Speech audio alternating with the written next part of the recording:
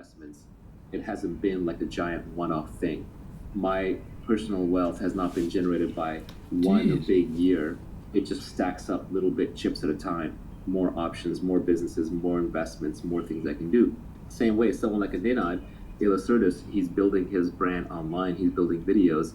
It's not like any one video is going to suddenly shower him with riches overnight. It's going to be a long lifetime of learning, of reading, of creating that's just going to compound. So we're talking about getting wealthy so you can retire, so you have your freedom. Not retire in the sense that you don't do anything, but in the sense that you don't have to be any place you don't want to be. You don't have to do anything you don't want to do. And you can wake up when you want, you can sleep when you want, you don't have a boss. That's freedom. So we're talking about enough wealth to get to freedom. And especially thanks to the internet these days, those opportunities are massively abundant. I, in fact, have too many ways to make money. I don't have enough time. I literally have opportunities pouring out of my ears, and the thing I keep running out of is time. There's just so many ways to create wealth, to create products, to create businesses, to create opportunities, and to, as a byproduct, get paid by society that I just can't even handle it all. I think it's pretty interesting that the first three kinds of luck that you described, there are very common cliches for them that everybody knows. And then for that last kind of luck that comes to you out of the unique way that you act, there's no real cliche for it. So for the first three kinds, there's dumb luck or blind luck. That's the first kind of luck. The second kind of luck, there's the cliche that fortune favors the bold. That's a person who gets lucky just by stirring the pot and acting. The third kind of luck, people say that chance favors the prepared mind. But for the fourth kind of luck, there is not really a common cliche out there that matches the unique character of your action, which I think is interesting and perhaps an opportunity. And it also just shows that people aren't necessarily taking advantage of that kind of luck the way they should be. I think also at that point, it starts becoming so deterministic that it stops being luck. So the definition starts fading from luck to more destiny. So I would characterize that fourth one is you build your character in a certain way, and then your character becomes your destiny. One of the things I think that is important to making money, you want the kind of reputation that makes people do deals through you. You know, I use the example of like, if you're a great diver, then treasure hunters will come and give you a piece of the treasure for your diving skills. If you're a trusted, reliable, high integrity, long-term thinking deal maker, then when other people want to do deals, but they don't know how to do them in a trustworthy manner with strangers, they will literally approach you and give you a cut of the deal or offer you a unique deal just because of the integrity and reputation that you've built up. Warren Buffett, he gets offered deals and he gets to buy companies and he gets to buy warrants and bail out banks and do things that other people can't do because of his reputation. But of course, that's fragile. It has accountability on the line. It has a strong brand on the line. And as we will talk about later, that comes with accountability attached. But I would say your character, your reputation, these are things that you can build that then will let you take out advantages of opportunities that other people may characterize as lucky, but you know that it wasn't luck. You said that this fourth kind of luck is more or less a destiny. There's a quote from that original book that was in Mark's blog post from Benjamin Disraeli, who I think was the former Prime Minister of the UK. The quote to describe this kind of luck was, "We make our fortunes and we call them fate." There were a couple other interesting things about this kind of luck that were mentioned in the blog post I think will be good for the listeners to hear about, is that this fourth kind of luck can almost come out of eccentric ways that you do your things, and that eccentricity is not necessarily a bad thing in this case. In fact, it's a good thing. Yeah, absolutely, because the world is a very efficient place. So everyone has dug through all the obvious places to dig. And so to find something that's new and novel and uncovered, it helps to be operating on a frontier, where right there you have to be a little eccentric to be out on the frontier by yourself. And then you just have to be willing to dig deeper than other people do, deeper than seems irrational just because you're interested. Yeah, the two quotes that I've seen that express this kind of luck, in addition to that Benjamin Disraeli one, are this one from Sam Altman where he said, "Extreme people get extreme results." I think that's pretty nice. And then there's this other one from Jeffrey Pfeffer, who's a professor at Stanford, that you can't be normal and expect abnormal returns. I've always enjoyed that one too. Yeah, and one quote that I like, which is the exact opposite of that, is play stupid games, win stupid prizes. Right? A lot of people spend a lot of their time playing social games, like on Twitter, where you're just trying to improve your social standing, and you basically win stupid social prizes, which are worthless. I guess the last thing that I have from this blog post is just the idea that by pursuing these kinds of luck, especially the last one, basically everything but dumb luck, by pursuing them, you essentially run out of unluck. So if you just keep stirring the pot and stirring the pot, that alone, you will run out of unluck. Yeah, or it could just be a reversion to the mean, right? So then you at least neutralize luck so that it's your own talents that come into play. Next, you go into more specific details on how you can actually get rich and how you can't get rich. The first point was about how you're not going to get rich. You're not going to get rich renting out your time. You must own equity, a piece of a business, to gain your financial freedom.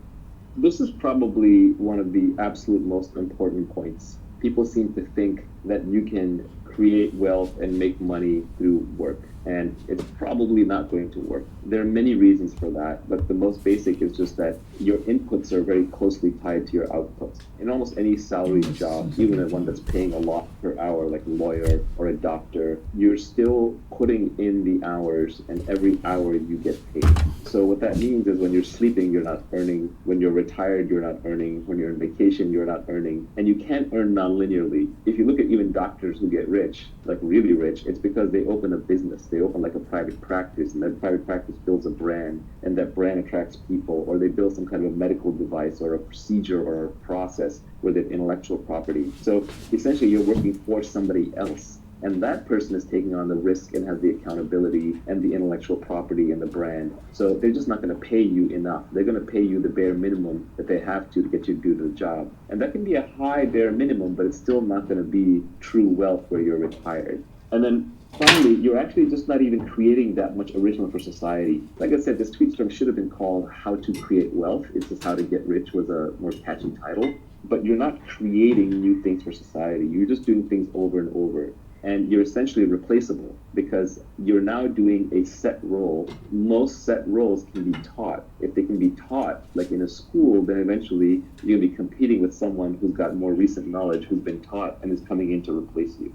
You're much more likely to be doing a job that can be eventually replaced by a robot or by an AI. And it doesn't even have to be wholesale replaced overnight. It can be replaced a little bit at a time, and that eats into your wealth creation and therefore your earning capability.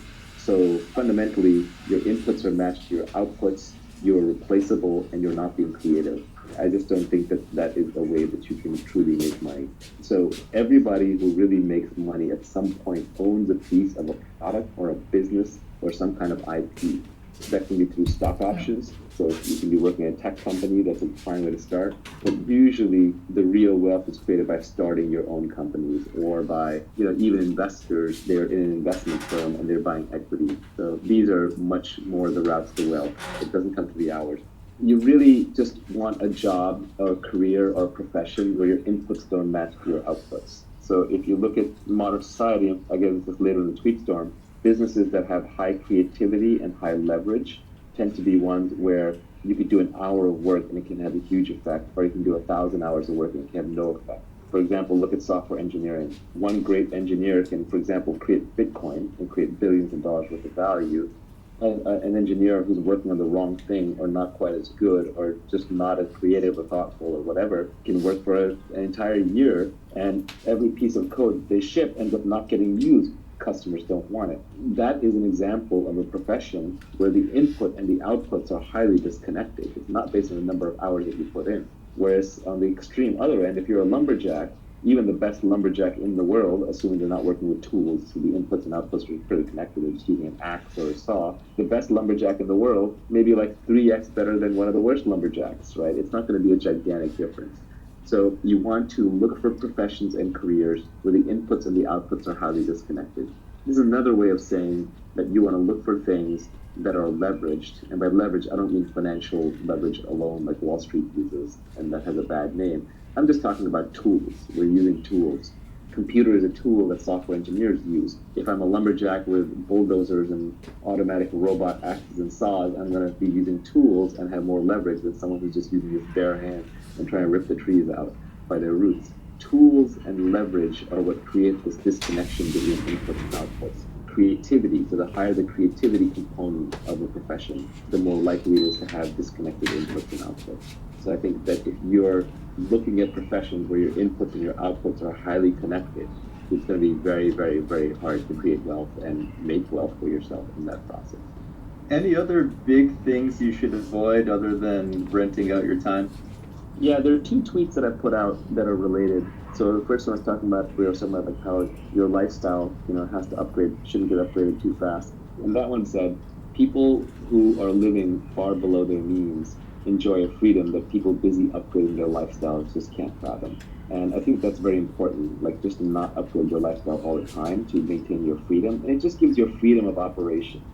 Once you make a little bit of money, you still want to be living like your old self so that just the worry goes away. So don't run out to upgrade that house and lifestyle and all that stuff. Let's say you're getting paid $1,000 an hour. The problem is that when you go into a work lifestyle like that, you don't just suddenly go from making $20 an hour to making $1,000 an hour. That's a progression over a long career. And as that happens, one subtle problem is that you upgrade your lifestyle as you make more and more money. And that upgrading of the lifestyle ups what you consider to be wealth, and you stay in this wage slave trap. So I forget who said it, maybe it was Nassim Taleb, but he said, the most dangerous things are heroin and a monthly salary, right? Because they're highly addictive. The way you want to get wealthy is you want to be poor and working and working and working. And this is, for example, how the tech industry works, where you don't make any money for 10 years, and then suddenly in year 11, you might have a giant payday, which is, by the way, one reason why these very high marginal tax rates for the so-called wealthy are flawed, because the highest risk-taking, most creative professions literally lose money for a decade of your life while you take massive risk and you bleed and bleed and bleed. And then suddenly in year 11 or year 15, you might have one single big payday. But then, of course, Uncle Sam show up and say, hey, you know what? You just made a lot of money this year, therefore you're rich, therefore you're evil, and you got to hand it all over to us. So it just destroys those kinds of creative risk-taking professions. But ideally, you want to make your money in discrete lumps separated over long periods of time so that your own lifestyle does not have a chance to adapt quickly, and then you can say, okay, now I'm done, now I'm retired, now I'm free. I'm still going to work because you got to do something with your life, but I'm going to work on only the things that I want when I want, and it's going to be much more creative expression and much less about money. You're not going to get rich renting out your time, but you say that you will get rich by giving society what it wants, but does not yet know how to get at scale. That's right. So essentially, as we talked about before, money is IOUs from society saying you did something good in the past. Now here's something that we owe you for the future. And so society will pay you for creating things that it wants. But society doesn't yet know how to create those things. Because if it did, it wouldn't need you. They would already be stamped out big time. Almost everything in your house, in your workplace, and on the street used to be technology at one point in time. There was a time when oil was technology that made J.D. Rockefeller rich. There was a time when cars were technology that made Henry Ford rich. So technology is just a set of things, as Alan Kay said, that don't quite work yet. Once something works, it's no longer technology. So society always wants new things. And if you want to be wealthy, you want to figure out which one of those things you can provide for society that it does not yet know how to get, but it will want. That's natural to you and within your skill set, within your capabilities. And then you have to figure out how to scale it. Because if you just build one of it, that's not enough. You got to build thousands or hundreds of thousands or millions or billions of them. So everybody can have one. Steve Jobs and his team, of course, figured out that society would want smartphones, a computer in their pocket that had all the phone capabilities times 100 and be easy to use. So they figured out how to build that, and then they figured out how to scale it, and they figured out how to get one into every first world citizen's pocket, and eventually every third world citizen too. And so because of that, they're handsomely rewarded, and Apple is the most valuable company in the world. The way I tried to put it was that the entrepreneur's job is to try to bring the high end to the mass market. It starts as high end. First, it starts with an act of creativity. First, you create it just because you want it. You want it, and you know how to build it, and you need it. And so you build it for yourself. Then you figure out how to get it to other people. And then for a little while, rich people have it. Like, for example, rich people had chauffeurs, and then they had black town cars. And then Uber came along, and everyone's private driver was available to everybody. And now you can even see Uber pools that are replacing shuttle buses because it's just more convenient. And then you get scooters, which are even further down market of that. So you're right, it's about distributing what rich people used to have to everybody. But the entrepreneur's job starts even before that, which is creation. Entrepreneurship is essentially an act of creating something new from scratch, predicting the society will want it, and then figuring out how to scale it and get it to everybody in a profitable way and self-sustaining. Let's look at this next tweet, which I thought was cryptic and also super interesting about the kind of job or career that you might have. You said the internet has massively broadened the possible space of careers. Most people haven't figured this out yet. The fundamental property of the internet, more than any other single thing, is it connects every human to each other human on the planet. You can now reach everyone, whether it's by emailing them personally, whether it's by broadcasting to them on Twitter, whether it's by posting something on Facebook that they find, whether it's by putting up a website they come and access. It connects everyone to everyone. So the internet is an inter-networking tool. It connects everybody. That is its superpower. So you want to use that. What that helps you figure out is that the internet means that you can find your audience for your product or your talent and skill, no matter how far away they are. For example, Nenad, who's Illustratus, if he was in these videos pre-internet, how would he get the message out there? It would just be, what would he do? He would run around where he lives in his neighborhood, showing it to people on a computer or a screen, or he would try to get it played at his local movie theater. It was impossible. It only works because he can put it on the internet. And then how many people in the world are really interested in it, or even interested in what we're talking about, are really going to absorb it, right? It's going to be a very small subset of humanity. The key is being able to reach them. So what the internet does is allows any niche obsession, which could be just the weirdest thing. It could be like people who collect snakes, to like people who like to ride hot air balloons, to people who like to sail around the world by themselves, just one person on a craft, or someone who's obsessed with miniature cooking, like there's this whole Japanese miniature cooking phenomenon, or there's a show about a woman goes to people's houses and tidies it up, right? So whatever niche obsession you have, the internet allows you to scale. Now that's not to say that what you build will be the next Facebook will reach billions of users, but if you just want to reach 50,000 passionate people like you, there's an audience out there for you.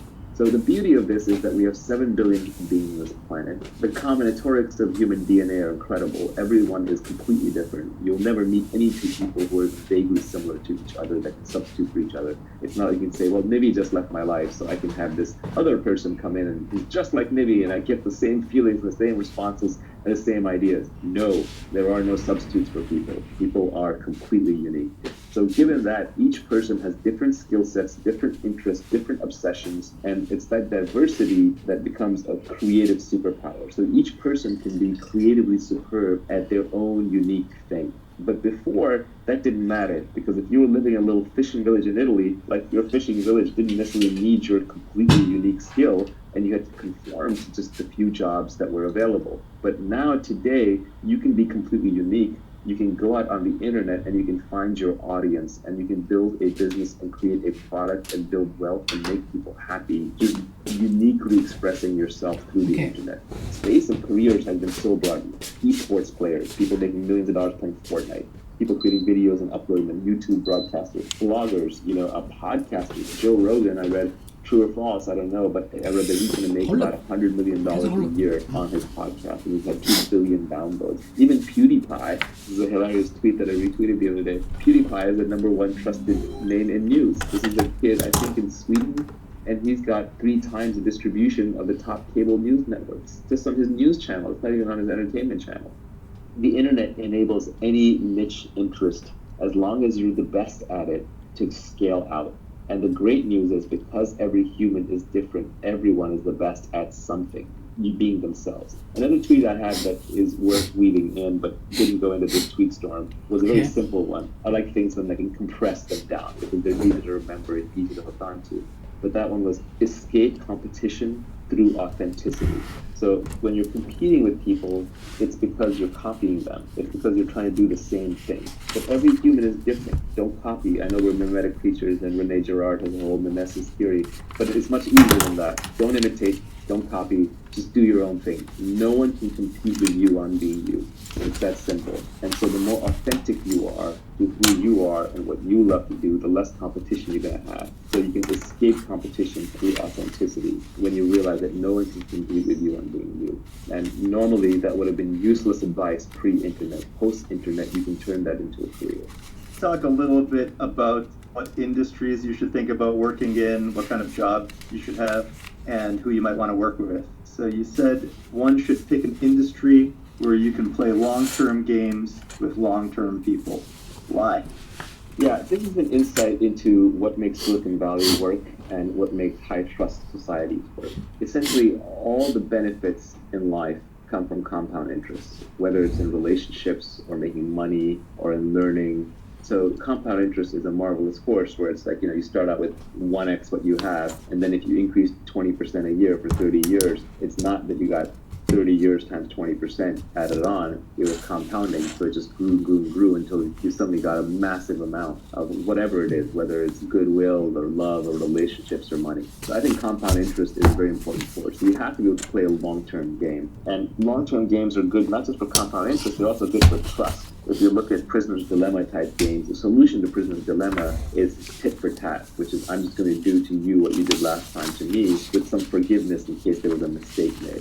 But that only works in an iterative sense of Prisoner's Dilemma. In other words, we play the game multiple times. So if you're in a situation, like for example, you're in Silicon Valley, where people are doing business with each other and they know each other, they trust each other, then they do right by each other because they know this person will be around for the next game. Now, of course, that doesn't always work because you can make so much money in one move in Silicon Valley. Sometimes people betray each other because they're just like, I'm going to get rich enough off this that I don't care. So there can be exceptions to all these circumstances.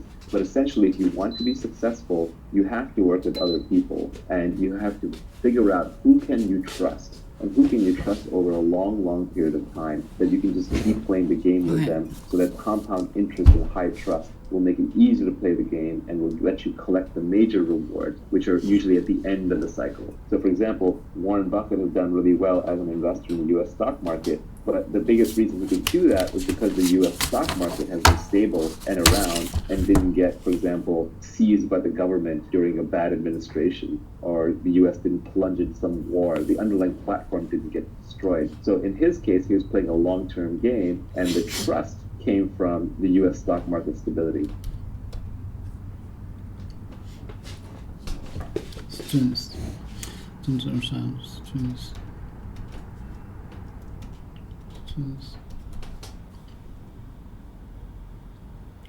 Power. What to do something?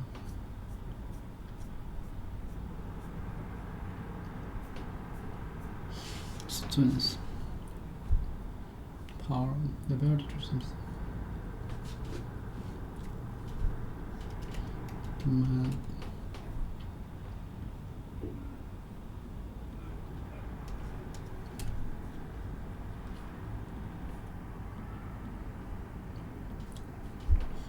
To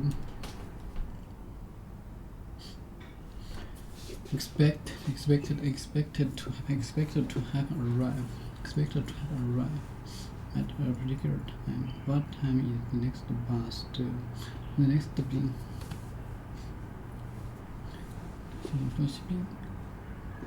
One next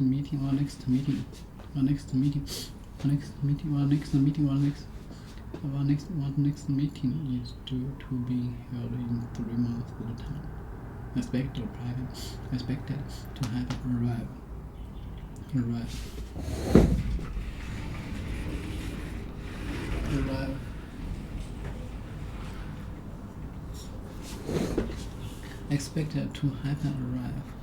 at a particular time. What time is the next bus to?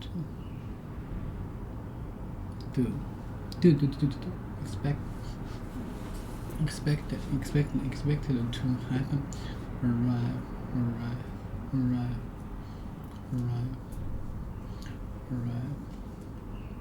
at a particular time.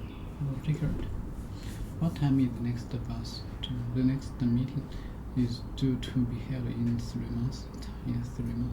Held.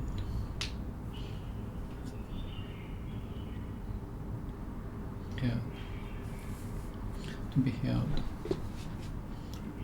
In 3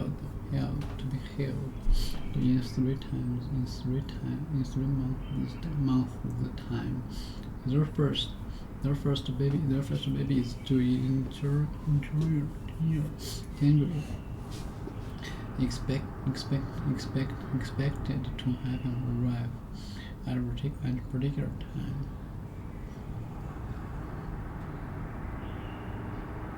Expected to have arrived at a particular time.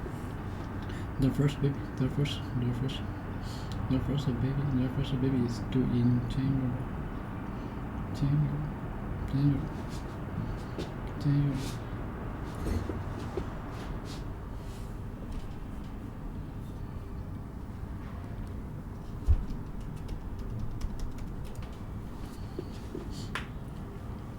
A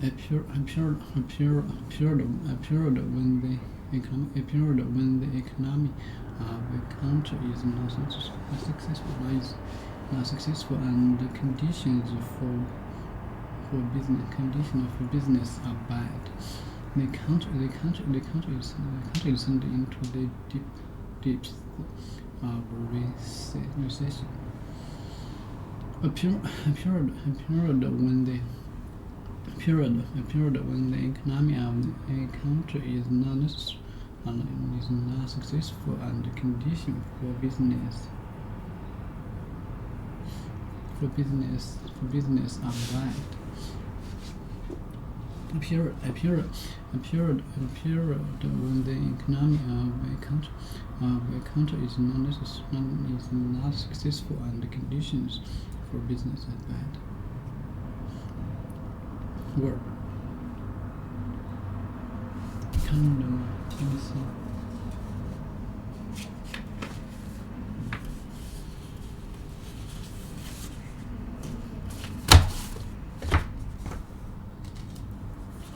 Foul. Become lower in size, amount, or strength. Demand for new cars has fallen to the recession. Demand for new cars has fallen to recession. Become lower in size, amount, demand. Request for new car for fallen to the recession.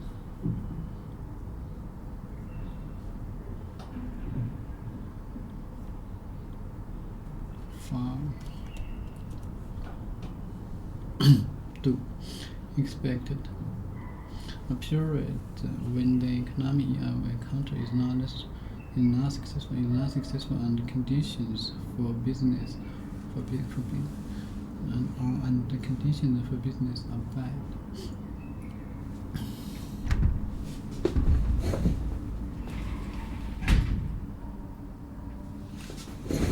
A period when the economy of a country is not successful. A period when the economy of a country is not successful and the conditions for business are bad.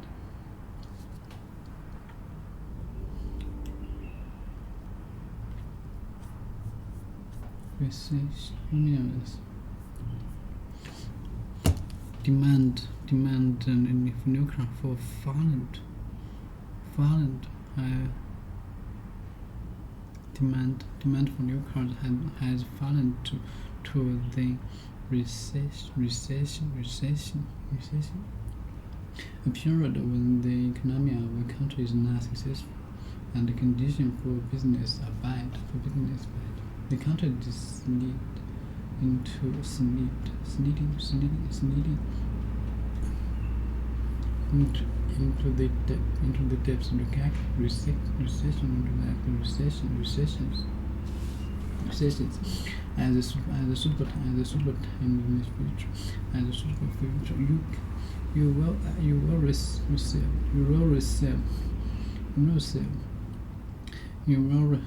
receive notification of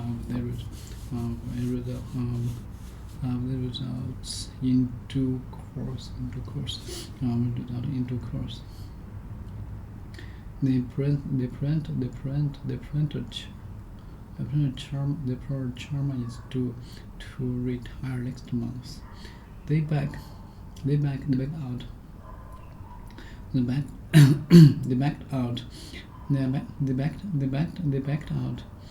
backed out of the deal the day before they were due to sign the contract to become lower in size amount Western's demand for new car has fallen due to the recession.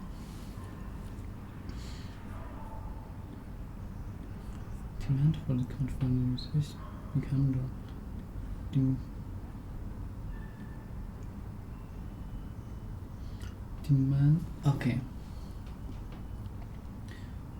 Demand for new car has fallen. Demand. Students. Ask for someone's personal way. Demand request to ask for something forceful in order with that you do not expect to be refused.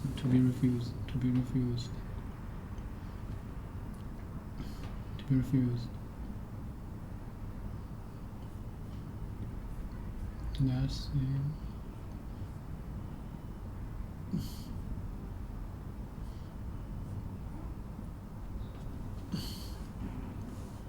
to be refused. And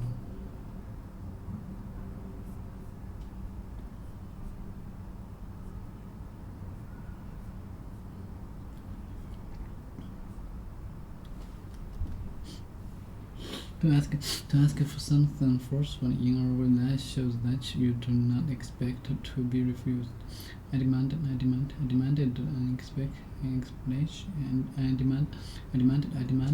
explanation. I demanded an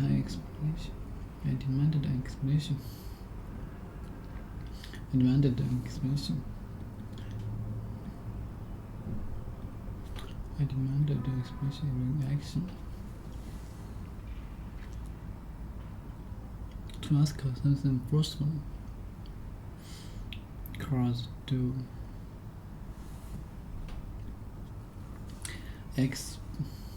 expected to have arrived at a particular time. Expected to have arrive. Expected to arrive. It is at a particular time. What time is the next bus? To? Okay, the stand of his work has fallen during the year. Salaries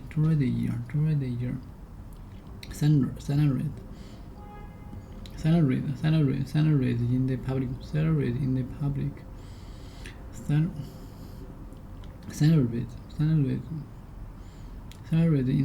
sector.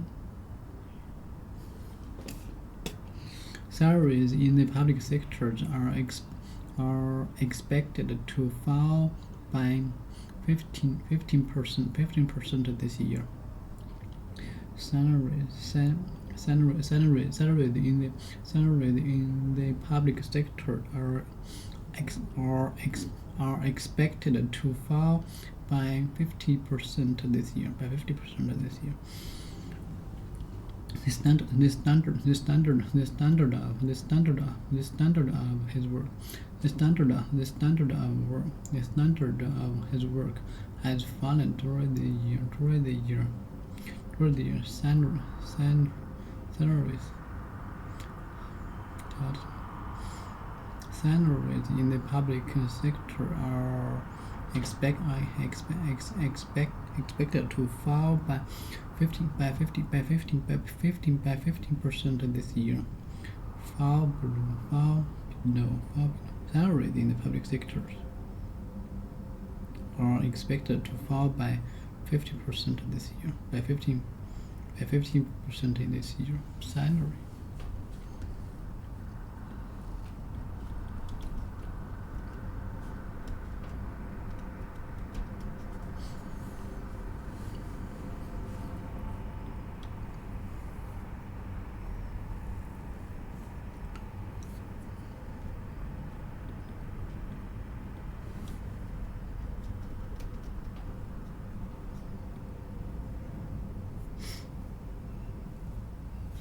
Salaries.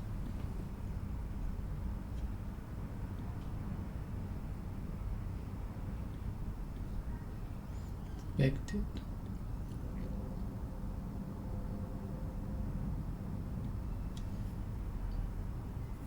Salaries. Let's say.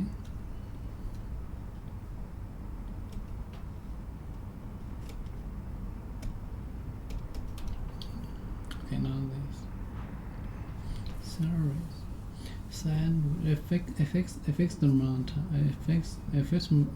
amount of money or grade every year. Project has to pay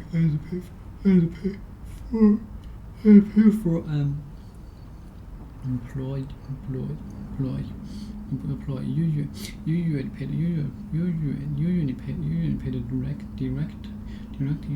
usually paid directly into his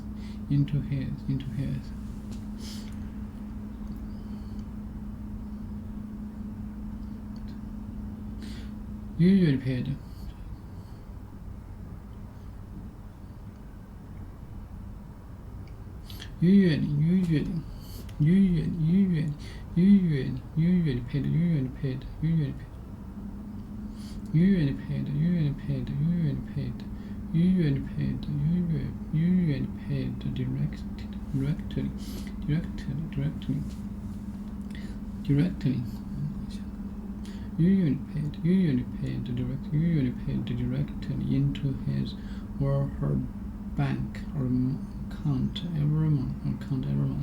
A fixed amount of money or grade every year as pay for use. Salary in the public sector, like financial sector.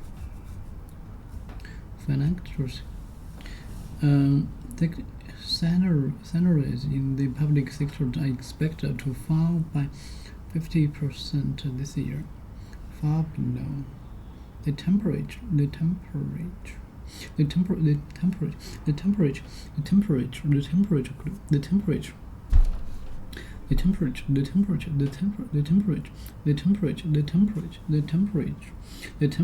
could fall below zero overnight. Could fall below zero overnight.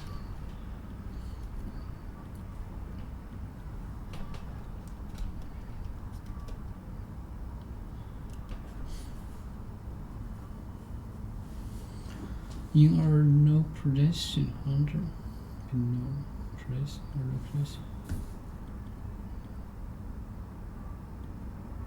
or no predation below far below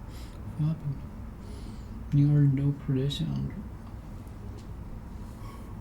the top of the less than a particular amount or level, or less than a particular a particular amount or level. Less than a particular amount or level. They have three children below the age of 4.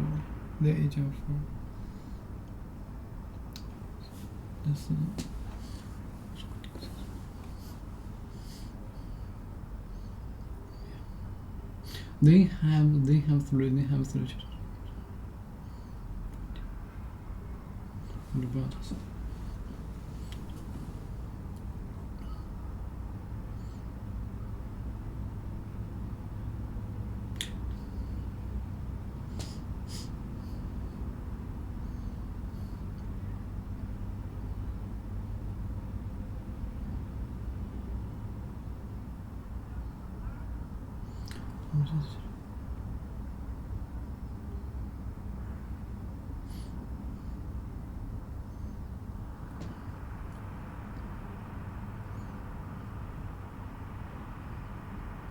They have three children. They have three children below the age of 4. They have three children below the age of 4.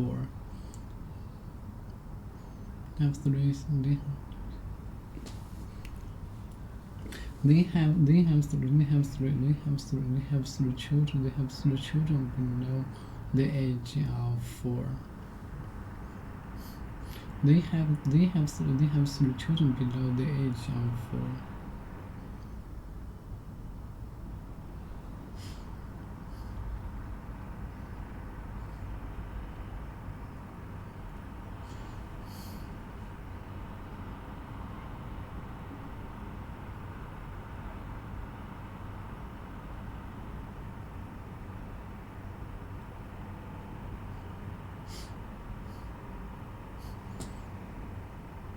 They have three children.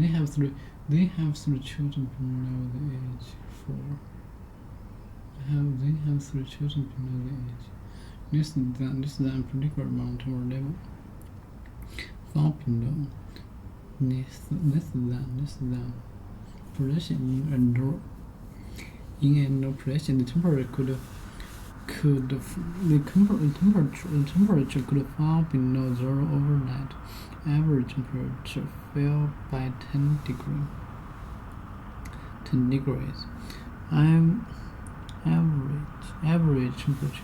Average temperature fell by 10 degrees.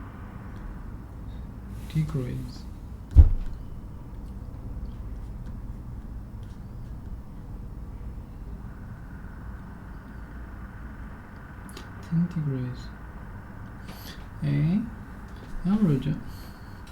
Average temperatures fell by 10 degrees. Average temperatures fell by 10 degrees. Average temperatures fell by 10 degrees. Fell by 10 degrees. Average temperatures fell by 10 degrees.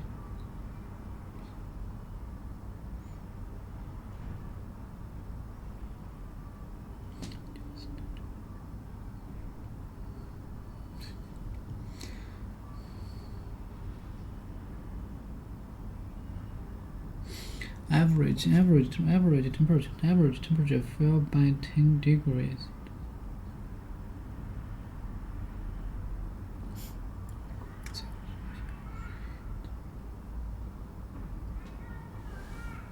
They pound.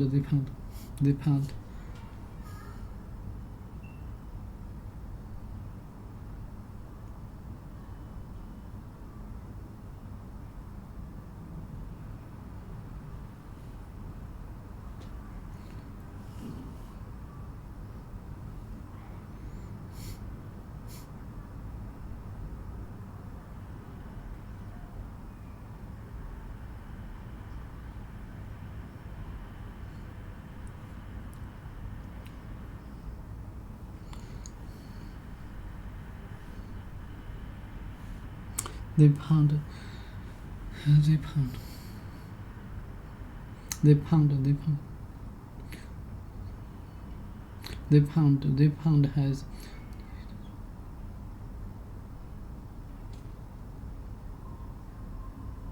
the pound has fallen. The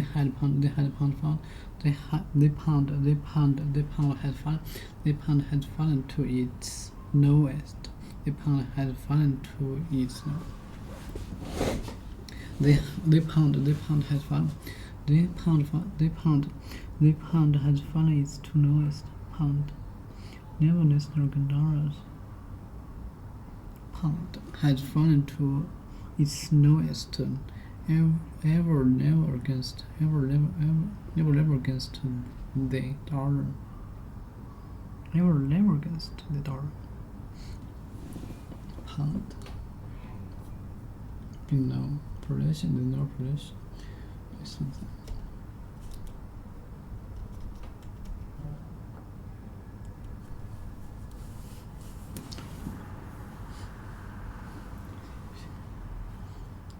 Pound, this standard unit of the unit. Over, never against the dollar, over against over, ever, never against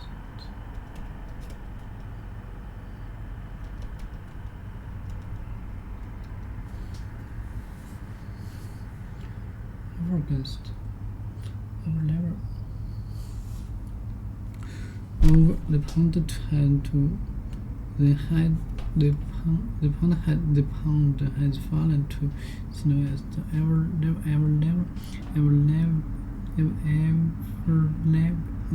against the dollar. Never against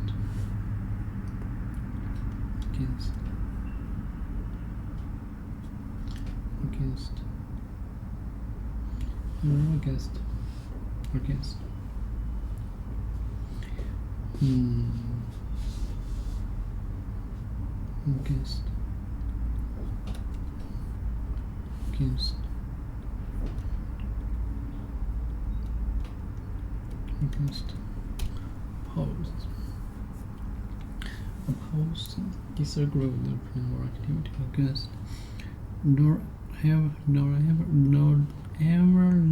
against the door, ever never against the door, fall to waves.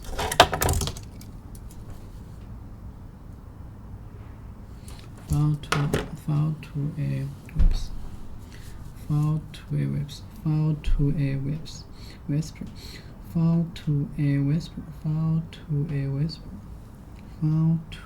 whisper. Fall to a whisper. When the teacher walked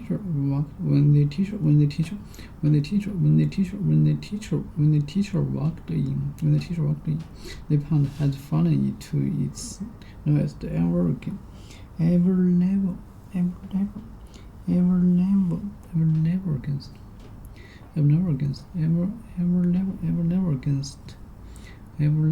the door. When the teacher walked in, the children's voice fell to whisper. Repeat it out.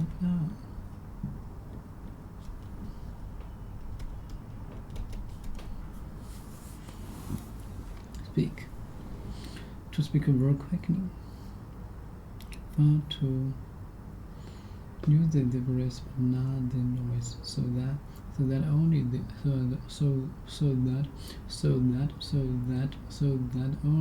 person close to you can hear you. So that only the person close to you can hear you. She leaned over and whispered something in his ear. So she leaned over. She leaned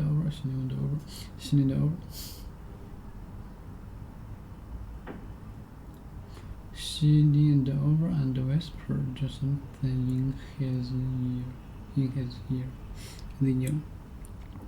When the teacher walked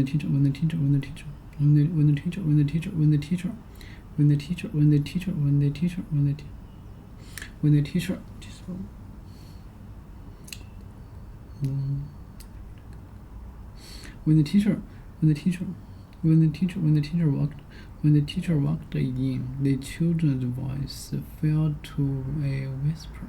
They became very quick whisper.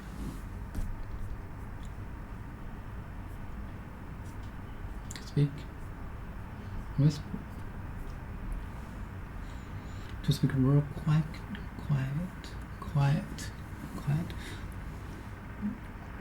To speak very quiet. Use the breath, but not the voice. So that only the person close to you can hear you. To speak very quiet. To speak very quiet. Use the breath, but not the voice. So that only the person close to you can hear you. To speak very quiet. To speak very quiet. Use the breath, but not the voice. But so that only the person close to you can hear you. So that only the person close to you can hear you. When the teacher walks on.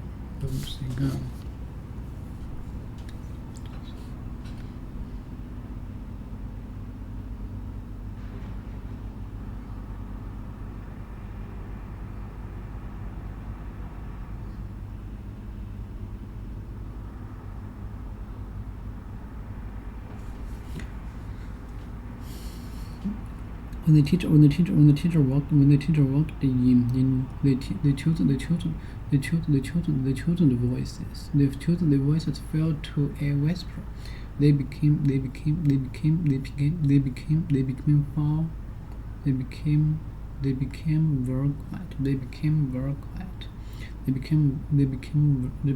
quiet. For shopping. Share prices fell sharply this week.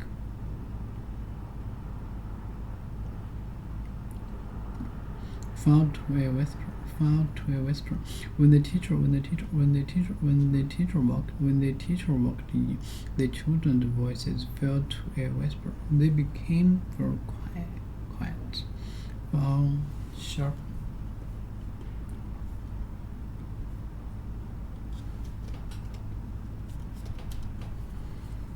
Share prices fell sharply this week. Sudden quickness clearer.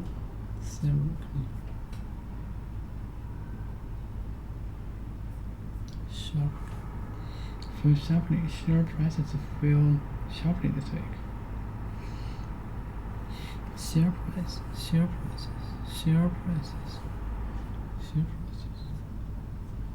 Reference week. Share prices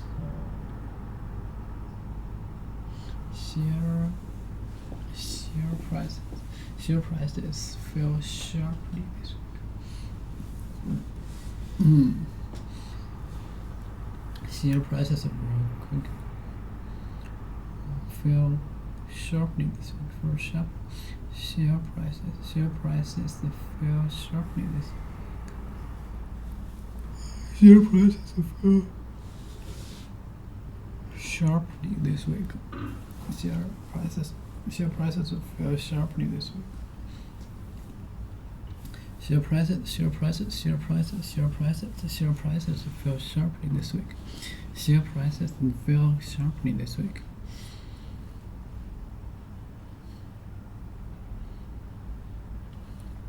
Word to come down to the ground, or from a high position to a low position. To come down to the ground, or from a high position to a lower position. To come down to the ground, or from a high position to a lower position.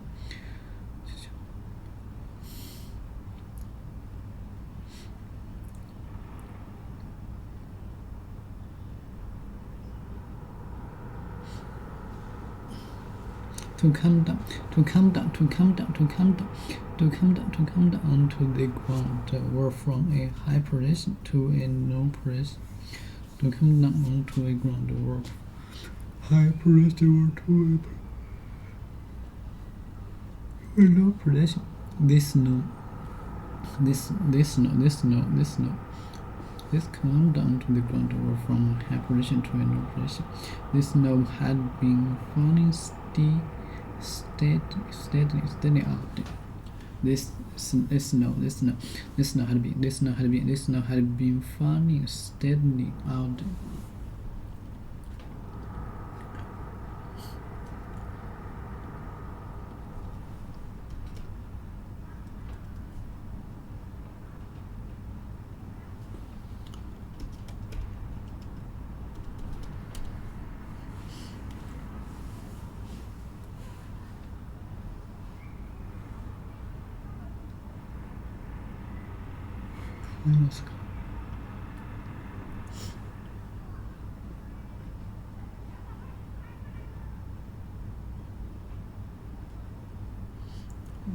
Steadily, gradually, falling out. This not bad had been falling steadily, gradually, falls steadily, had been out. Steadily, gradually, steadily. The snow had been falling steadily, gradually, steady.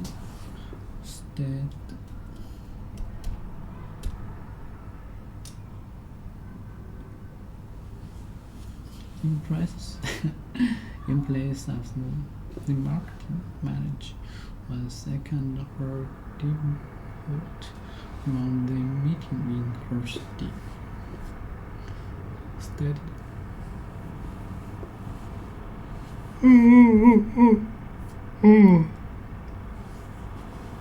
Prices had risen gradually, steady. Gradually, prices have risen steadily. This snow had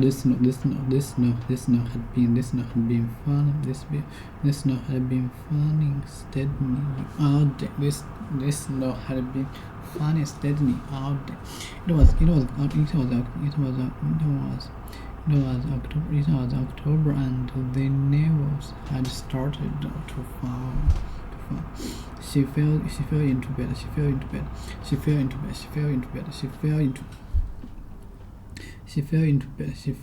bed completely exhausted. It was October, and the neighbors had started to fall. The snow had been falling. The snow had been falling steadily all day. It was October.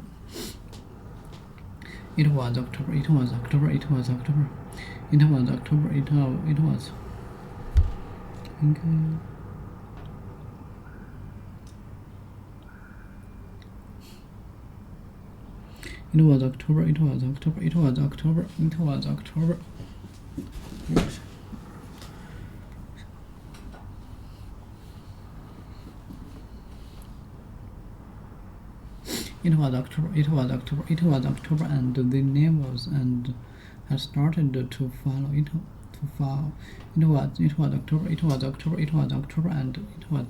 was October, and the leaves had started to fall. She fell into bed. It was October, and the leaves had started.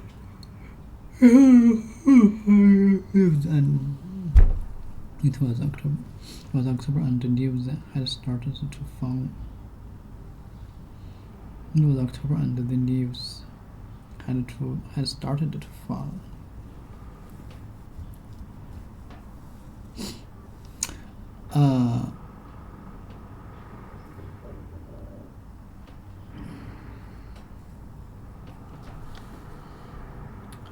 It was October.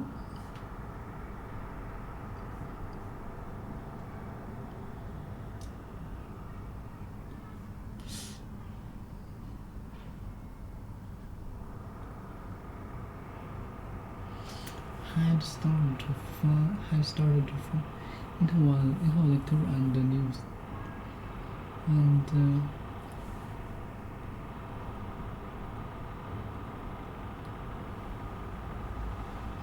leaves， 还有这个意思。Got the note and the leaves had started to fall. She fell into bed. She fell into bed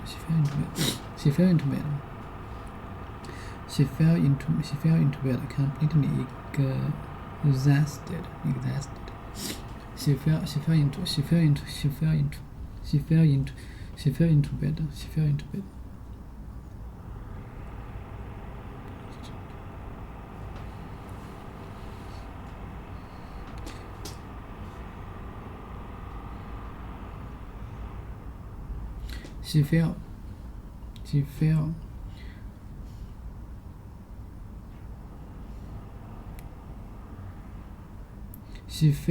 bed. She fell into bed completely exhausted.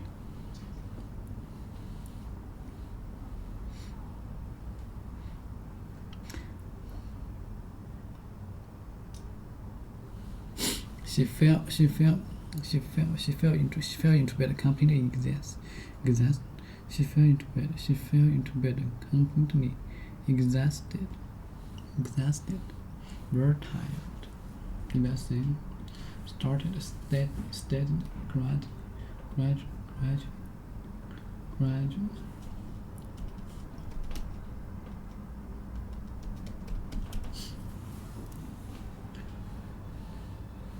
Extremely tired.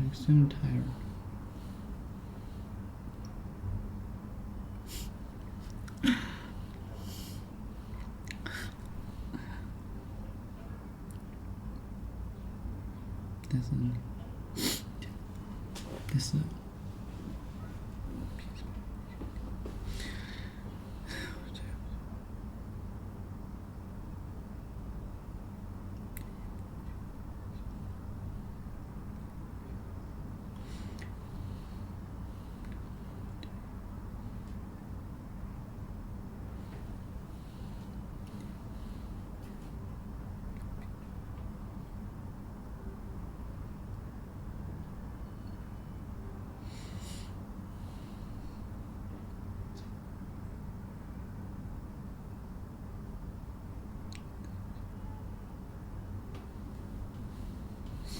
She fell into bed.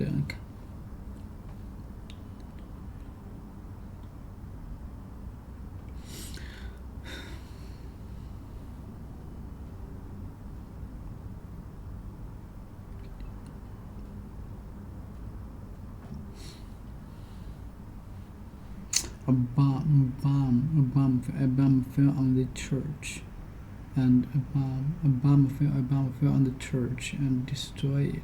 Church.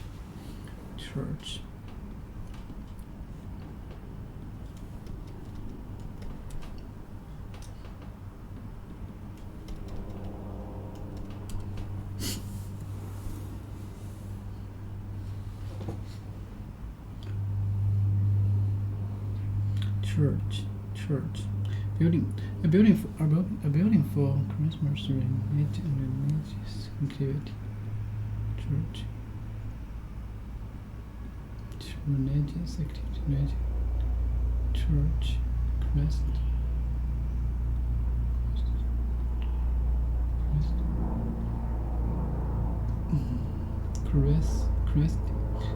Church. A bomb fell on church and destroyed it.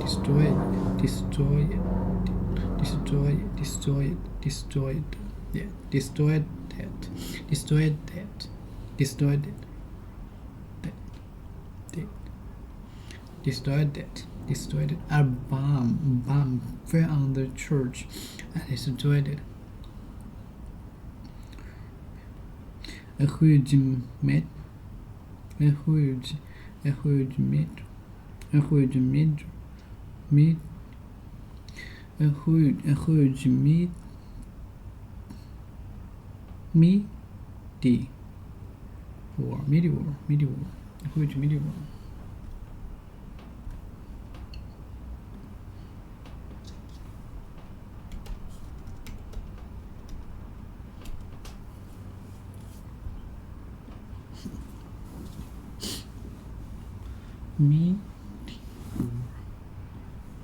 Meteor. Meteor. A huge meteor fell to Earth in the middle of the desert. A huge meteor fell to Earth in the middle of the desert. A huge meteor fell to Earth in the middle of the desert. A huge meteor fell to Earth in the middle of the desert.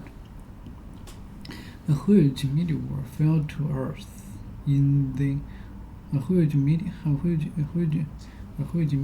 fell to Earth and in the middle of the desert.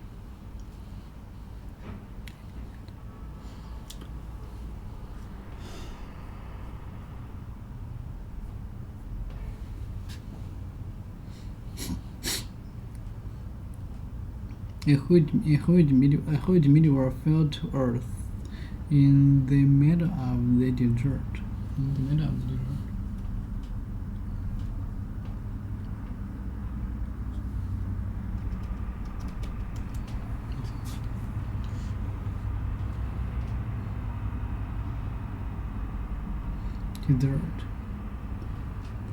A huge meteor fell to the Earth in the middle of the desert.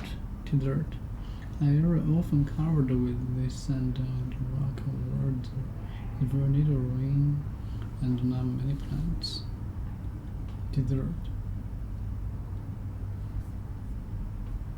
Wrong to meet the armed forces without permission and with no intention of returning. Leave behind. Desert. A huge meteor fell to the Earth in the middle of the desert. He begged for mercy. He begged for the mercy.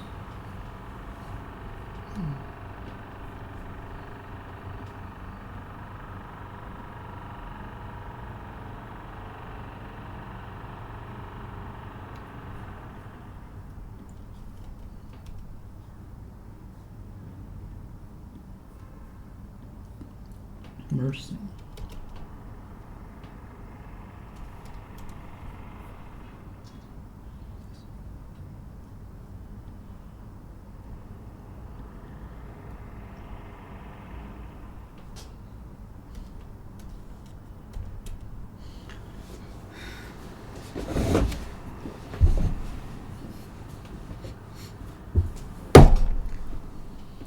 He begged for the mercy.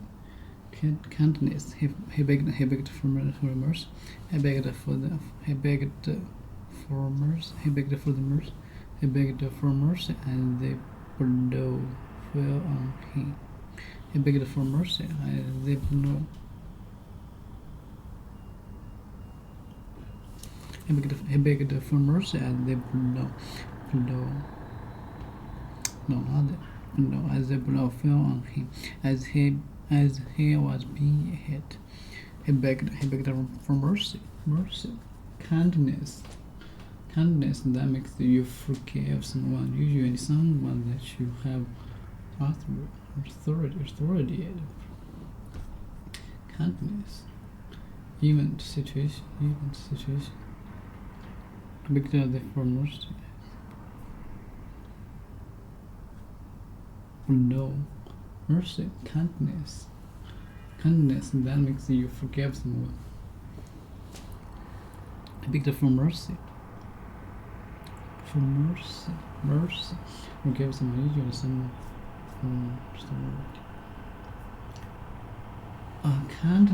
Kindness that makes you kindness and forgive someone. Kindness, usually someone that you have restored or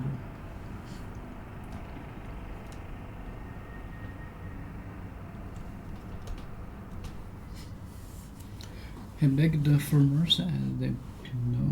Send it to where? Send it to where?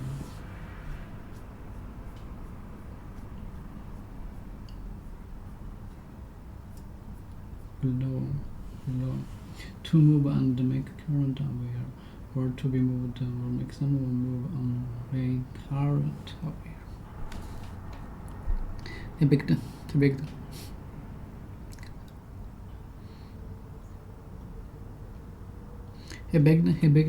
begged for mercy and they below.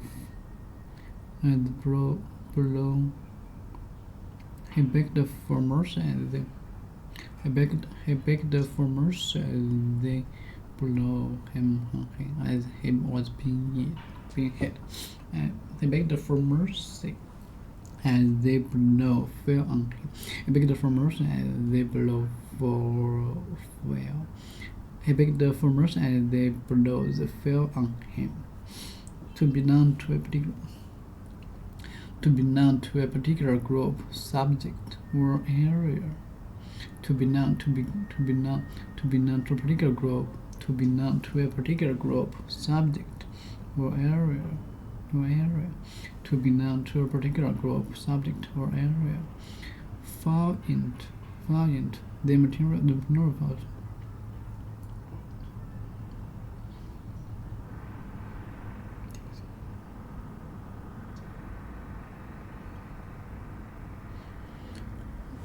Yeah, what about it?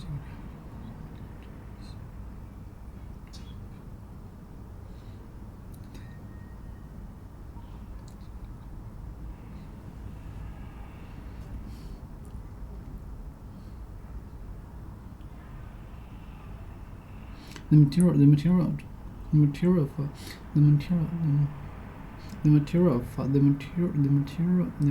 into the three categories. The material falls into three categories.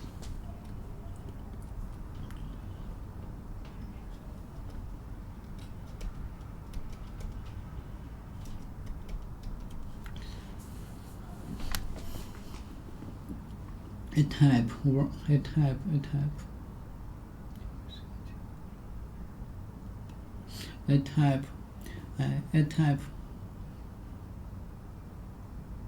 A type or group of things having something future that is same. Type category. A type or system for divided things according to appearance, quality. Type or group of things having some future that they are same. A group of people are worse than similar things. A type or group of things. The material falls. The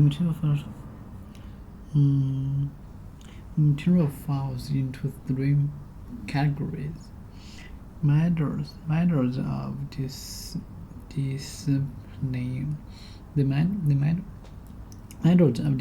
The matters of discipline fall outside. Matters of disciplines fall outside any my area of responsibility. Describe.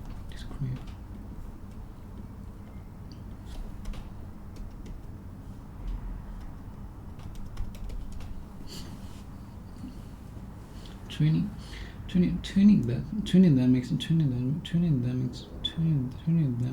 people more willing to or more able to control or more able to control. Training that makes people more willing to obey or more able to control themselves, often in the form of rules and punishment. If these are broken, or behavior produced by this train.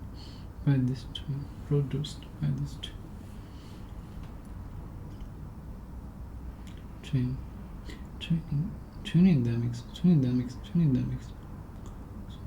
而你要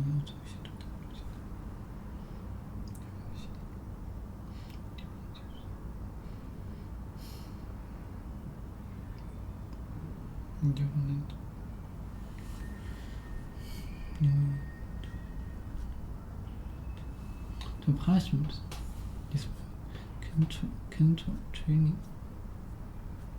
disclaim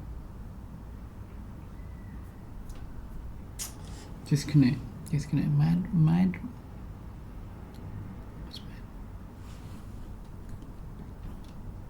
discipline training that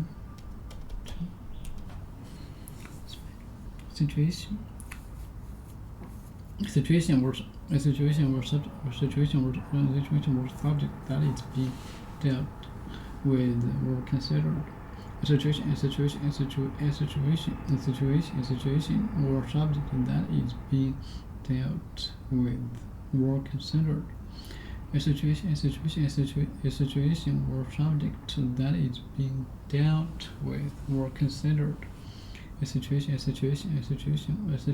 where subject that is being dealt with or considered. Situation where subject that is being dealt with or considered.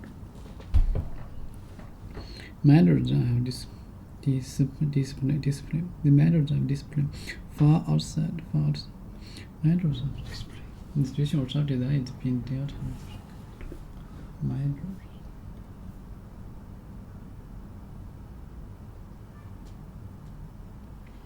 Well said.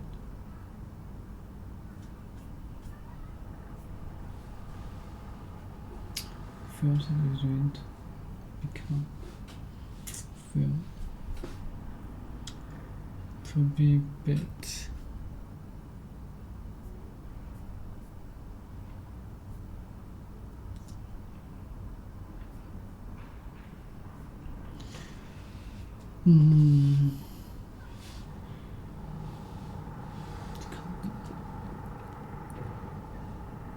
Blanket.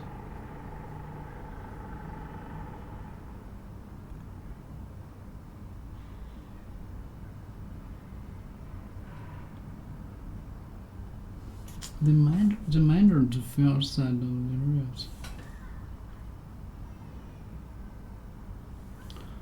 Okay, now this. The minders of this.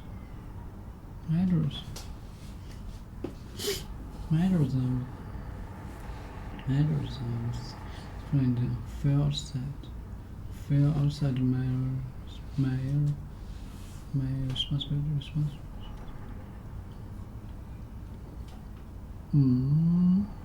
Responsibility, duty, something that is your job or duty to deal with. Something that is your job or duty to deal with. Something that is your job or duty to deal with.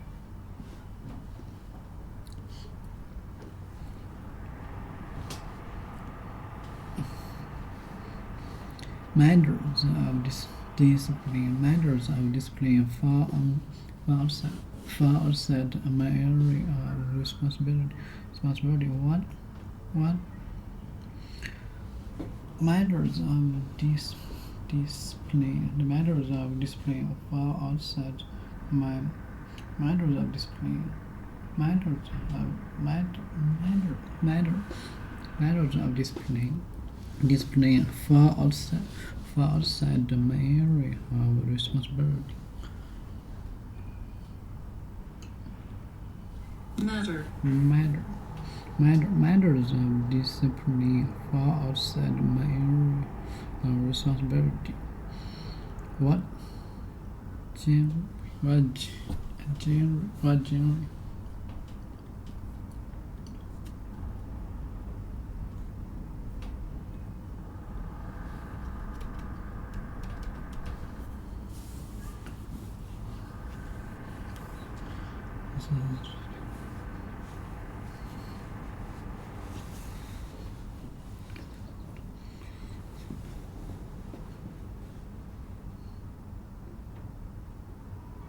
or genre.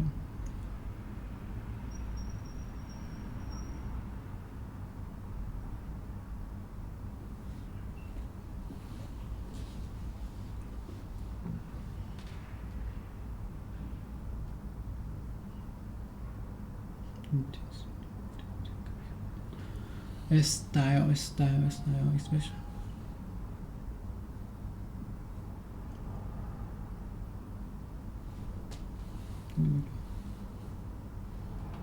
Especially in the art that involves a particular set of characteristics.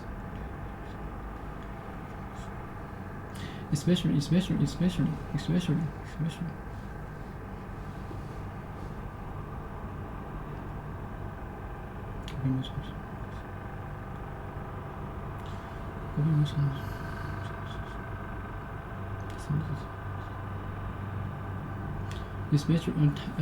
style is especially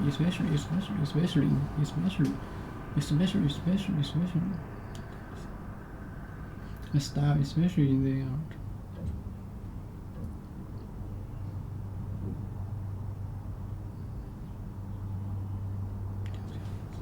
Yes.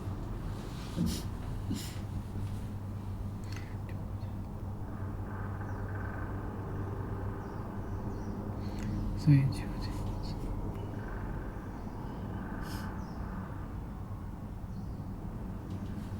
有没有想过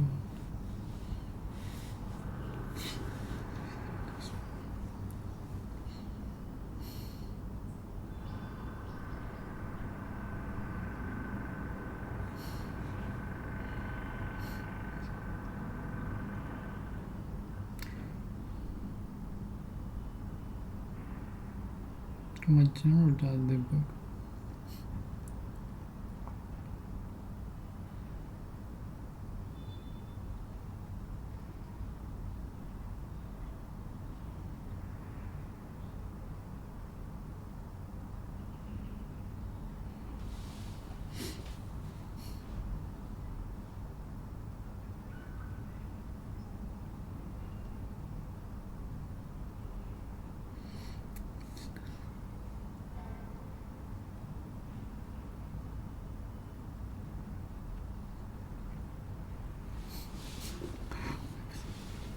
Genre,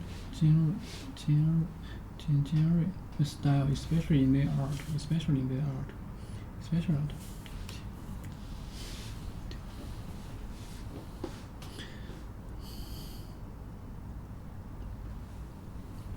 Print.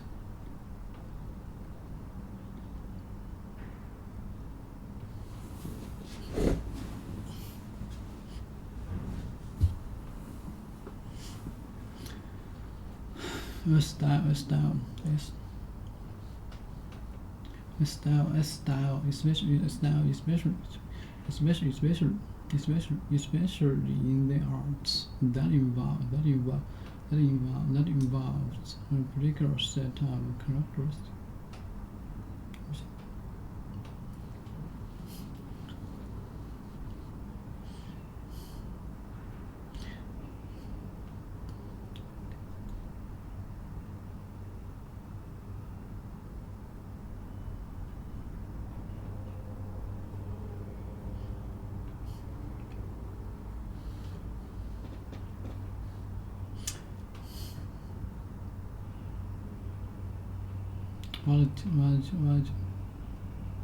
What genre does the book fall into? Comedy and tragedy. Style, especially genre, produced according to a particular models.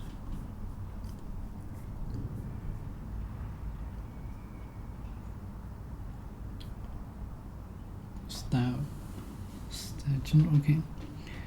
What genre does the book fall into? Comedy and tragedy. I think so. Tragedy. Comedy and tragedy. A verse sad event or situation, especially when involve death or suffering. Tragedy. Okay. I'm comedy. What One dinner that the book fell into candy and tragedy. To change.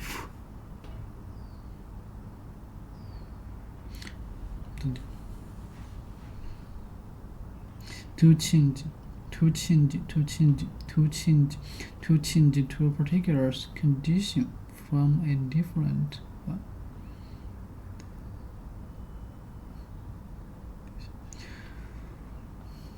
To change to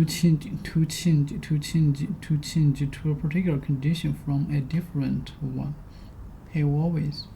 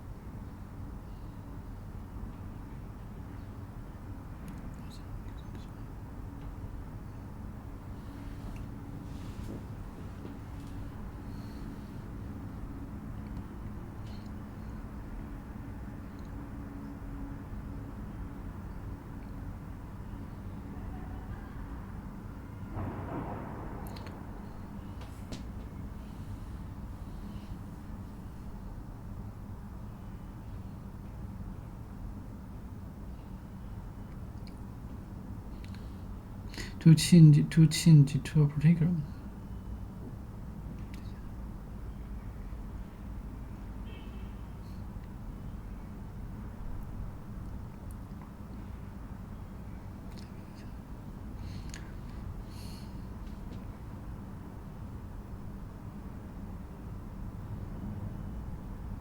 To change to a particular condition from a different one. Become to change to a particular condition from a different one. Fast sleep. She always fast sleep after drink red wine. Drink red wine. Drink red wine.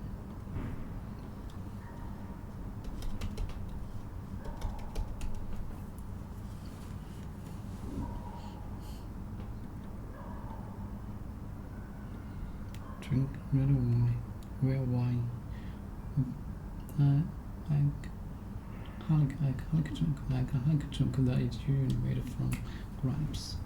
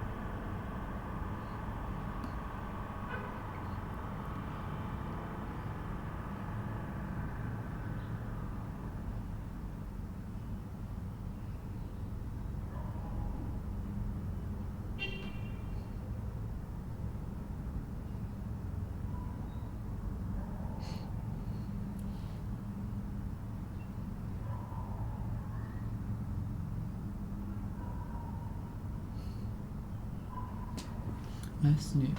Sleeping or not awake. Sleep. I sleep. I'm surprised you are. I'm surprised to say you 10 minutes ago. I sleep. She was found asleep after drink and wine. She suddenly fell ill. The book fell open by chance. The book fell open, and a picture of Venice. Venice. What's the meaning of this? Venice. Little wine. Little wine. Little wine.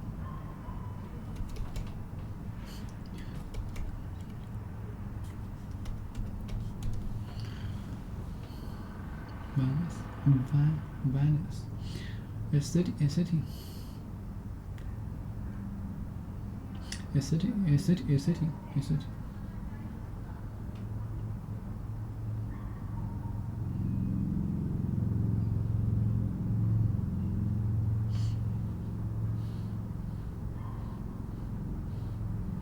A city in or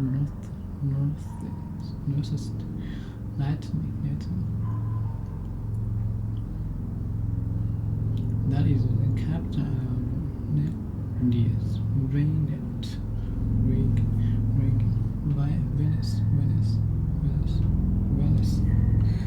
The book fell opened by chance. The book fell open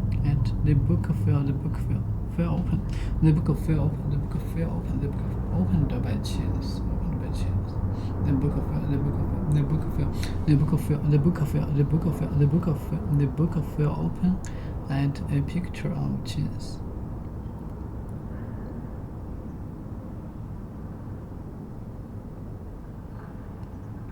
The book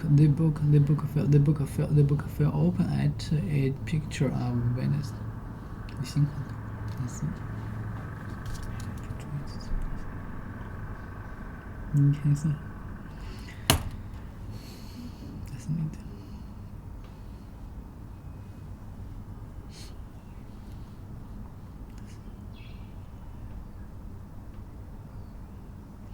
She suddenly fell ill. The book fell open at a picture of Venice.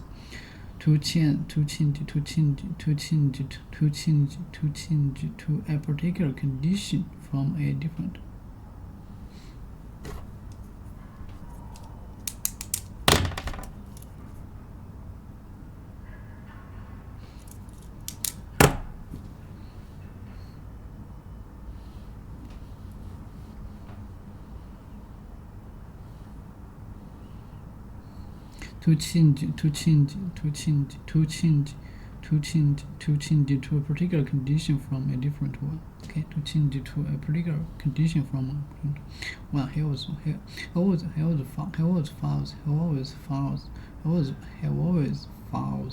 falls asleep after drinking red wine.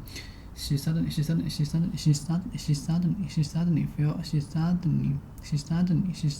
fell ill. The book fell open at a picture of Venice. The book fell open at a picture of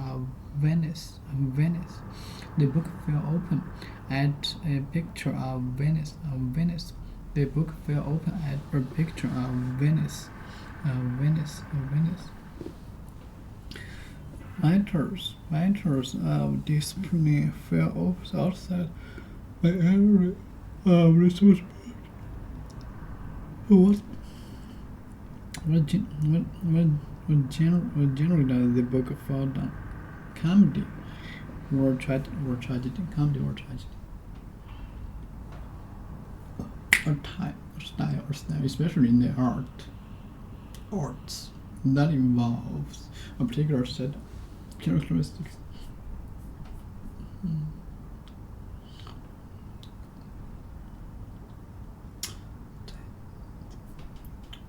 Style, genre.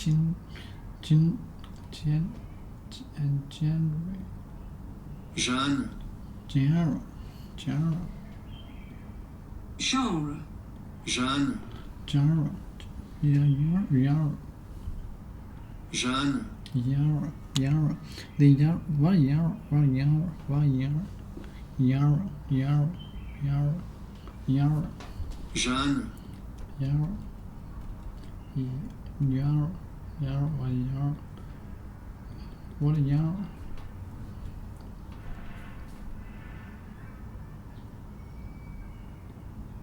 genre. Genre. What genre does the book fall fall into, what genre does the book fall into? Comedy or tragedy? Comedy or tragedy? Comedy or tragedy? Matters of this discipline fall outside my area of responsibility. Okay.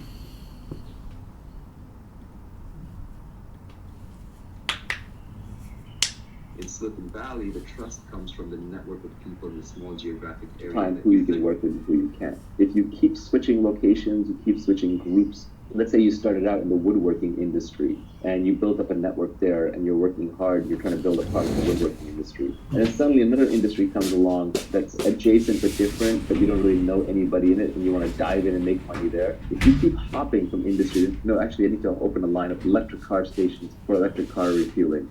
That might make sense. It might be the best opportunity, but every time you reset, every time you wander out of where you built your network, you're going to be starting from scratch. You're not going to know who to trust. They're not going to trust you. There are also industries in which people are transient by definition. They're always coming in and going out. Politics is an example of that, right? In politics, new people are being elected. You see in politics that when you have a lot of old timers, like the Senate, people who've been around for a long time and they've been career politicians, yeah, there's a lot of downside to career politicians, like corruption, but an upside is they actually get deals done with each other because they know the other person's going to be in the same position 10 years from now, and they're going to keep dealing with them, so they might as well learn how to cooperate. Whereas every time you get like a new incoming freshman class in the House of Representatives, which turns over every 2 years, the big wave election, nothing gets done because there's a lot of fighting. Because I just got here, I don't know you, I don't know if you're going to be around, why should I work with you, rather than just try to do whatever I think is right. So it's important to pick an industry where you can play long-term games and with long-term people. So those people have to signal that they're going to be around for a long time, that they're ethical, and their ethics are visible through their action.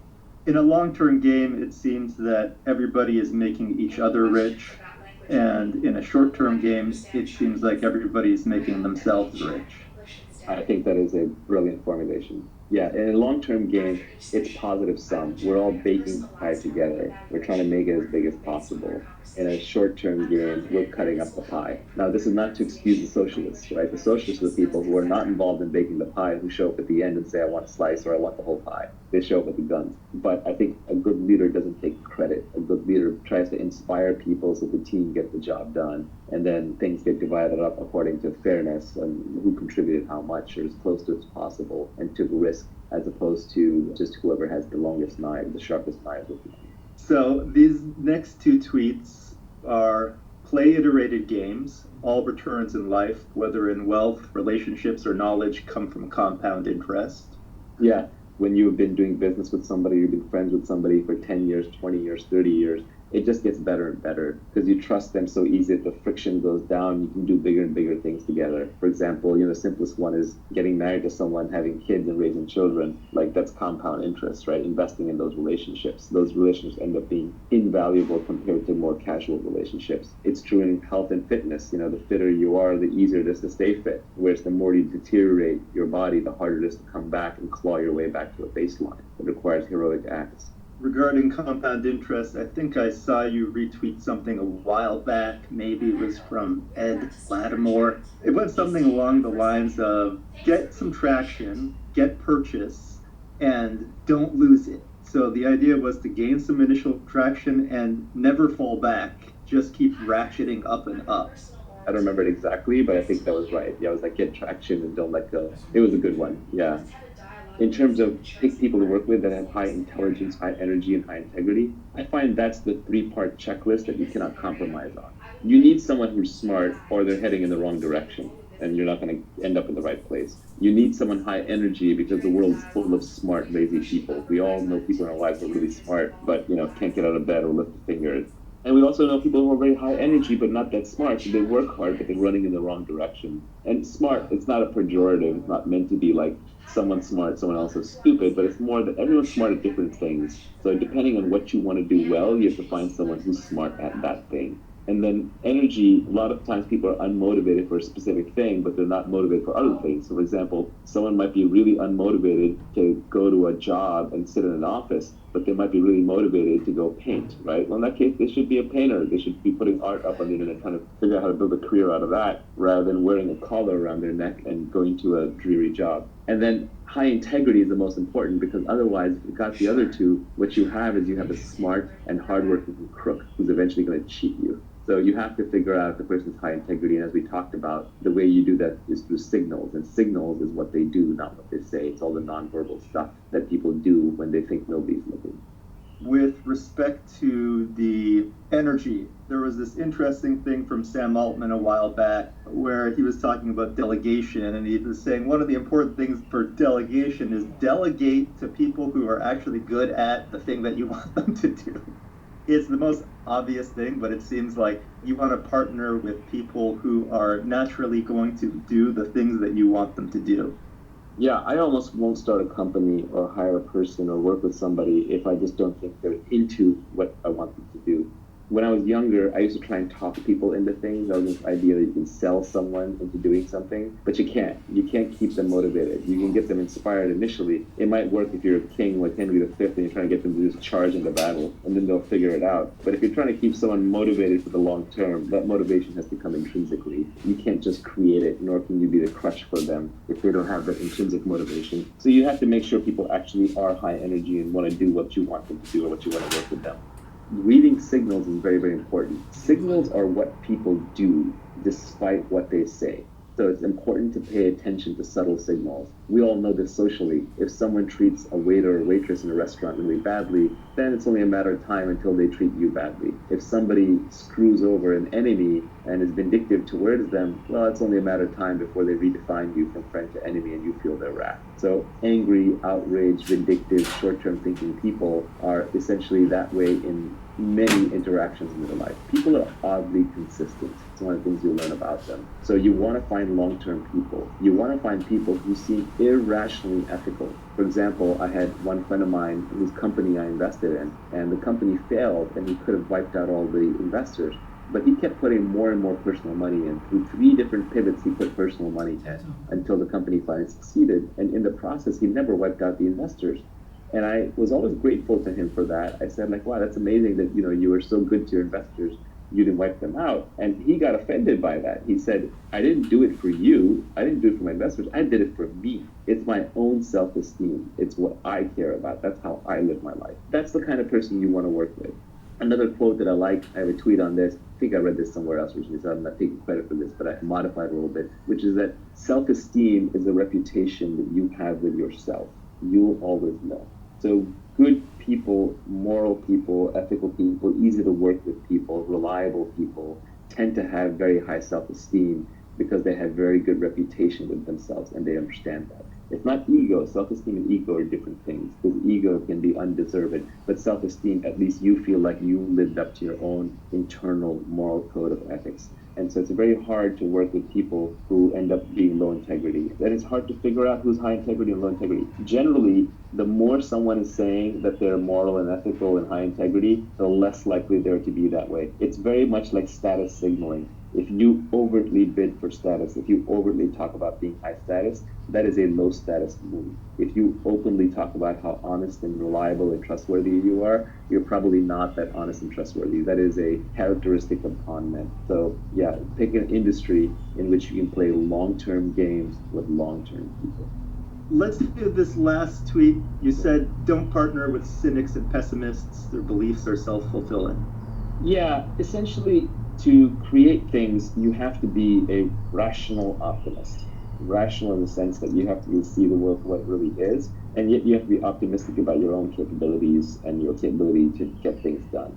We all know people who are consistently pessimistic, who will shoot down everything. Everyone in their life has like the helpful, critical guy, right? He thinks he's being helpful, but he's actually being critical, and he's a downer on everything. That person will not only never do anything great in their lives, they'll prevent other people around them from doing something great. They think their job is to shoot holes in things. And it's okay to shoot holes in things as long as you come up with a solution. There's also the classic military line, either lead, follow, or get out of the way.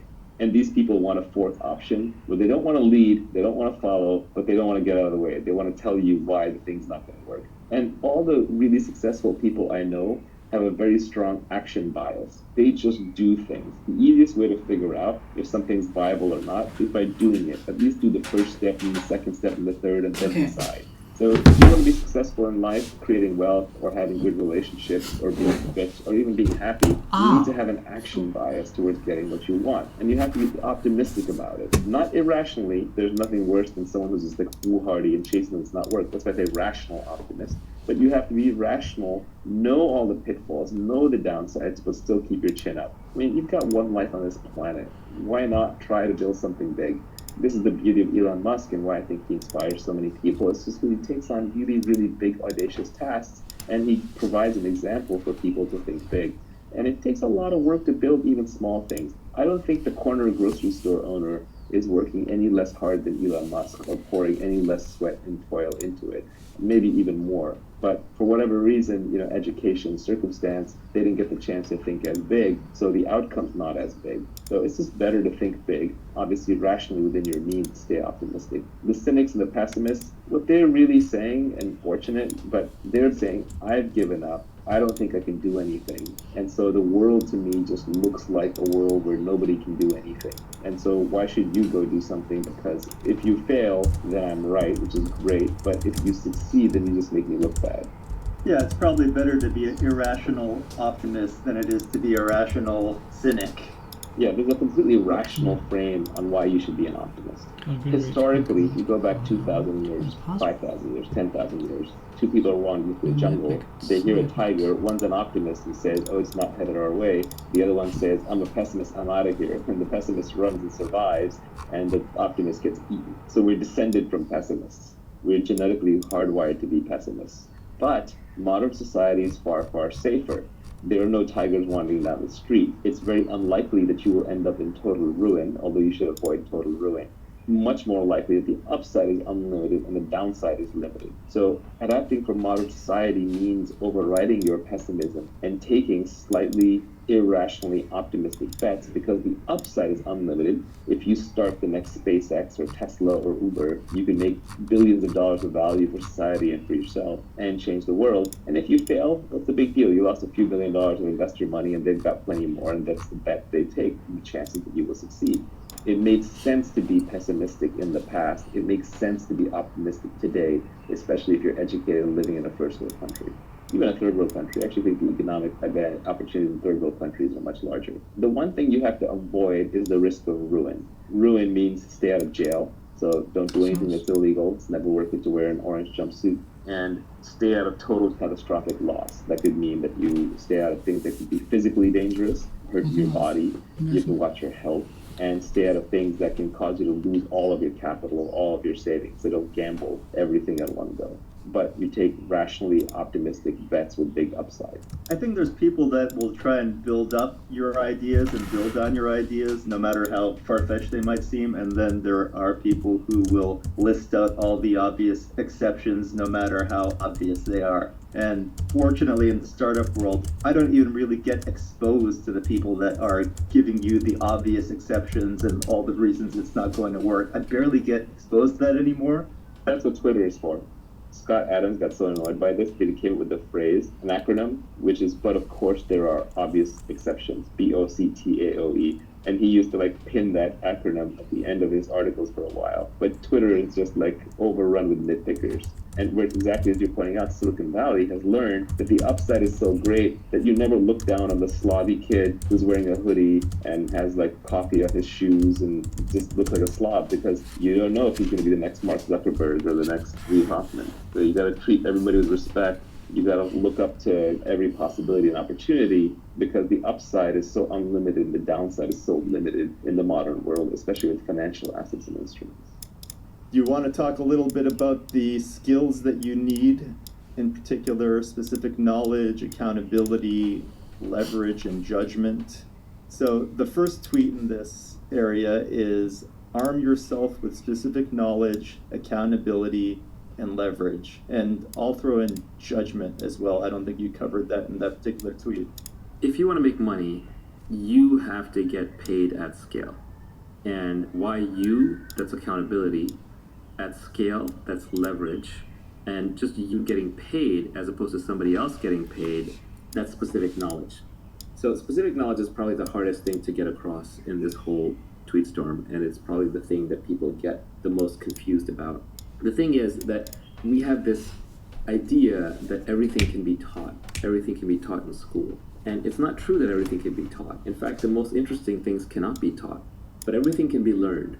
And very often that learning either comes from some innate characteristics in your DNA, or it could be through your childhood where you learn soft skills, which are very, very hard to teach later on in life, or it's something that is brand new, so nobody else knows how to do it either, or it's true on-the-job training because you're pattern matching into highly complex environments, building judgment in a specific domain. Classic example is investing, but it could be in anything. It could be in judgment in running a fleet of trucks.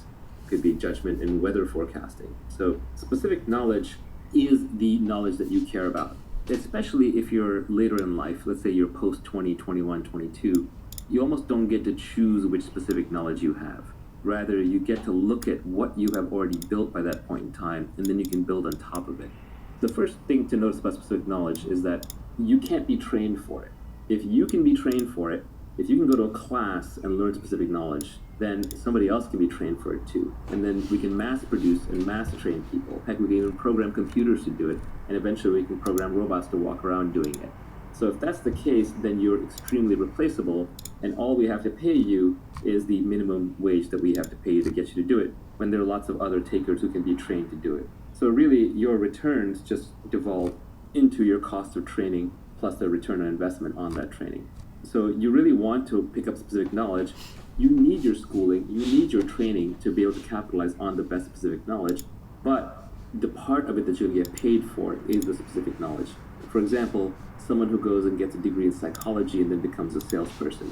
Well, if they were already a formidable salesperson and had great salesmanship to begin with, then the psychology degree is leverage. It arms them and they do much better at sales. But if they were always an introvert, never very good at sales, and they're trying to use psychology to learn sales, they're just not going to get that great at it.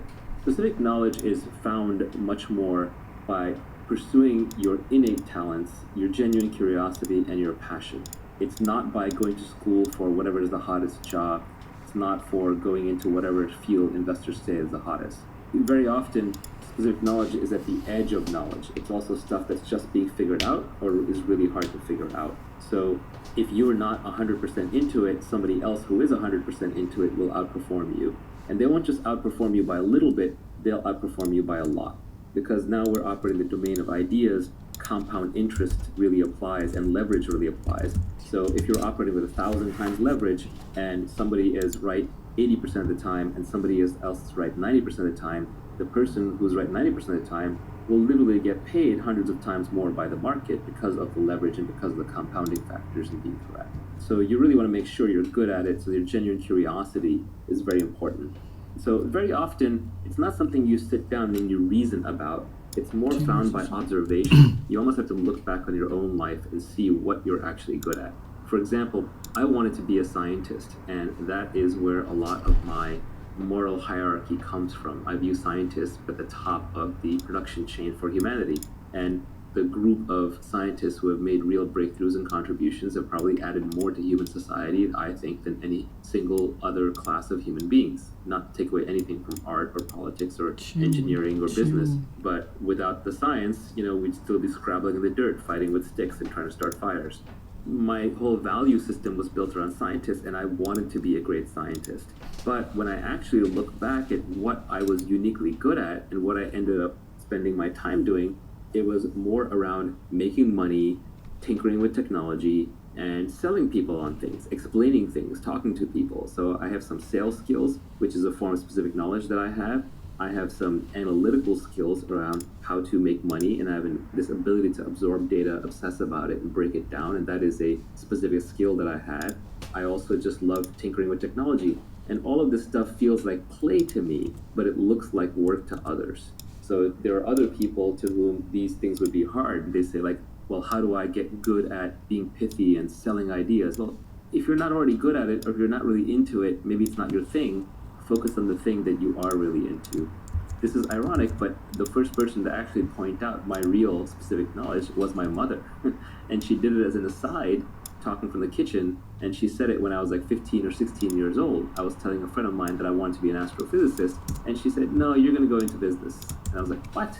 My mom's telling me I'm going to be in business? I'm going to be an astrophysicist. Mom doesn't know what she's talking about. But Mom knew exactly what she was talking about. She had already observed that every time we walked down the street, I would critique the local pizza parlor on why they were selling their slices a certain way with certain toppings and why their process of ordering was this way when it should have been that way. So she knew that I was just had more of a business curious mind, but then my obsession with science combined to create technology, and technology businesses where I found myself. So very often, your specific knowledge is observed, and often observed by other people who know you well, and revealed in situations rather than something that you come up with. To the extent that specific knowledge is taught, it's on the job, it's through apprenticeships, and that's why the best businesses, the best careers are the apprenticeship careers, because those are things society still has not figured out how to train and automate yet. The classic line here is that Warren Buffett went to Benjamin Graham when he got out of school, and Benjamin Graham was the author of The Intelligent Investor, and sort of modernized or created value investing as a discipline. And Warren Buffett went to Benjamin Graham and offered to work for him for free. And Graham said, actually, you're overpriced. Free is overpriced. And Graham was absolutely right, that when it comes to a very valuable apprenticeship, like the type that Graham was going to give Buffett, Buffett should have been paying him a lot of money. And that right there tells you that those are skills worth knowing. Specific knowledge also tends to be technical and creative. So on the bleeding edge of technology, on the bleeding edge of art, on the bleeding edge of communication, even today, for example, there are probably meme lords out there on the internet who can create incredible memes that will spread the idea to millions of people, or are very persuasive. Like, for example, Scott Adams is a good example of this. He's essentially becoming one of the most credible people in the world by making accurate predictions through persuasive arguments and videos.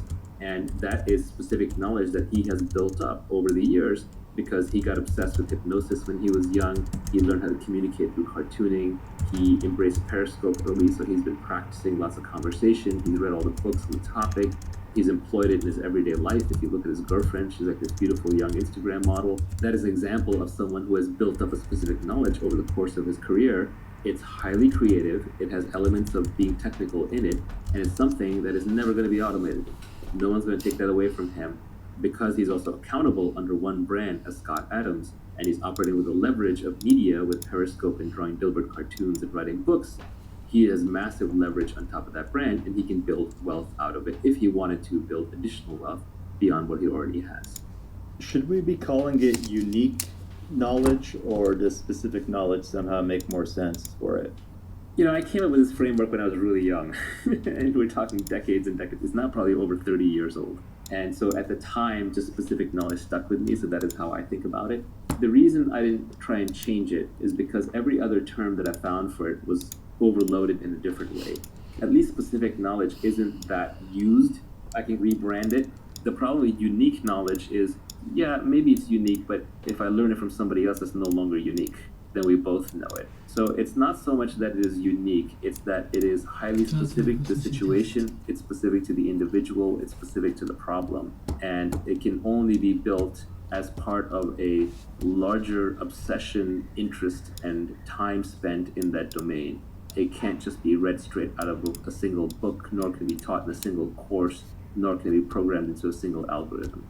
Speaking of Scott Adams, he's got a blog post on how to build your career by getting in, say, the top 25 percentile at 3 or more things.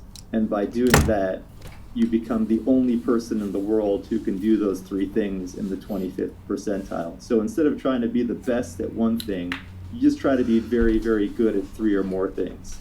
Is that a way of building specific knowledge? I actually think the best way is just to follow your own obsession. And somewhere in the back of your mind, you can realize that, hey, actually, this obsession, like, I'll keep an eye out for the commercial aspects of it. But I think if you go around trying to build it a little too deliberately, if you become too goal-oriented on the money, then you won't pick the right thing. You won't actually pick the thing that you love to do, so you won't go deep enough into it. Scott Adams' observation is a good one. It's predicated on statistics. Let's say there's 10,000 areas that are valuable to the human race today in terms of knowledge to have. And the number one in those 10,000 slots is taken. right? Someone else is likely to be the number one in each of those 10,000 unless you happen to be one of the 10,000 most obsessed people in the world at a given thing. But when you start going the combinatorics of combining, well, number 3,728 with top-notch sales skills and really good writing skills and someone who understands accounting and finance really well, when the need for that intersection arrives, you've expanded now from 10,000 through combinatorics to millions or tens of millions. So it just becomes much less competitive. Also, there's diminishing returns, so it's much easier to be top 75 percentile at 3 or 4 things than it is to be literally the number one at something. I think it's a very pragmatic approach, but I think it's important that one not start assembling things too deliberately, because you do want to pick things where you are a natural. Everyone is a natural at something. We're all familiar with that phrase, a natural. Oh, this person's a natural at meeting men or women. This person's a natural socialite. This person's a natural programmer. This person's a natural reader. So whatever you are a natural at, you want to double down on that. And then there are probably multiple things you're natural at, because personalities and humans are very complex. So we want to be able to take the things that you are natural at and combine them so that you automatically, just through sheer interest and enjoyment, end up top 25 or top 10 or top 5% at a number of things. Talking about combining skills, you said that you should learn to sell, learn to build. If you can do both, you will be unstoppable. This is a very broad category now, but it's 2 broad categories. One is building the product, which is hard, and it's multivariate. That can include design, that can include development, that can include manufacturing, logistics, procurement. It could even be designing and operating a service. It has many, many definitions, but in every industry, there is a definition of the builder. In our tech industry, that's the CTO, it's the programmer, it's the software engineer, hardware engineer. But, even in like a laundry business, it could be the person who's building the laundry service, who is making the trains run on time, who's making sure all the clothes end up in the right place at the right time, and so on. Then the other side of it is the sales side. Again, selling has a very broad definition. Selling doesn't necessarily just mean selling individual customers, but it could mean marketing, it could mean communicating, it could mean recruiting, it could mean raising money, it could mean inspiring people, it could be doing PR. So it's a broad umbrella category. So generally, the Silicon Valley startup model tends to work best. It's not the only way, but it is probably the most common way. When you have 2 founders, one of whom is world-class at sales and one of whom is world-class at building. An example is, of course, Steve Jobs and Steve Wozniak with Apple. Gates and Allen probably had similar responsibility early on with Microsoft. Larry and Sergey, probably broke down along those lines, although it's a little different there because that was a very technical product delivered to end users through a simple interface. But generally, you will see this pattern repeated over and over. There's a builder and there's a seller. There's a CEO and CTO combo. And venture and technology investors are almost trained to look for this combo whenever possible. It's a magic combination. The ultimate is when one individual can do both. That's when you get true superpowers. That's when you get people who can create entire industries. The living example is Elon Musk. He may not necessarily be building the rockets himself, but he understands enough that he actually makes technical contributions. He understands the technology well enough that no one's going to snow him on it, and he's not running around making claims that he doesn't think he can eventually deliver. He may be optimistic with the timelines, but he thinks it's within reasonableness of delivery. Even Steve Jobs developed enough product skills and was involved enough in the product that he also operated in both of these domains. Larry Ellison started as a programmer and I think wrote the first version of Oracle, or was actually heavily involved in it. Mark Andreessen was also in this domain. He may not have had enough confidence in his sales skills, but he was the programmer who wrote Netscape Navigator, a big chunk of it. So I think the real giants in any field are the people who can both build and sell. And usually the building is a thing that, like, a salesperson can't pick up building later in life. It requires too much focused time. But a builder can pick up selling a little bit later, especially if they were already innately wired to be a good communicator. Bill Gates famously paraphrased this as, I would rather teach an engineer marketing than a marketer engineering. I think if you start out with a building mentality and you have building skills and it's still early enough in your life, or you have enough focused time that you think you can learn selling, and you have some natural characteristics where you're a good salesperson, then you can double down on those. Now, your sales skills could be in a different than traditional domain. So for example, let's say you're a really good engineer, And then people are saying, well, now you need to be good at sales. Well, you may not be good at hand-to-hand sales, but you may be a really good writer. And writing is a skill that can be learned much more easily than, say, in-person selling. And so you may just cultivate writing skills until you become a good online communicator and then use that for your sales.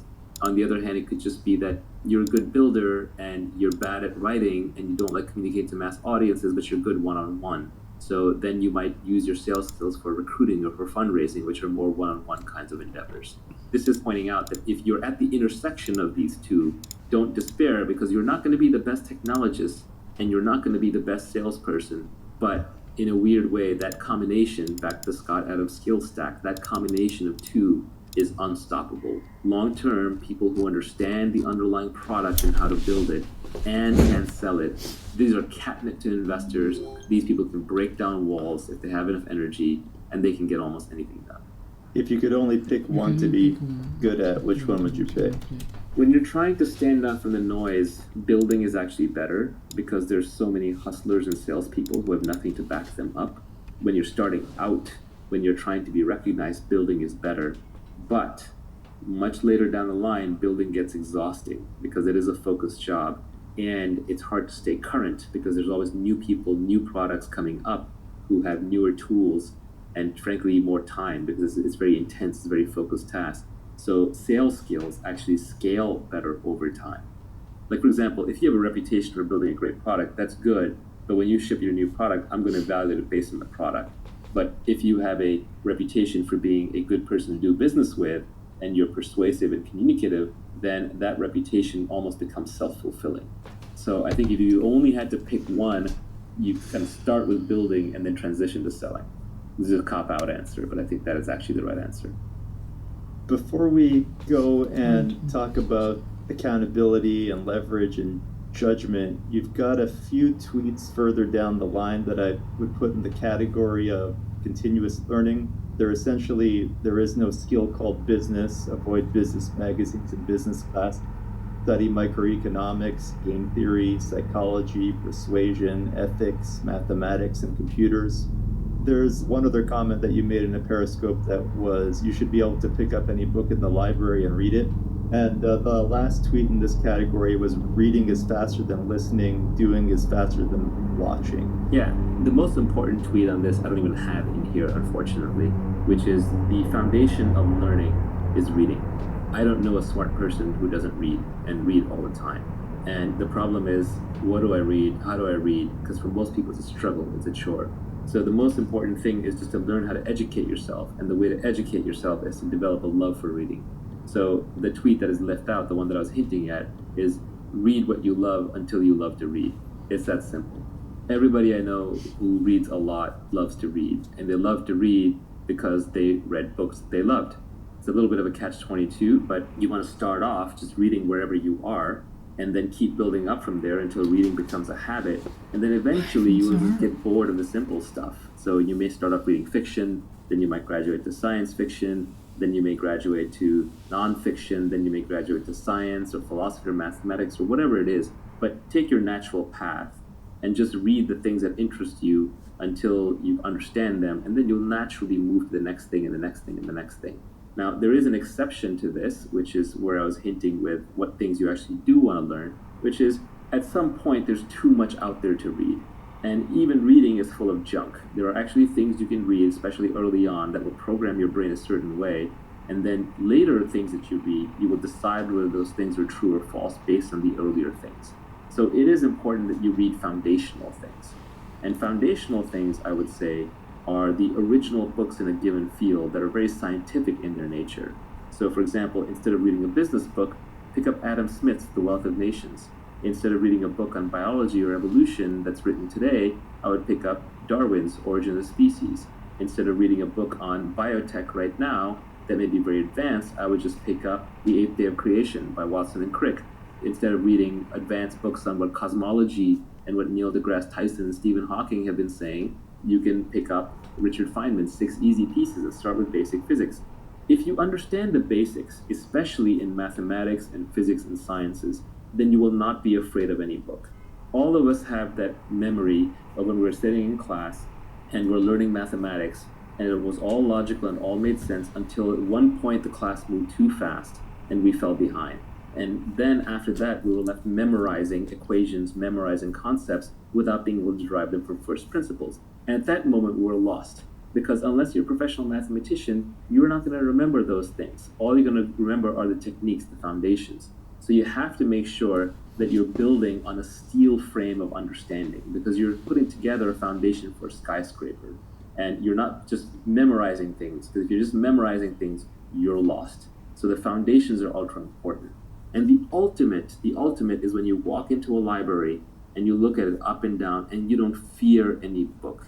You know that you can take any book off the shelf, you can read it, you can understand it, you can absorb what is true, you can reject what is false, and you have a basis for even working that out that is logical and scientific and not purely just based on opinions. The beauty of the internet is the entire Library of Alexandria times 10 is at your fingertips at all times. It's not the means of education or the means of learning are scarce. The means of learning are abundant. It's the desire to learn that's scarce.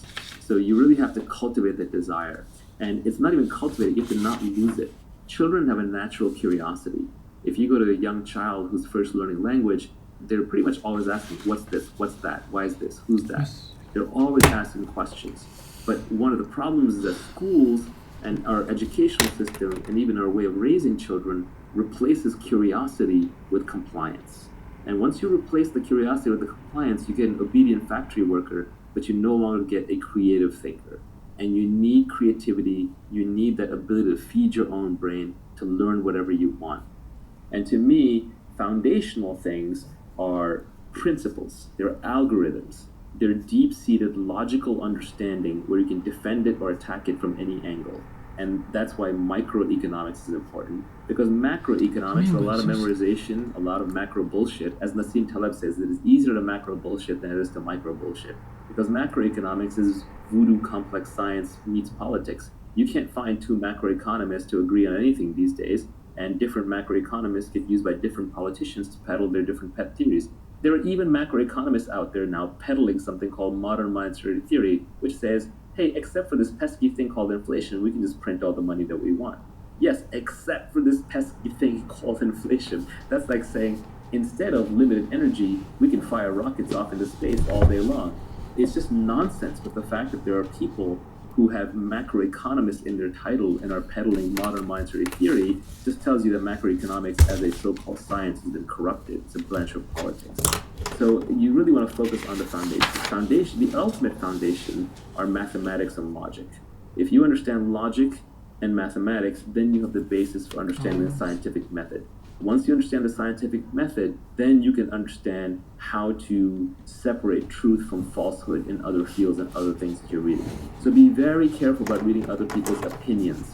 And even be careful about reading facts, because so-called facts are often just opinions, but with a veneer around them. What you really are looking for is algorithms. What you're really looking for is understanding. It's better to go through a book really slowly and struggle and stumble and rewind than it is to fly through it quickly and say, well, now I've read 20 books, I've read 30 books, I've read 50 books in the field. It's like Bruce Lee said, I don't fear the man who knows 1,000 kicks and 1,000 punches.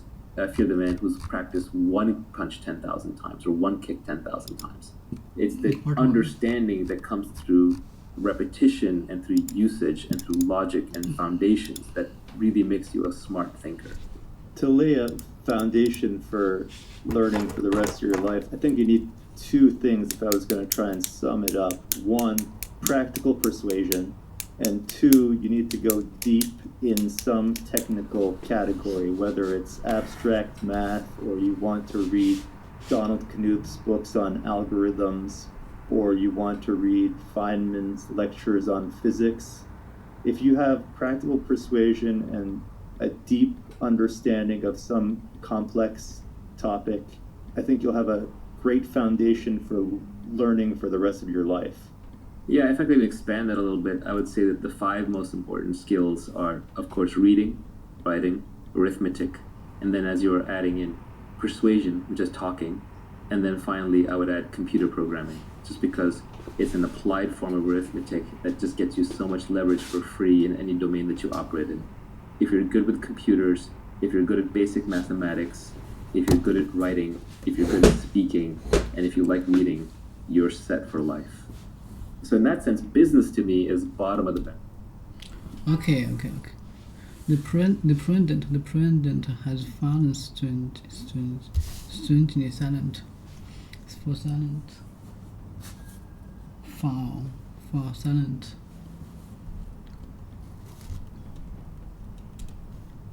For silent.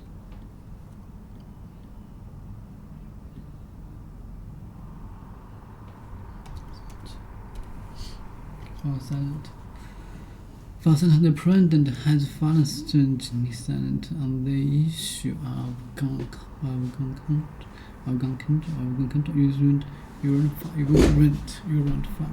You rent files to expect it. The president has fallen strangely silent on the issue of gun control. Has fallen strangely silent.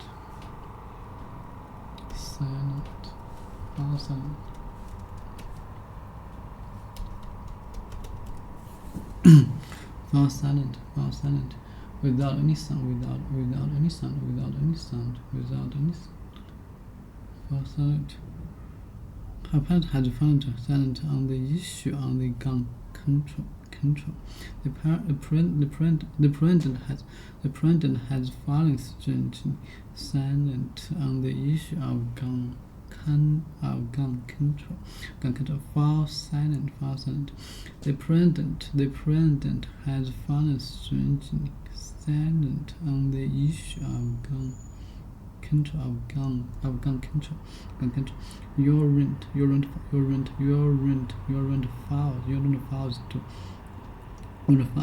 files due on the first of the month.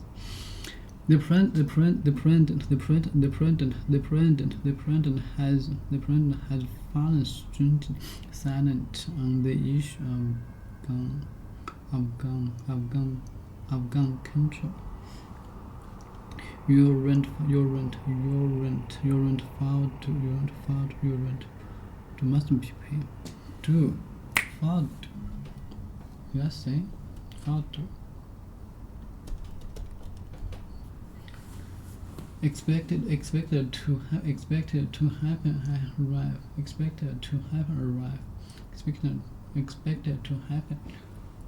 arrive. At a particular time. What time is the next bus due? The next meeting is due to be held in 3 months' time. 3 months. The first. It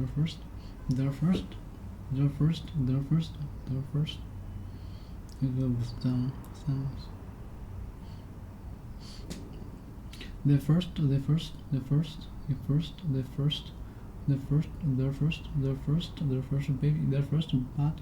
body is due in June. The first baby is due in June. Expected to happen arrive at a particular time. What time is the next bus? The next meeting is to be held in 3 months' time. 2. They rent a file to most different file to on the first of the month. On the first of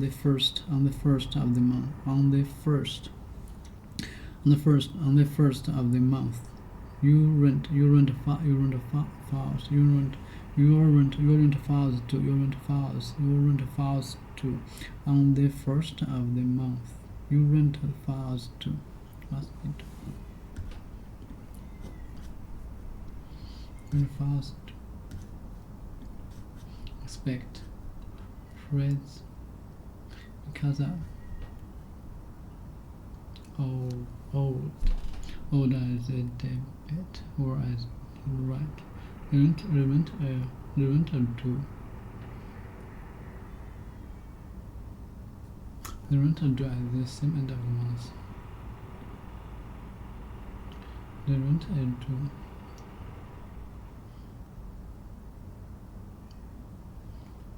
Rent to. Rent is to re-rent. To. Do.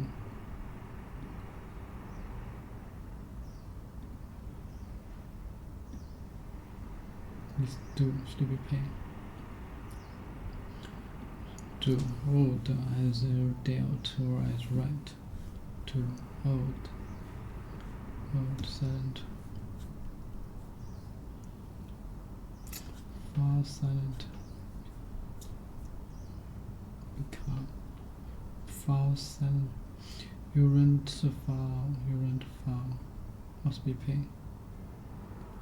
You rent falls to. You rent falls to hold. You rent fault on the first of the month. On the first of the you rent falls to on the first of the month. You rent falls to on the first of the month. Silence fell on the group of men. Silence fell on the group of men. Silence fell.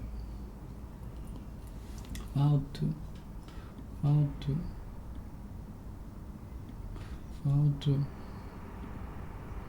Old as old.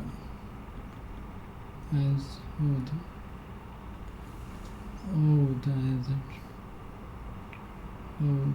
or as a right. Old. You owe me.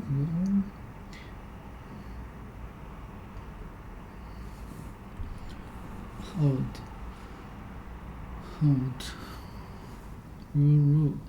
Your rent is due at the end of the month. Should be paid.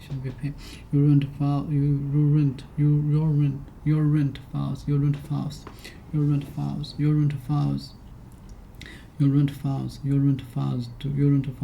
on the first of the month.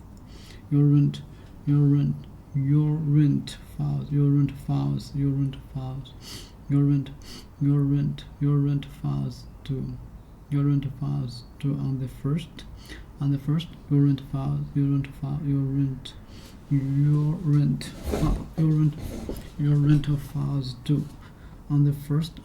falls on the first of the month. Your rent falls on the first of the month. The first month was silence. Your rent falls due on the first of the month. Silence fell on the group of men. Silence fell.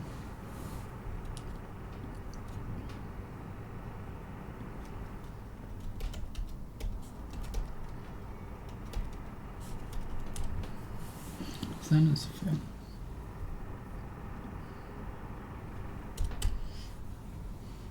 Silence quit. Quiet.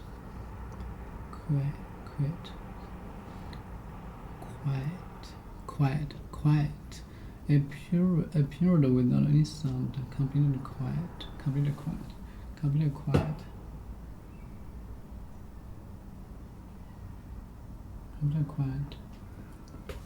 A loud cry of sad center cries. Silent, quiet fell on the group of men. They become. Silence fell on the silence fell on the group of men. They became silent. The silence fell on the group of men. They became silent as they received the news. Men.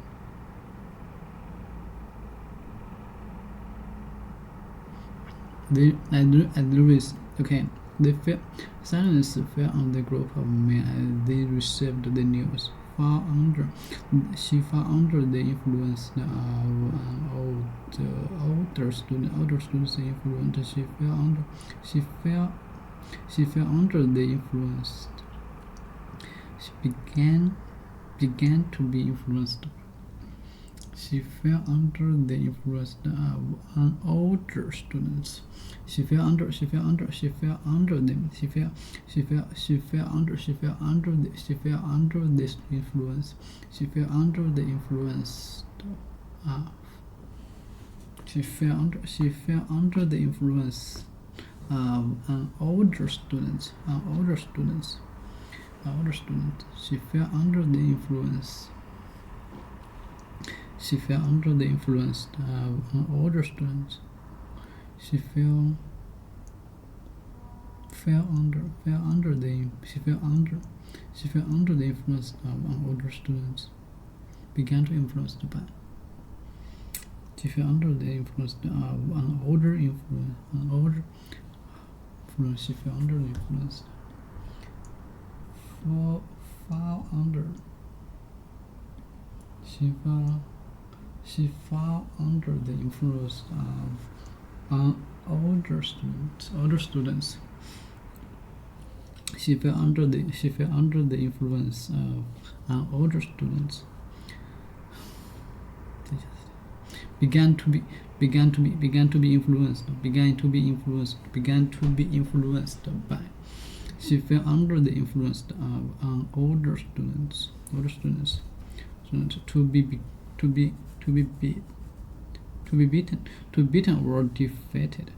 To be beaten or defeated. To be beaten or defeated.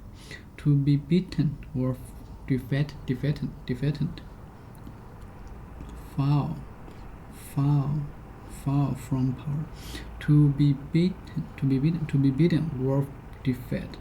To be beaten or defeat. To be beaten or defeat. To be beaten or defeat.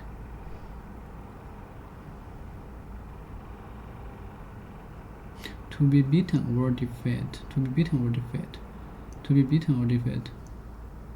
To be beaten or defeat. To be beaten or defeat. Defeat.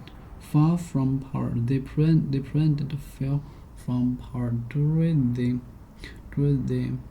military coup. Military coup. The president fell from power during the military coup. To be beaten or different. To be beaten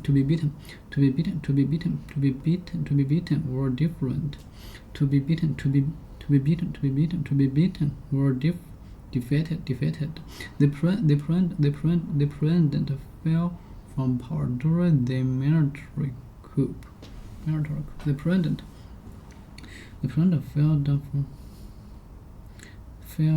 president fell from power during the military coup. Silence. Quiet.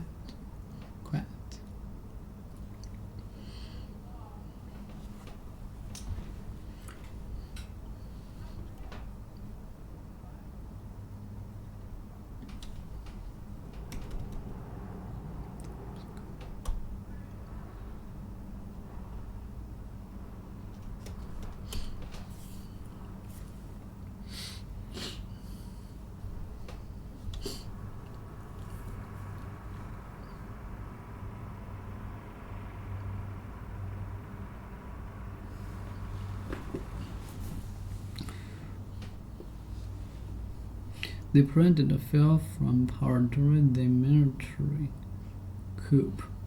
The president fell from power during the military coup.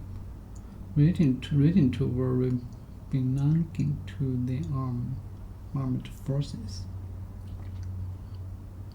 Relating to were belonging to the armed forces. Relating to were belonging to the armed forces.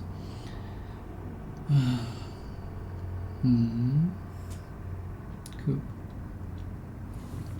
Military.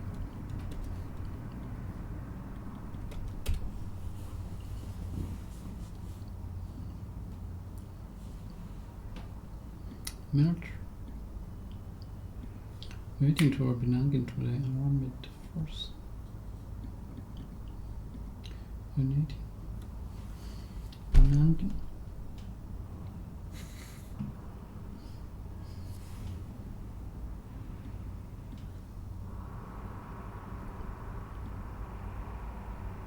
belonging relating to the armed forces. Military intervention support the Europe for foreign military. Foreign military intervention is military coup.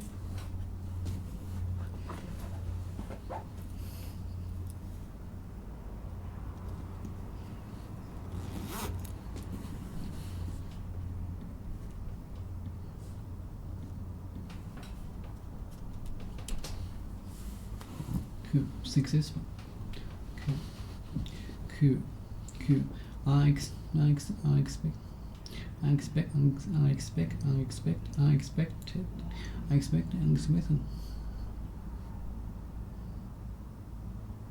Unexpectedly successful achievement.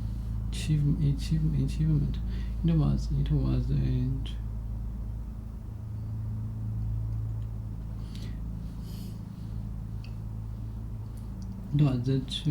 Mexico. Unexpectedly successful achievement. Unexpectedly achievement.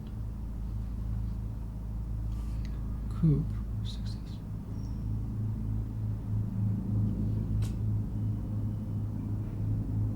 The printer fell down. The printer fell from power during the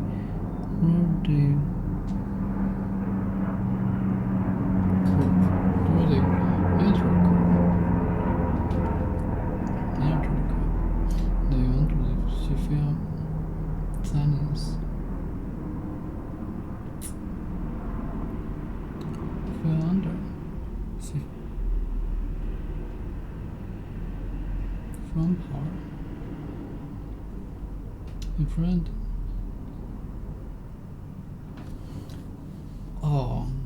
Coup. During the military coup.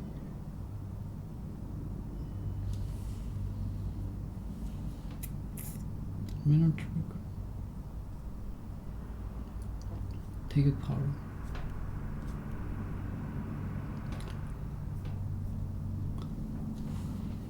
During the military coup. Military. Relating to or belonging to the armed forces.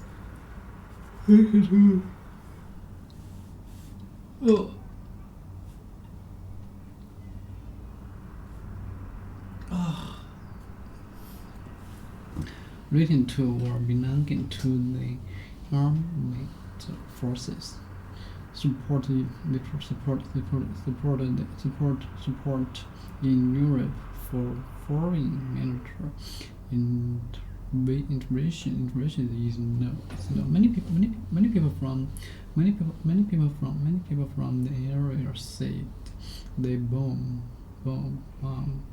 were hitting a seven rather than military targets. Our military forces are the best treated anywhere in the world. Military military uniform.此后网络其实是。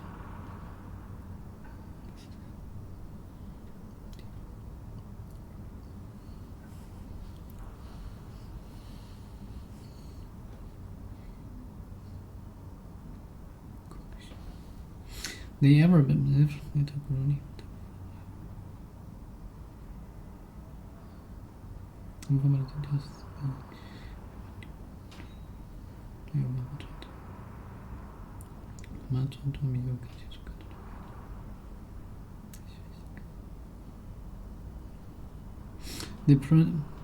The president fell down from the power during the military coup.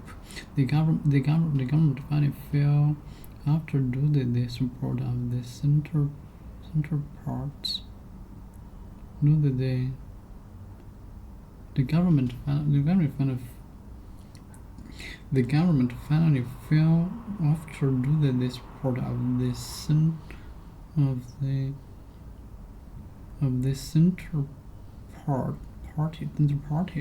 parties.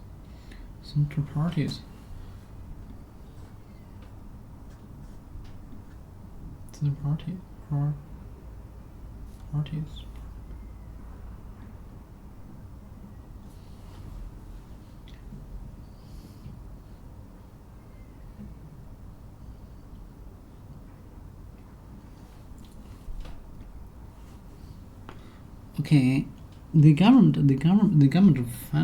finally fell after losing the support of the central parts. If a place fall in a war, and if a place falls in a war, an election, an enemy army or different political army party.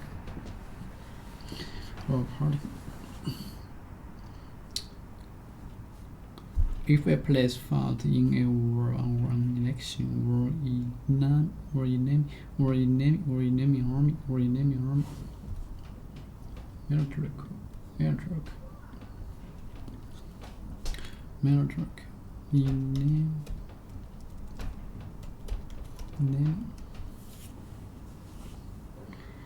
a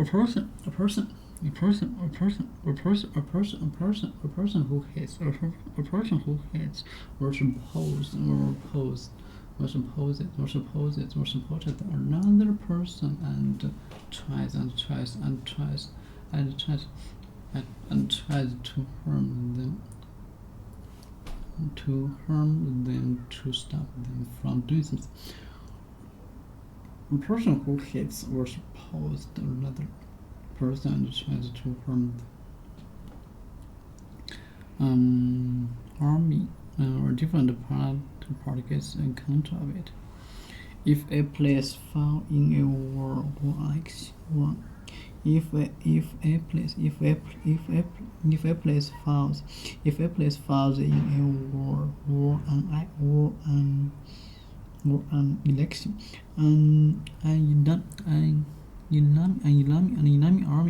enemy army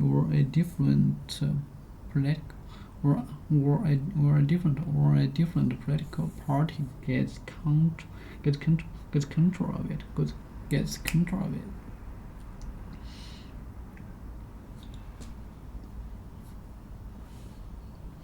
Enemy.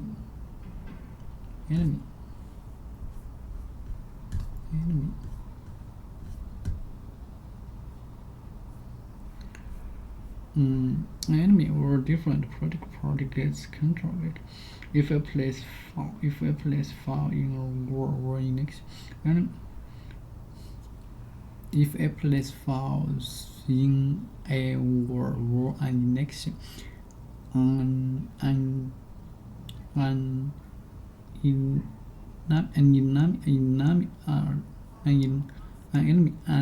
enemy army or a different political party gets control of it. Fought Rome fell to the Vandals in AD 4. Okay, Rome.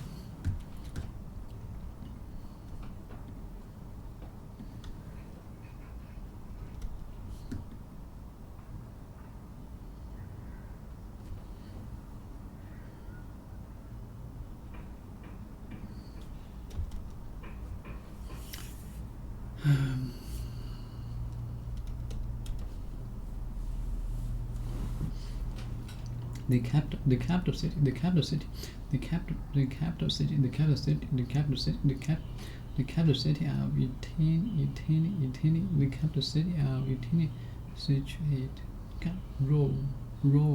Rome, situated in the central part of the country. Rome. 这是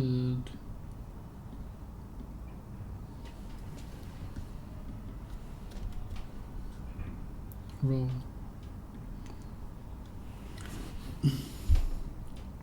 Rome fell to the Vandals in AD. Fell to the Vandals. Rome.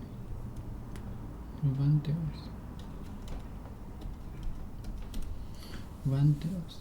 A person who intentionally damages property belonging to the other people. A person who damages property. Vandals. Rome fell to the Vandals in AD. 公元前。Defeat. I'm unhappy. Be defeated. Okay, if a place fall.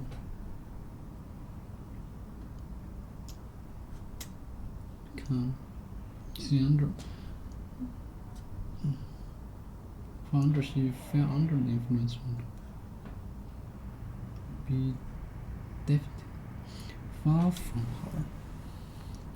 To be bad. To be beat or defeat. Jeez. Science. Do.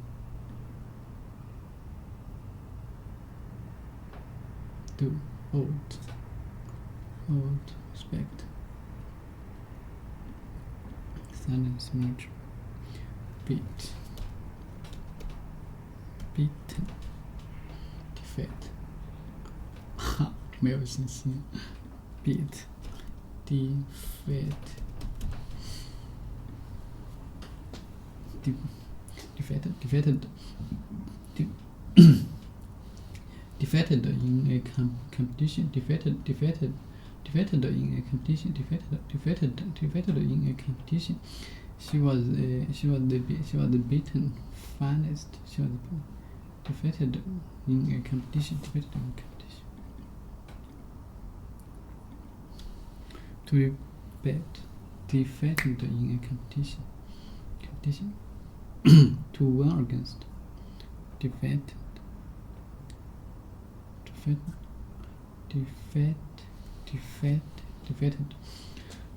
in a competition. She was beaten finally in the years when opened. She has owed several bit. She has favors. Beat. But he has yet.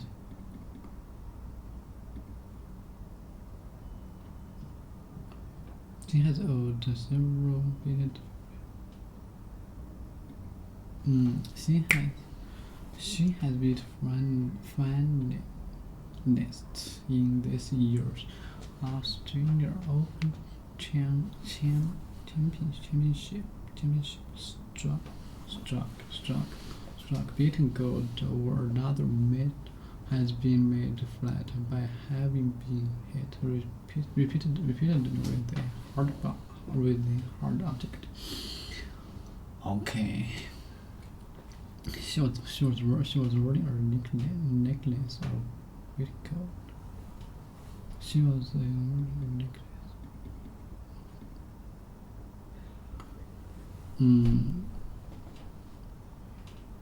Necklace. She was wearing a necklace. Beaten gold. Struck. Beaten gold. Beaten gold or another material has been made flat by having been hit repeatedly with a hard object. The president fell from power during the military coup. The government finally fell after losing the support of the central parts. If a place falls in a war election, beaten enemy upon political.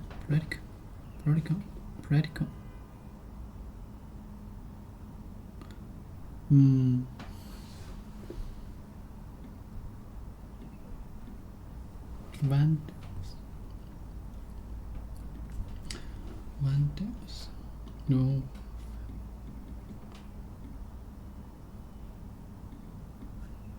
Vandals.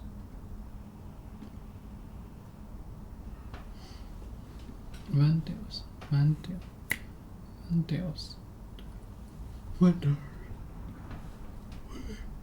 Radical.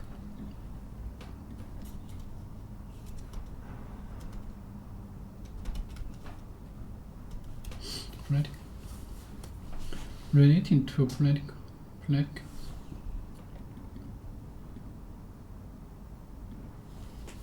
Different political party. Different political party.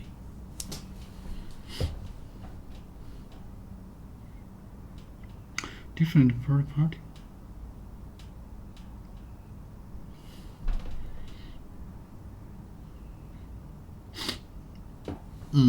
If I place files in a row,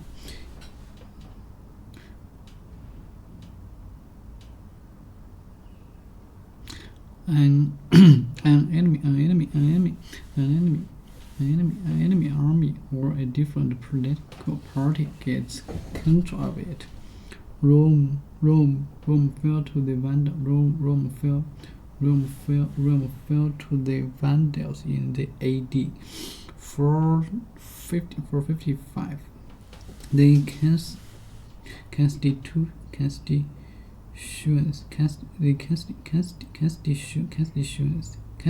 constitutions failed to labor.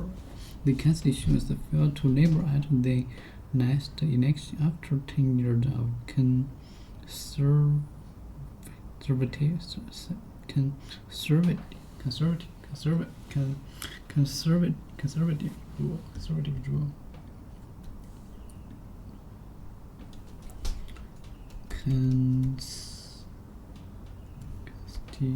rule.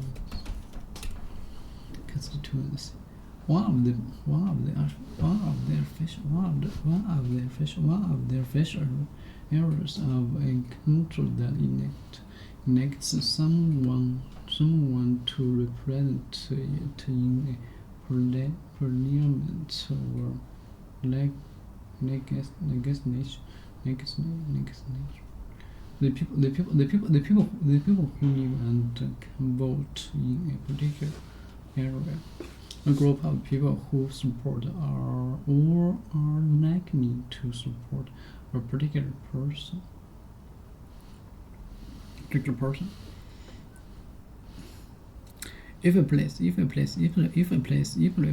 fall in constituency, one of the official of the country that elects someone to represent it in as act for parliament or legislation. Constituency. Is that saying? The people who live and can vote in regular. He angered his people by voting against the bill.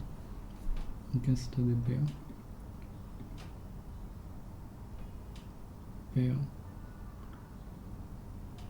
angered his constitution. One of the official areas of the country is someone.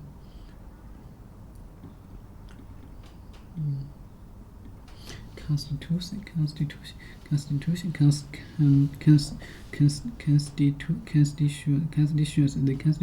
failed to labor. The constitutions failed to labor. The constituency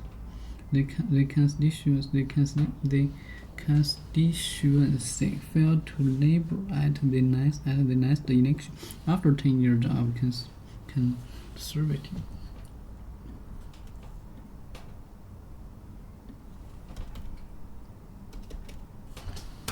Oh, geez. Conservative.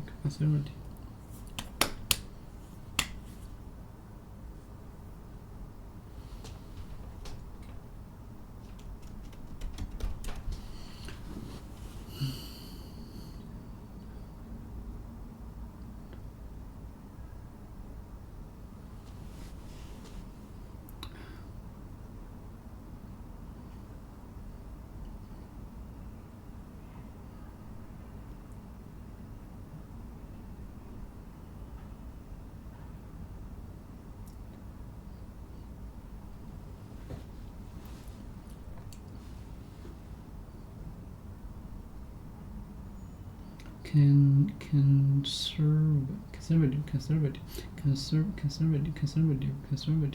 Now you like or trusting change, especially sudden change, I usually like or trusting change, especially sudden change. Not usually you are not usually liking or trusting change, especially sudden change.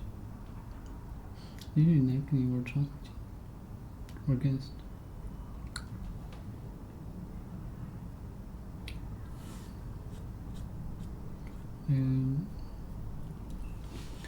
Okay, the constitution failed to labor at the next election after 10 years.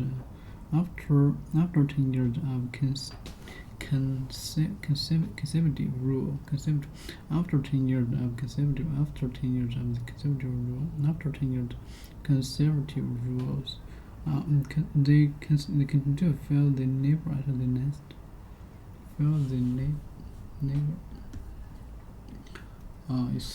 It's hard to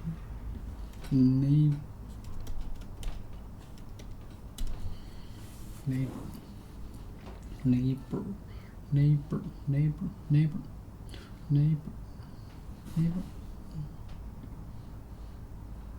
Work. Practical work,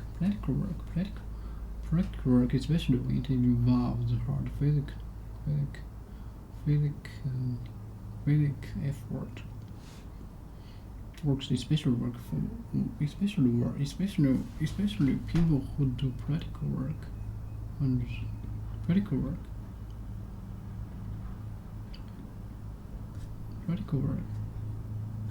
Breath.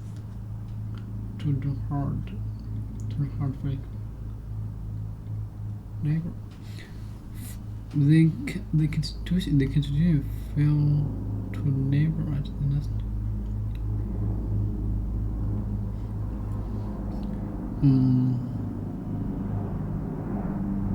Often 10 years of consistent rules. After 10 years.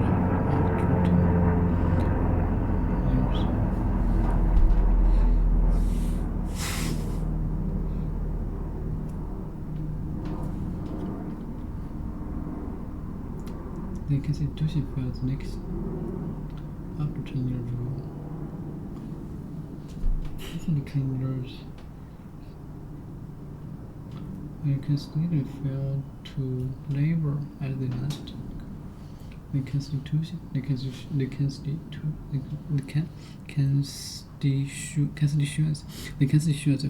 labor at the last election after 10 years of constitution against change. If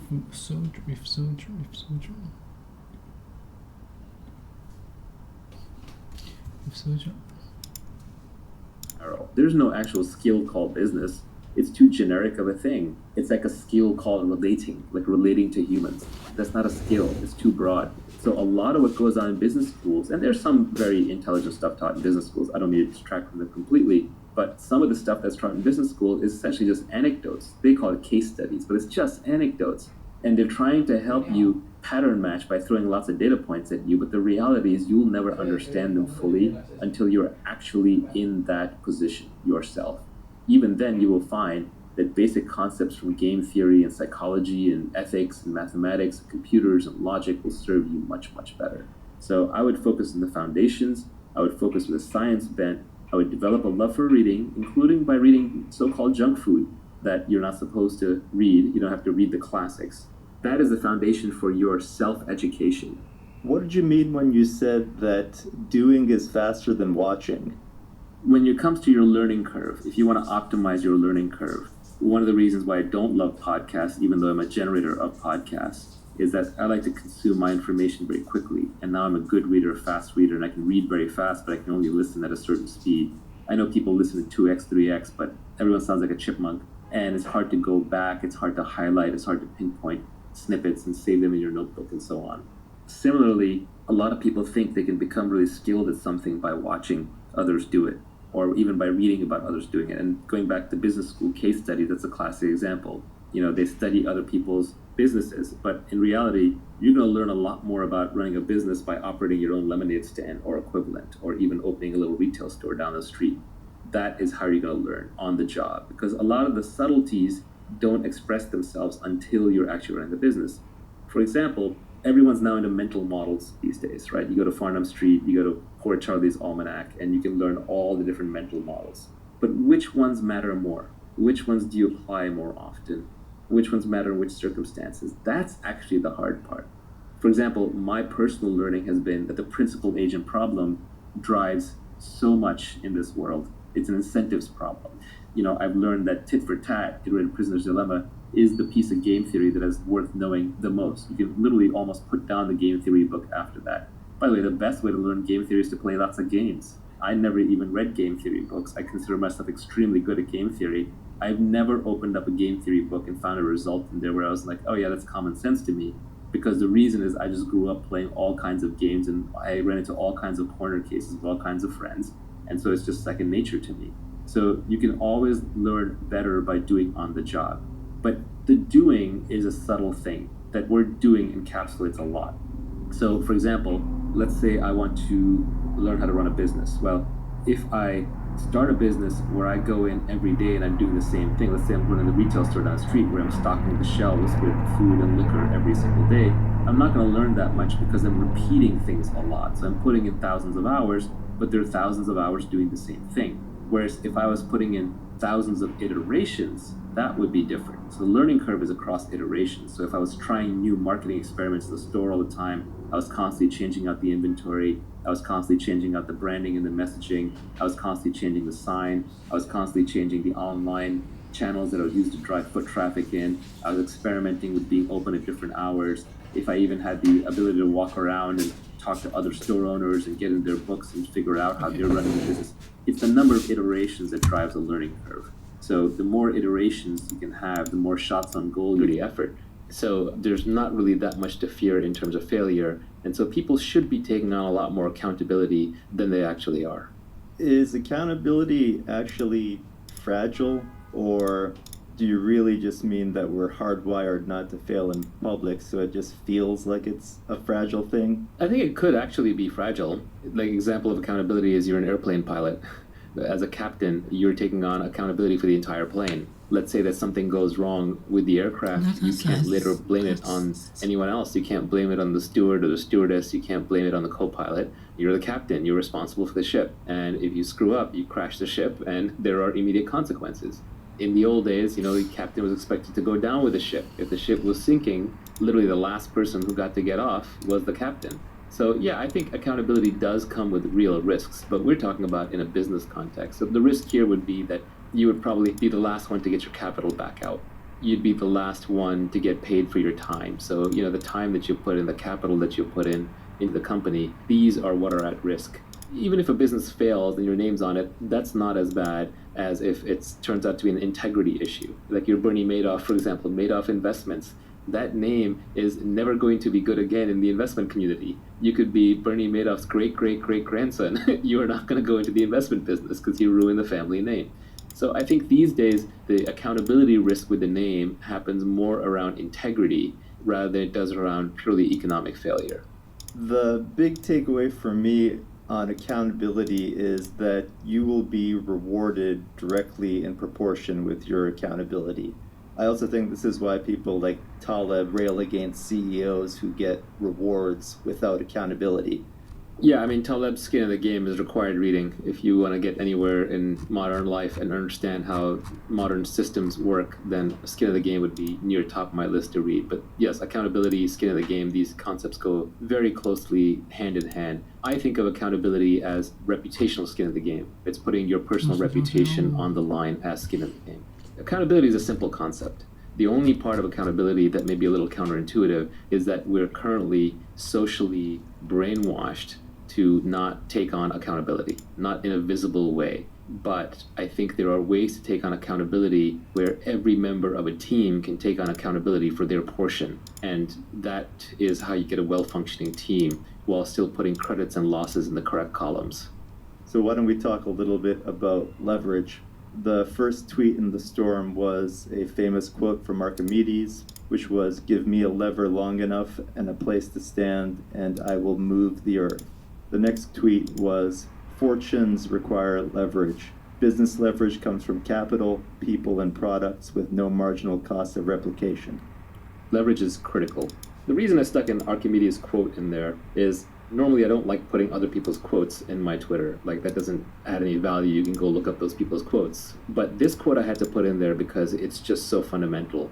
I read it when I was very, very young, and it had a huge impression on me. And we all know what leverage is when we use a seesaw or a lever. We understand how that works physically. But I think what our brains aren't really well evolved to comprehend is how much leverage is possible in modern society and what the newest forms of leverage are. And so the oldest form of leverage is labor, which is people working for you. So instead of me lifting rocks, I can have 10 people lift rocks. Then just by my guidance on where the rocks should go, a lot more rocks get moved than I could do myself. Everybody understands this because we're evolved to understand the labor form of leverage. And so what happens is society overvalues labor as a form of leverage. This is why your parents are impressed when you get a promotion and you have lots of people working underneath you. This is why when a lot of naive people, when you tell them about your company, they'll say how many people work there. They'll use that as a way to establish credibility. They're trying to measure how much leverage and impact you actually have. Or when someone starts a movement, they'll say how many people they have or how big the army is. We just automatically assume that more people is better. But I would argue that this is the worst form of leverage that you could possibly use. Managing other people is incredibly messy. It requires tremendous leadership skills. You're one short hop from a mutiny or getting eaten or torn apart by the mob. It's incredibly competed over. Entire civilizations have been destroyed over this fight. For example, communism, Marxism, is all about the battle between capital and labor, das Kapital and das Labor, right? So it's a trap. So you really want to stay out of labor-based leverage. You want the minimum amount of people working with you that are going to allow you to use the other forms of leverage, which I would argue are much more interesting. The second type of leverage is capital. And this one's a little less hardwired into us because large amounts of money moving around and being saved and being invested in money markets, these are inventions of human beings the last few hundred to few thousand years. They're not evolved with us from hundreds of thousands of years. So we understand them a little bit less well. They probably require more intelligence to use correctly, and the ways in which we use them keep changing. Management skills from 100 years ago might still apply today, but investing in the stock market skills from 100 years ago probably don't apply to the same level today. So capital is a trickier form of leverage to use. It's more modern. It's the one that people have used to get fabulously wealthy in the last century. It's probably been the dominant form of leverage in the last century. And you can see this by who are the richest people. It's bankers, politicians in corrupt countries who print money, essentially people who move large amounts of money around. And if you look at the top of very large companies, outside of technology companies, in many, many large old companies, the CEO job is really a financial job. They're really financial asset managers.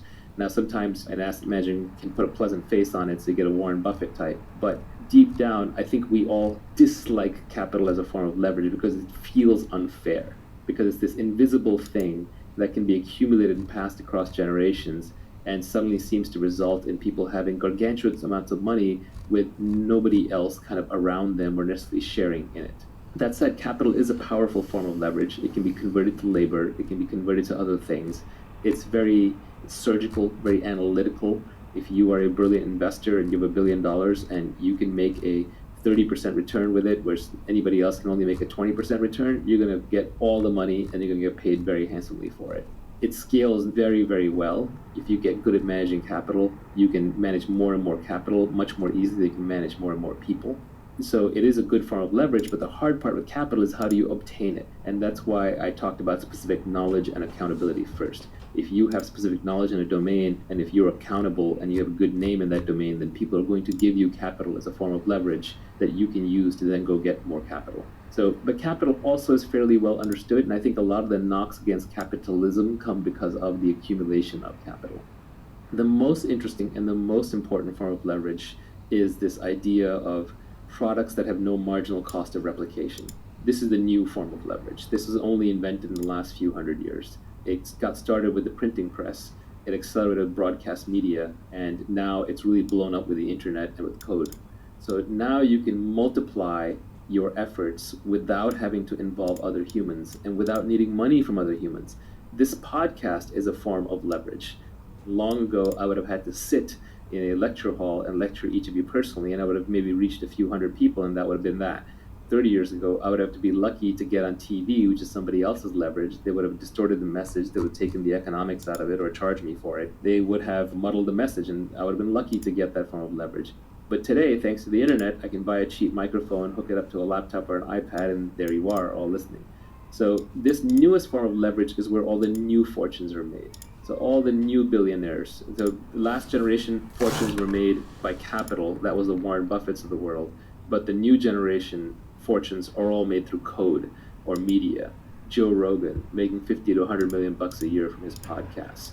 PewDiePie, I don't know how much money he's rolling in, but he's bigger than the news, right? The Fortnite players. Of course, Jeff Bezos and Mark Zuckerberg and Larry Page and Sergey Brin and Bill Gates and Steve Jobs. That is all code-based leverage. Now, the beauty is when you combine all of these three. That's where tech startups really excel, where you take just the minimum but highest output labor that you can get, which are engineers and designers, product developers, and then you add in capital. You use that for marketing, advertising, scaling, and you add in lots of code and media and podcasts and content to get it all out there. That is a magic combination, and that's why you see technology startups explode out of nowhere, use massive leverage, and just make huge outsized returns. Do you want to talk a little bit about permissioned versus permissionless? Probably the most interesting thing to keep in mind about the new forms of leverage is they are permissionless. They don't require somebody else's permission for you to use them or succeed. For labor leverage, somebody has to decide to follow you. For capital leverage, somebody has to give you money to invest or to turn into a product. But coding, writing books, recording podcasts, tweeting, YouTubing, these kinds of things, these are permissionless. You don't need anyone's permission to do them. And that's why they're very egalitarian. They're great equalizers of leverage. And as much as people may rail on Facebook and YouTube, they're not going to stop using it, because this permissionless leverage where everyone can be a broadcaster is just too good. The same way, you can rail upon Apple for having a slightly closed ecosystem in the iPhone, but everyone's writing apps for it. So as long as you can write apps for it, you can get rich or reach users doing that. Why not? I think of all the forms of leverage, the best one in modern society, and people are gonna, this is glib, this is a little overused, and this is why I tell people learn to code, right? It's that we have this idea that in the future, there's gonna be these robots, and they're gonna be doing everything. And that may be true, but I would say the majority of the robot revolution has already happened. The robots are already here, and there are way more robots than there are humans.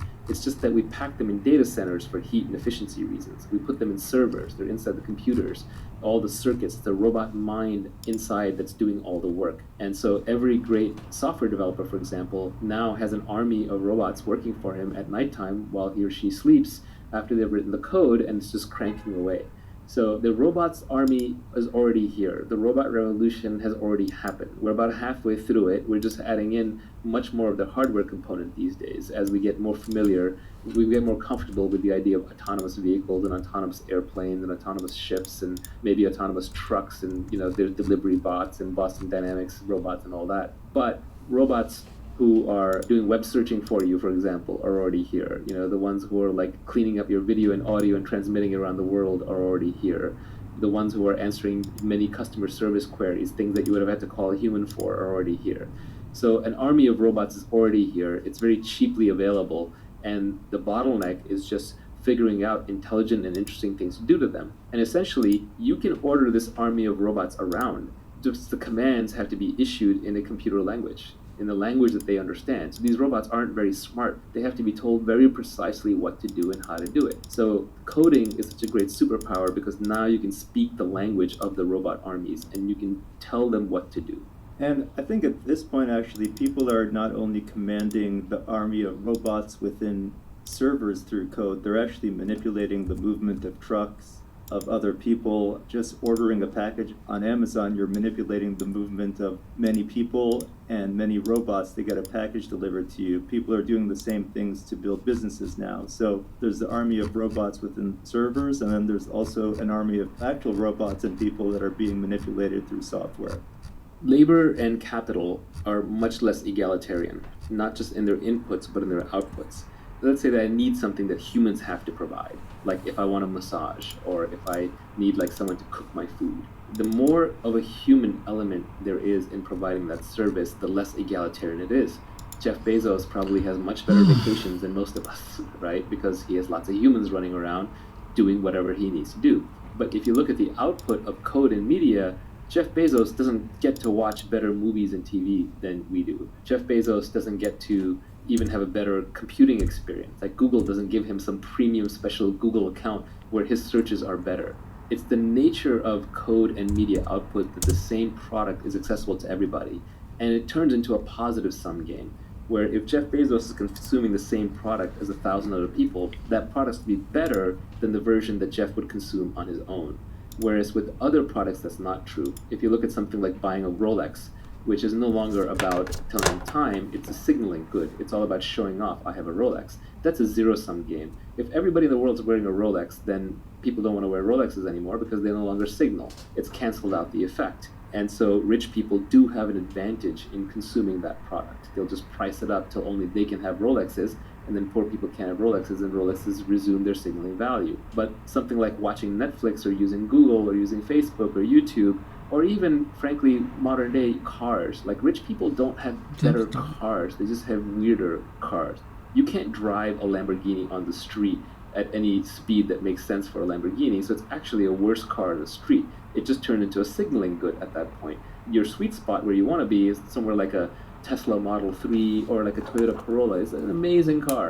A new Toyota Corolla is a really nice car, but because it's mainstream, the technology has amortized the cost of production over the largest number of consumers possible, and the best products tend to be at the center, at the sweet spot, the middle class, rather than being targeted at the upper class. So I think one of the things that we don't necessarily appreciate in modern society is as the forms of leverage have gone from being human-based, labor-based, and being capital-based to being more product and code and media-based, that most of the goods and services that we consume are becoming much more egalitarian in their consumption. Even food is becoming that way. Like food is becoming cheap and abundant, at least in the first world, too much so to our detriment. Jeff Bezos isn't necessarily eating better food, he's just eating different food, or he's eating like food that's prepared and served theatrically. So it's almost like more of, again, that human element performance. But the labor element out of food production has gone down massively. The capital element has gone down massively. And so even food production itself has become more technology oriented. And so the gap between the haves and the have-nots is getting smaller. So if you care about ethics in wealth creation, it is better to create your wealth using code and media as leverage, because then those products are equally available to everybody, as opposed to trying to create your wealth through labor or capital, because what I'm referring to here is scale economies. Technology products and media products have such amazing scale economies that you always want to use the product that is used by the most people. The one that's used by the most people ends up having the largest budget. There's no marginal cost of adding another user, and so with the largest budget, you get the highest quality. So the best TV shows are actually not going to be some obscure ones just made for a few rich people. They're going to be the big budget ones like the Game of Thrones or the Breaking Bad or Bird Box, where they have massive, massive budgets. They can just use those budgets to get to a certain quality level. And then the rich people, to be different, they have to fly to Sundance and watch a documentary, because you and I aren't going to fly to Sundance because, you know, that's something that bored rich people do to show off. And we're not going to watch a documentary because most of them just aren't actually even that good, right? Again, if you're wealthy today, for large classes of things, you spend your money on signaling goods to show other people that you're wealthy, and you try and convert them to status, as opposed to actually consuming the goods for their own sake. People and capital as a form of leverage have a negative externality, and code and product have a positive externality attached to them, if I was going to sum up your point. I think that capital and labor are also starting to become a little more permissionless, or at least the permissioning is diffuse because of the internet. So instead of labor, we have community now, which is a diffused form of labor. For example, Mark Zuckerberg has 1 billion people doing work for him by using Facebook. And instead of going to raise capital from someone who's rich, now we have crowdfunding. So you can raise millions and millions of dollars for a charity, for a health problem, or for a business. You can do it all online. So capital and labor are also becoming permissionless, and you don't need to necessarily do it the old-fashioned way where you have to go around and ask people for permission to use their money or their time. One more question about leverage. Do you think a choice of business model or a choice of product can also bring a kind of leverage to it? For example, pursuing a business that has network effects, pursuing a business that has brand effects, or other choices of business model that people could manipulate that just give you free leverage? Yeah, there's some really good microeconomic concepts that are important to understand. One of those is scale economies, which is the more you produce of something, the cheaper it gets to make it. That's something that a lot of businesses have, basic economics 101, and you should try and get into a business where making widget number 12 is cheaper than making widget number 5, and making widget number 10,000 is a lot cheaper than the previous ones. And this builds up an automatic sort of barrier to entry against competition and getting commoditized. So that's an important one.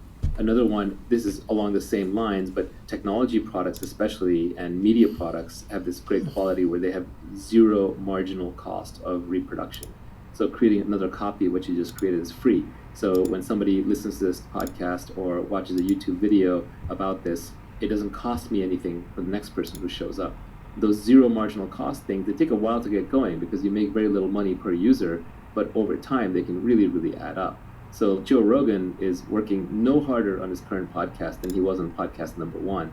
But on podcast number 1100, he's making $1 million for the podcast, whereas for the previous one, he probably lost money for the first one. That's an example of zero marginal cost. And then the most subtle but the most important is this idea of network effects. And it comes from computer networking. Bob Metcalfe, who created Ethernet, famously coined Metcalfe's law, which is the value of a network is proportional to the square of the number of nodes in the network. So if a network of size 10 would have a value of 100, a network of a size 100 would have a value of 10,000. It's not just 10x more, it's 100x more because it's a square. So the difference is in the square. So you want to be in a network effects business, assuming you're not number 2. If you're number 1 in a network effect business, you win everything. So example, if you look at Facebook, right, your friends and family social networking protocol, who's their competitor? Nobody, because they won everything through network effects, which is why when people say, well, I can just switch away from Facebook, they don't realize that network effects create natural monopolies. They're very, very powerful things. And one of the dirty secrets of Silicon Valley is that a lot of the winning businesses are natural monopolies. Even ride sharing tends towards one winner-take-all system. Like Uber will always have better economics than Lyft as long as it's moving more drivers and more riders around. Something like Google, there's only one viable search engine. I do like DuckDuckGo, privacy reasons, but they're just always going to be behind because of network effects. Twitter, right? Where else would you go for microblogging? Even YouTube has weak network effects, but they're still powerful enough. There's really no number 2 site that you go to consume your video on a regular basis. It even turns out in e-tail, Amazon, Prime, and convenience, stored credit cards and information creates a powerful network effect. So what is a network effect? Let's just define it precisely. A network effect is when each additional user adds value to the existing user base. So your users themselves are creating some value for the existing users. The classic example that I think everybody can understand is language. Let's say that there's 100 people who live in the community and speak 10 different languages, and each person just speaks one of those 10. Well, you're having to translate all the time. It's incredibly painful. But if all 100 of you spoke the same language, it would add tremendous value. And so the way that community will play out is 10 people start out speaking 10 languages. So let's say that one extra person learns English. Well, now all of a sudden, 11 people know English. So the next person comes in to learn a new language, probably going to choose English. And at some point, let's say English gets to 20 or 25 people, it's done. It's just going to own the entire language marketplace, and the rest of the languages will get competed out. Which is why long term, the entire world is probably going to end up speaking English and Chinese. China is closed off on the internet, but the internet itself is a great leveler, and people who want to communicate on the internet are forced to speak English because the largest community of people on the internet speaks English. I always feel bad for my colleagues who grew up speaking foreign languages in foreign countries because you don't have access to so many books. So many books just haven't been translated into other languages. So if you only spoke French or you only spoke German or you only spoke Hindi, for example, you would be at a severe disadvantage in a technical education. Invariably, if you go and get a technical education, you have to learn English just because you have to read these books that have this data that has not been translated. So languages are probably the oldest example of network effect. Money is another example. We should all probably be using the same money, except for the fact that geographic and regulatory boundaries have created these artificial islands of money. But even then, the world tends to use a single currency as the reserve currency at most times, currently the US dollar. So network effects are a very powerful concept. When you're picking a business model, it's a really good idea to pick a model where you can benefit from network effects, low marginal costs, and scale economies. And these tend to go together. Like anything that has zero marginal cost of production obviously has scale economies, and things that have zero marginal cost of reproduction very often tend to have network effects because it doesn't cost you anything more to stamp out the thing, so then you can just create little hooks for users to add value to each other. So you should always be thinking about how your users, your customers, can add value to each other, because that is the ultimate form of leverage. You're on the beach in the Bahamas, or you're sleeping at night, and your customers are adding value to each other. The tweet storm is very abstract. It's deliberately meant to be broadly applicable to all kinds of different domains and disciplines and time periods and places. But sometimes it's hard to work without concrete example. So let's just go concrete for a minute. Look at the real estate business. You could start at the bottom. Let's say you're a day laborer. You come in, you fix people's houses. Someone orders you around, tells you break that piece of rock, sand that piece of wood, put that thing over there. There's just all these menial jobs that go on a construction site. If you're working one of those jobs, unless you're a skilled trade, like say a carpenter or electrician, you don't really have specific knowledge. And even carpenter and electrician is not that specific because other people can be trained how to do it, so you can be replaced. So you get paid your 15, 20, 25, 50, if you're really lucky, $75 an hour, but that's about it. You don't have any leverage other than for the tools that you're using. So if you're driving a bulldozer, that's better than doing it with your hands. So day labor in India makes a lot less because they have no tool leverage. You don't have much accountability. You're a faceless cog in the construction crew, and the owner of the house or the buyer of the house doesn't know or care that you worked on it.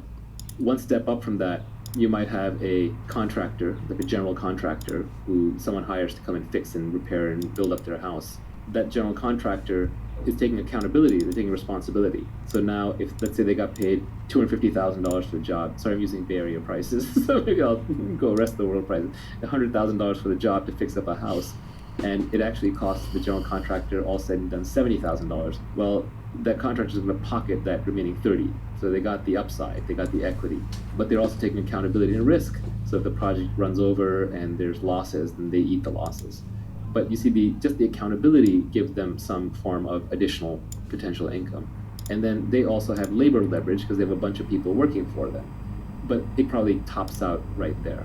You can go one level above that and you can look at a property developer.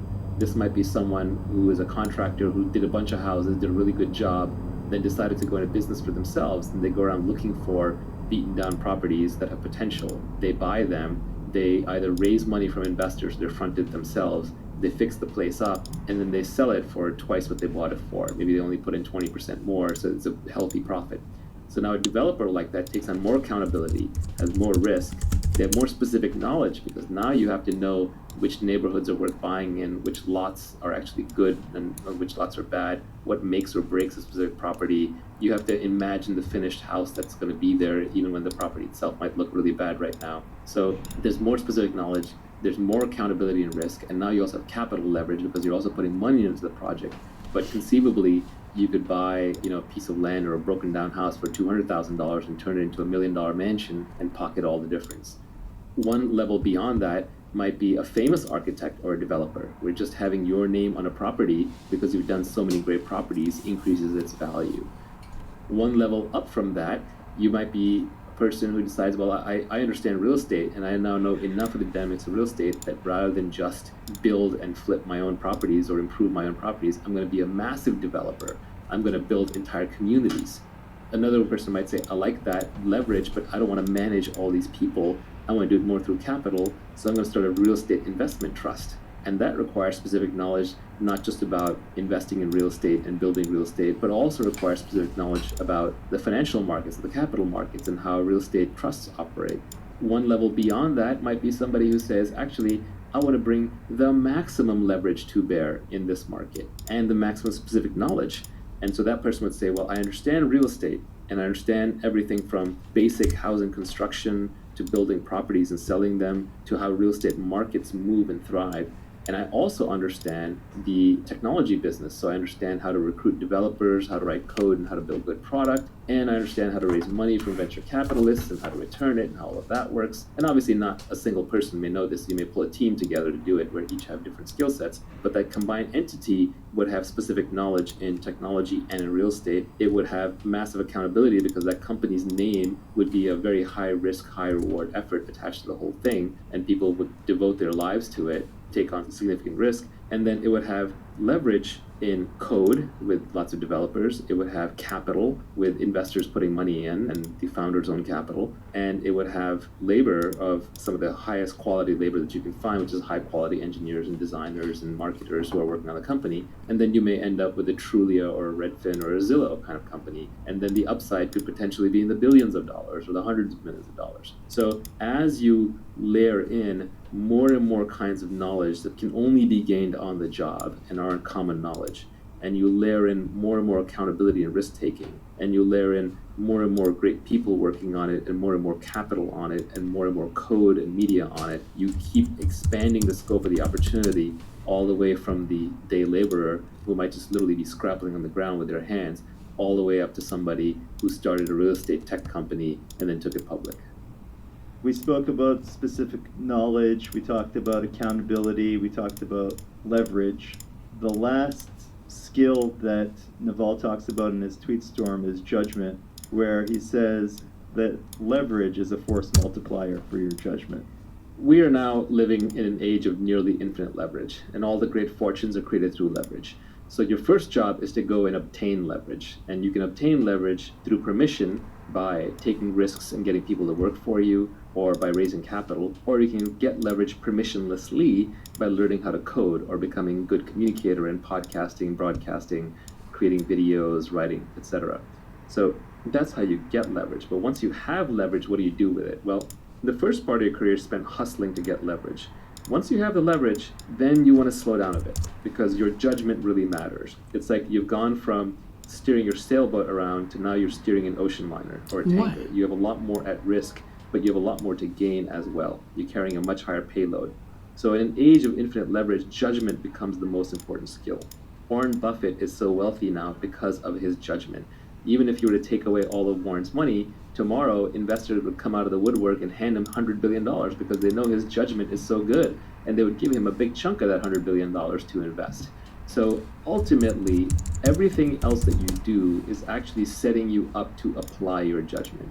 One of the big things that people rail on is CEO pay. And for sure, there's crony capitalism that goes on where these CEOs control their boards and the boards give them too much money. But there's certain CEOs who definitely earn their keep because their judgment is better. If you're steering a big ship, if you're steering Google or Apple, and your judgment is 10 or 20% better than the next person's, society will literally pay you hundreds of millions of dollars more because you're steering a $100 billion ship. If you're on course 10 or 20% of the time more often than the other person, the compounding results on that hundreds of billions of dollars you're managing will be so large that your CEO pay will be dwarfed in comparison. So demonstrated judgment, credibility around the judgment is so critical. Warren Buffett wins here because he has massive credibility. He's been highly accountable. He's been right over and over in the public domain. He's built a reputation for very high integrity, so you can trust him. So a person like that, people will throw infinite leverage behind him because of his judgment. Nobody asks him how hard he works. Nobody asks him when he wakes up or when he goes to sleep. They're like, Warren, just do your thing. So especially demonstrated judgment with high accountability, clear track record is critical. Let's define judgment. I would define it as knowing the long-term effects of your decisions, or being able to predict the long-term effects of your decisions. It's funny, my definition of wisdom is knowing the long-term consequences of your actions. So they're not all that different. Wisdom is just judgment on a personal domain. Wisdom applied to external problems, I think, is judgment. So they're highly linked. But yes, it's knowing the long-term consequences of your actions and then making kind of the right decision to capitalize on that. Judgment is very hard to build up. This is where both intellect and experience come in play. There are many problems with the so-called intellectuals in the ivory tower, but one of the reasons why Nassim Taleb rails against them is because they have no skin in the game. They have no real-world experience, right? So they just apply purely intellect. And intellect without any experience is often worse than useless, because you get the confidence that the intellect gives you, and you get some of the credibility, but because you had no skin in the game and you had no real experience and no real accountability, you're just throwing darts. The real world is always far, far more complex than we can intellectualize. And especially all the interesting, fast-moving edge domains and problems, you can't get there without experience. So if you are smart and you iterate fast, so it's not even you put 10,000 hours into something, but you take 10,000 tries at something. If you are smart and you have a lot of quick iterations and you try to keep your emotions out of it, the people with the best judgment are actually among the least emotional. A lot of the best investors are considered almost robotic in that regard, but I would be surprised if even the best entrepreneurs often come across as unemotional.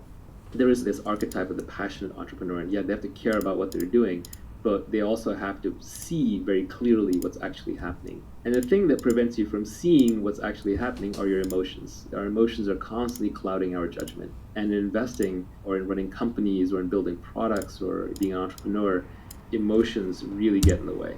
Emotions are what prevent you from seeing what's actually happening until you can no longer resist the truth of what's happening, until it becomes too sudden, and then you're forced into suffering, which is a breaking of this emotional fantasy that you would put together. To try and connect some of these concepts, I would say that first, you're accountable for your judgment. Judgment is the exercise of wisdom. Wisdom comes from experience, and that experience can be accelerated through short iterations. And the reason why a lot of the top investors, a lot of the value investors, if you read Jeremy Grantham or you read Warren Buffett, you read up on Michael Burry, these people sound like philosophers, or they are philosophers, or they're reading a lot of history books or science books. Like, what are they doing? Shouldn't they be reading investment books? No, investment books are the worst place to learn about investment, because investment is a real world activity that is highly multivariate. All the advantages are always being competed away. It's always on the cutting edge. So what you actually just need is very, very broad-based judgment and thinking. And the best way to do that is to study everything, including a lot of philosophy. And philosophy also makes you more stoic, makes you less emotional, and so you make better decisions, you have better judgment. One simple thing is I go out on Twitter, and it seems like half of Twitter is outrageous something at all times. You can go within someone's Twitter feed and get at least some semblance of what it must be like to be in their head all the time. And the more outraged somebody is, I guarantee you, the worse their judgment is. If someone's constantly tweeting political outrage and seems like an angry person getting into fights, you don't want to hand this person the keys to your car, let alone the keys to your company. So we covered the skills that you need to get rich. That was specific knowledge, accountability, leverage, judgment, and lifelong learning. Let's talk a little bit about the importance of working hard and valuing your time. So no one is going to value you more than you value yourself. So you just have to set a very high personal hourly rate, and you have to stick to it. So even since when I was young, I just decided that I was worth a lot more than the market thought I was worth, but I started treating myself that way. So always factor your time into every decision. How much time does it take? Oh, it's going to take me an hour to get across town to get this thing. Well, I value myself at $100 an hour. That's throwing $100 out of my pocket. Am I going to do that? You buy something from Amazon, they screwed it up, you have to return it. Is it worth your time to return it? Is it worth the mental hassle? Keep in mind that you have less work hours, you have less mentally high output hours. Do you want to use them to run errands and solve little problems, or do you want to save them for the big stuff?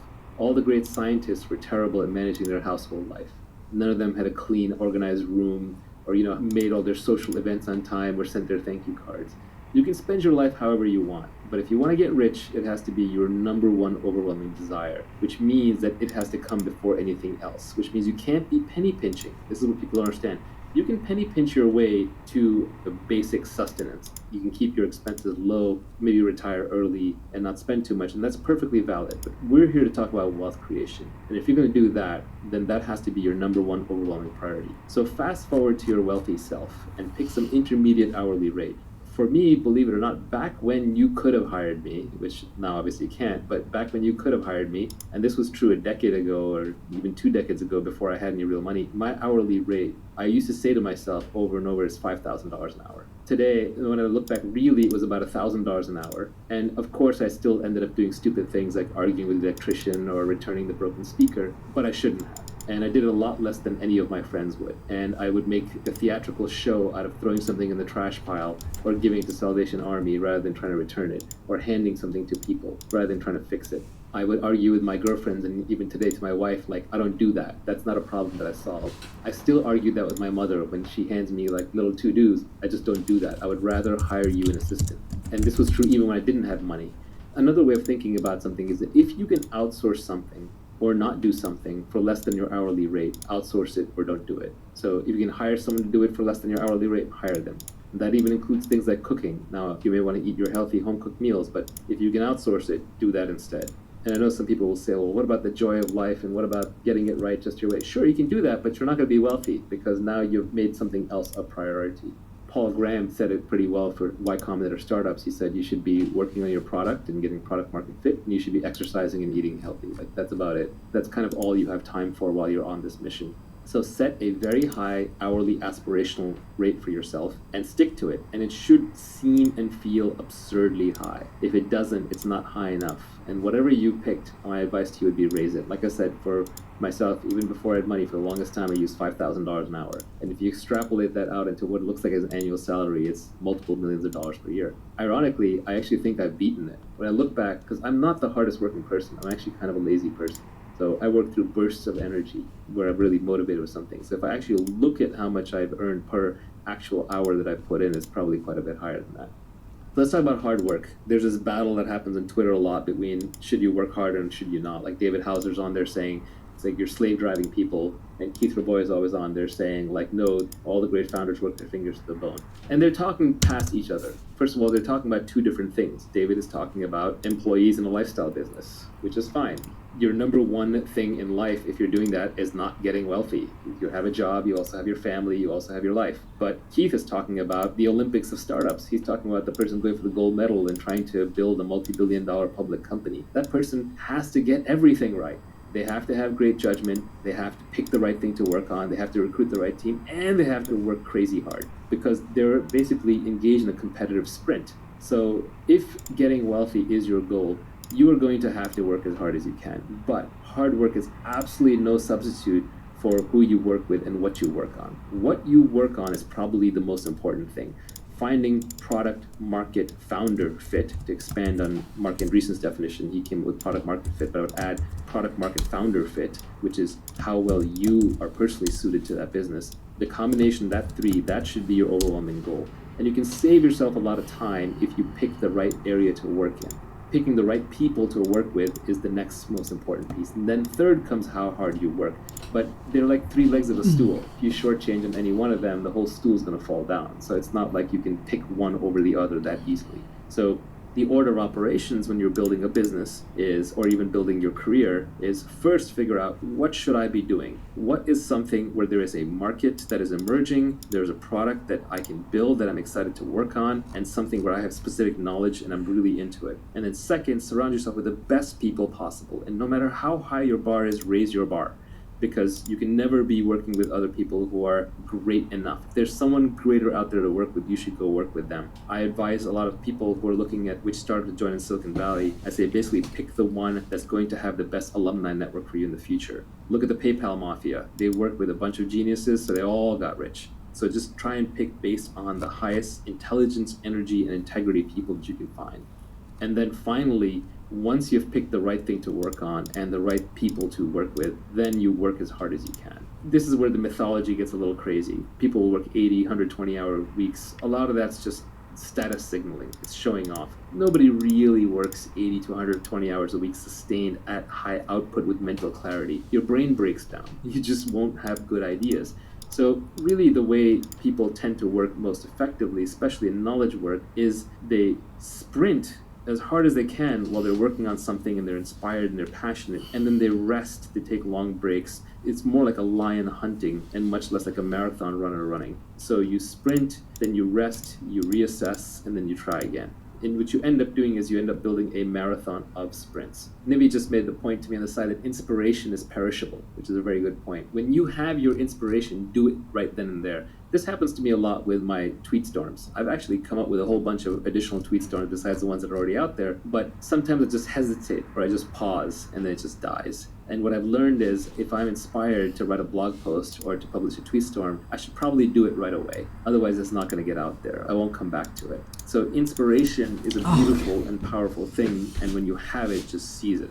So people talk about impatience. When do you know to be impatient? When do you know to be patient? My glib tweet on this was impatience with actions and patience with results. And I think that's actually a good philosophy for life. Anything you have to do, just get it done. Why wait? You're not getting any younger. Your life is slipping away. You don't want to spend it waiting in line. You don't want to spend it traveling back and forth. You don't want to spend it doing things that you know ultimately aren't part of your mission. And when you do them, you want to do them as quickly as you can while you do them well with your full attention. But then you just have to give up on the results. You have to be patient with the results because you're dealing with complex systems, you're dealing with lots of people. It takes a long time for markets to adopt products. It takes time for people to get comfortable working with each other. It takes time for great products to emerge as you polish away, polish away, polish away. So impatience with actions, patience with results. And as Nivi said, inspiration is perishable. So when you have inspiration, act on it right then and there. If I have a problem that I discover in one of my businesses that needs to be solved, I won't sleep until at least the resolution is in motion. And this is just a personal failing, but if I'm on the board of a company, I'll call the CEO. If I'm running the company, I'll call my reports. If I'm responsible, I'll get on there right then and there and solve it. If I don't solve a problem the moment it happens, or I don't start moving towards solving it the moment it happens, I have no peace. I have no rest. I have no happiness until that problem is solved. So solve it as quickly as possible. I literally won't sleep until it's solved. Maybe that's a personal characteristic, but it's worked out well in business. We squander our time with the death of 1,000 cuts. So another tweet I had was, you should be too busy to do coffee while still keeping an uncluttered calendar. People who know me know that I'm famous for simultaneously doing two things. One is having a very clean calendar. I have almost no meetings on it, and there are people that I meet with when they see my calendar, they almost weep. While at the same time, I am busy all the time. I'm always doing something. And it's usually quote-unquote work-related, but it is whatever the highest impact thing is that needs to be done at that time and that I'm most interested and inspired about. But the only way to do that is to constantly, ruthlessly decline meetings. People want to do coffee and build relationships, and that's fine early in your career when you're still exploring, but later in your career when you're exploiting and there are more things coming at you than you have time for, you have to ruthlessly cut meetings out of your life. If someone wants to do a meeting, see if you can do it with a phone call instead. If they want to do a phone call, see if they can do it with an email instead. If they want to do it with email, see if they can do it with a text message instead. If they're text messaging, you should probably be ignoring most text messages unless they're true emergencies. So one has to be utterly ruthless about dodging meetings. When you do meetings, do walking meetings, do standing meetings, keep them short, keep them actionable, keep them small. Any meeting with 8 people in it sitting around a conference table, nothing is getting done in that meeting. You're literally just dying 1 hour at a time. Doing coffee reminds me of an old quote, I think, from Steve Jobs when they asked him, hey, why doesn't Apple come to conventions? Or why don't you come to my convention? And his response was, well, then because we wouldn't be here working. Yeah, I used to have a tough time turning people down for meetings, but now I just tell them outright. I just say, look, I don't do non-transactional meetings. I don't do meetings without a strict agenda. I don't do meetings unless we absolutely have to. Nivi used to do this. He would email people when they would ask Nivi and I for a meeting, like coffee meeting, get to know you. He would say, we don't do meetings unless it's life and death urgent. And then that person has to respond, yeah, it's life and death urgent, or there's no meeting. When you have something important or something valuable, other busy, interesting people will meet with you. Your calling card has to be, hey, here's what I've done, here's what I can show you, let's meet and I'll be respectful of your time if this is useful to you. And I find that there are very busy, important people who will take your meeting, but you have to come with a proper calling card. All the people who tweet and who email famous or rich people saying, hey, if I could just get one meeting with you, and they're vague about it, they're not going to get anywhere in life. You have to build up the credibility. When, for example, an investor in the tech business, in the venture business, looks at a startup, the first thing they want to see is they want to see some evidence of product progress. They don't just want to even see a slide deck, they want to see product progress. Because the product progress is the resume for the entrepreneur. It is the unshakable, unfakeable resume. So you have to do the work. To use a crypto analogy, you have to have proof of work. If you have proof of work and you truly have something interesting, then you shouldn't hesitate to put it together in an email and send it to somebody. But even then, when you're asking for a meeting, you want to be super actionable about it. But I would say even the other side, even if you yourself haven't made it yet, if you think you're going to make it by going out and networking and doing a whole bunch of meetings, you're probably incorrect.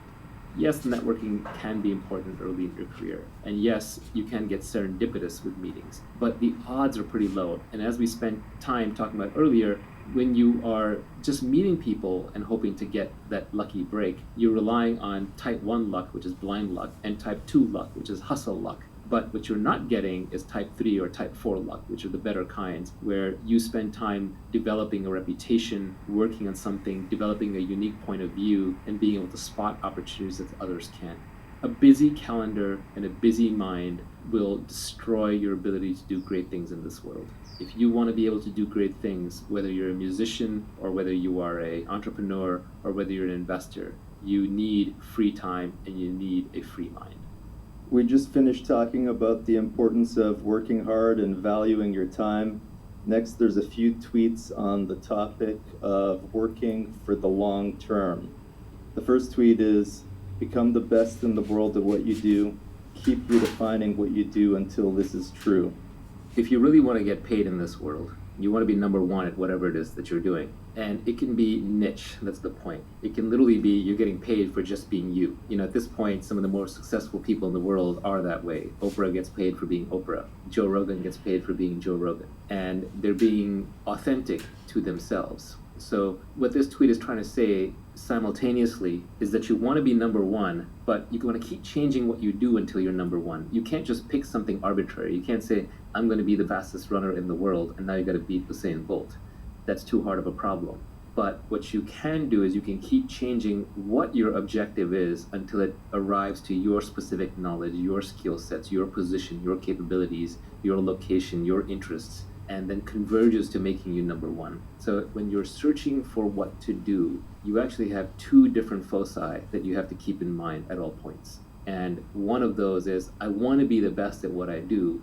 And the second is, what I do is flexible so that I am the best at it, until you arrive at a comfortable place where you're like, yes, this is something I can be amazing at while still being authentic to who I am. And this is not going to be an overnight discovery. It's going to be a long journey, but at least you know how to think about it. The most important thing for a company is to find product market fit. I would say the most important thing for an entrepreneur is to find founder product market fit, where you are naturally inclined to build the right product which has a market. And that's the three focus problem, which is you got to make all three of those work at once. If you want to be successful in life, you just have to get comfortable managing multivariate problems, multiple objective functions at once. And this is one of those cases where you have to map at least two or three at once. This reminds me of your tweet about escaping competition through authenticity. It sounds like part of this is a search for who you are. It's both a search and a recognition, because sometimes when we search our egos, we want to be something that we aren't, and our friends and family are better at telling us actually who we are, or looking back at what we've done is a better indicator of who we are. Peter Thiel talks a lot about how competition is besides the point. It's counterproductive. We're highly mimetic creatures. We copy what everybody else is doing around us. We copy our desires from them. Everyone around me is a great artist. I want to be an artist. If everyone around me is a great business person, I want to be a business person. Everybody around me is a social activist. I want to be a social activist. That's where my self-esteem will come from. You have to be a little careful when you get caught up in these status games that you end up competing over things that aren't worth competing over. So Peter Thiel talks about how he was going to be a law clerk because he was in law school and everybody around him wanted to be a law clerk for a Supreme Court justice or some famous judge, and he got rejected, and that's what made him go into business. So it helped him break out of a lesser game into a greater game. So sometimes you just get trapped in the wrong game because you're competing. And the best way to escape competition, to get away from the specter of competition, which is not just stressful and nerve-wracking, but will often drive you to just the wrong answer, The way to escape competition is to just be authentic to yourself. If you are fundamentally building and marketing something that is just an extension of who you are, no one can compete with you on that. Who's going to compete with Joe Rogan or Scott Adams? It's impossible. Is somebody else going to come along and write a better Dilbert? No. Is someone going to compete with Bill Watterson and create a better Calvin and Hobbes? No. They're being authentic. This is easiest to see in art. Artists are, by definition, all naturally authentic. But even entrepreneurs are authentic. Who's going to be Elon Musk? Who's going to be Jack Dorsey? These people are authentic, and the businesses and products that they create are authentic to their desires and their means. If somebody else came along and started launching rockets, I don't think it would faze Elon one bit. He's still going to get to Mars because that's his mission. You know, insane as it seems, that's the one he's set for himself, and he's going to accomplish it. So authenticity naturally gets you away from competition. It doesn't mean that you necessarily want to be authentic to the point where there's no product market fit. It may turn out you're the best juggler on the unicycle, but maybe there just isn't that much of a market for that even with YouTube videos. So you got to adjust that somehow until you find product market fit, but at least lean towards authenticity, towards getting away from competition, and competition automatically leads towards copycatting and often towards just playing completely the wrong game. Especially in entrepreneurship, the masses are never right. If you see a lot of people tweeting about what a great market to enter is, or you see journalists talking about a company is terrible, they don't know anything. If the masses knew how to build great things and create great wealth, we'd all already be done. We'd all already be rich by now. So in a sense, when you see a lot of competition, sometimes that indicates to you that the masses are already here, so it's already competed over too much and there's nothing here, or it's in the wrong trend to begin with. On the other hand, if it's completely empty, if the whole market is empty and no one's there, that can also be a warning indicator that you've gone too authentic and not enough on the product market fit part of founder product market fit. So there's a balance. You have to find it. But generally, most people will make the mistake of paying too much attention to the competition and being too much like the competition and not being authentic enough. And the great founders tend to be authentic iconoclasts. I hate to bring up the Scott Adams skill stack one more time, but I'll still bring it up. Do you think one way of getting to authenticity is not necessarily adding some random skills that you think might be important, but just really finding 5 or 6 various skills that you already authentically do and just stacking them on top of each other, and not even in any purposeful way. If you are expressing who you are, you're going to be expressing all these little 5 or 6 different skills anyway. That's really where life is going to lead you anyway. Long term, if you are good and successful at what you do, you will find that whatever your hobbies were, you're almost doing them for a living. As Robert Frost said, combine your vocation and your avocation, what you love to do and what you do. So I think you'll find yourself there anyway. And you're right about the skill stack, and that everyone's got multiple skills. We aren't all one-dimensional creatures, even though that's how we have to portray ourselves in our online profiles to get employed. You meet somebody and they say, I'm a banker, or I'm a bartender, or I'm a barber, or what have you, all the B's. But people are multivariate. They have a lot of skills. One banker might be good at finance, another one might be good at sales.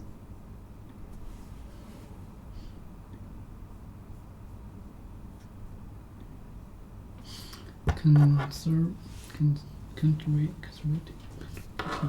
of this. Conservative 10 years.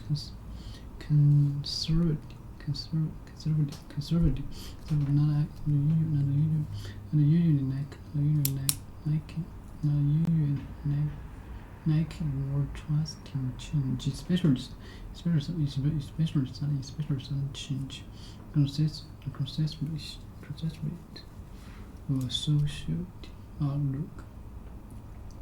Older people tend to be more conservative and net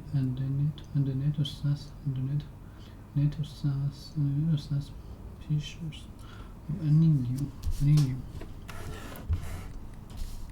of any new. They constitutions fail to never at the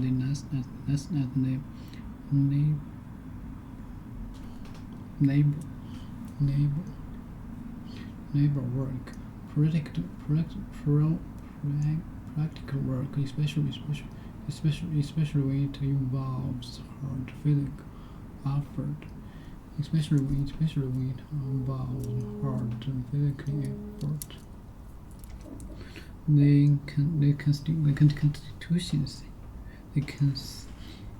Constitutions failed to neighbor at the next election after 10 years of conservative rule. If soldiers fall well,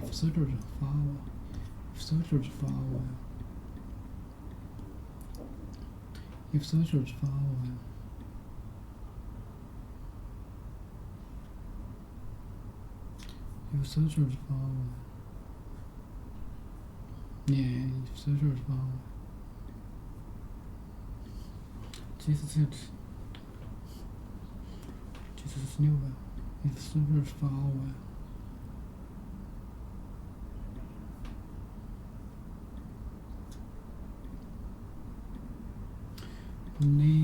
Never practical work,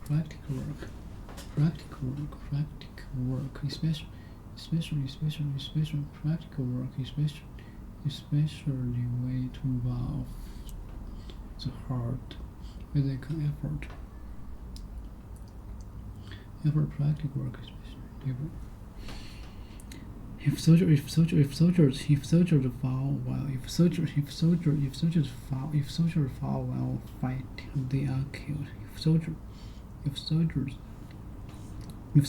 fall while fighting, they will killed. If soldiers fall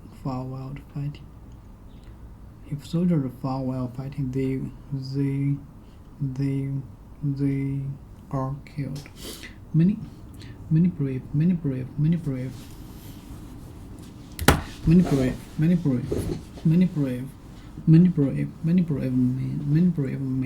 fell in the fight to save the city. Many brave men fell in the fight to save the city. Fall in battle. Many brave men fell in the fight to save the city. Many brave men fell in the fight to save the city. Many brave men fell in the fight to save the city. Many brave men fell in the fight to save the city. Many brave men fell. Again, 1 minute. If many fails in the fight to save the city, many braves fell. The city fell in bad. The world has so many of his comrades for the bad.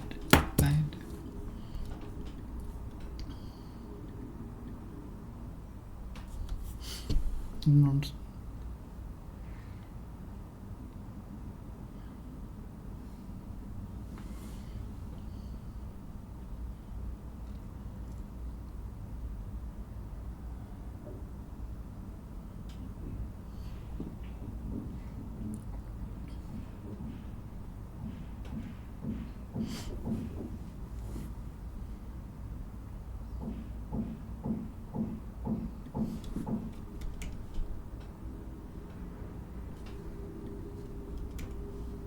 Comrades, friend, especially one who you have been involved in difficult or dangerous, usually military with the usual friend come military.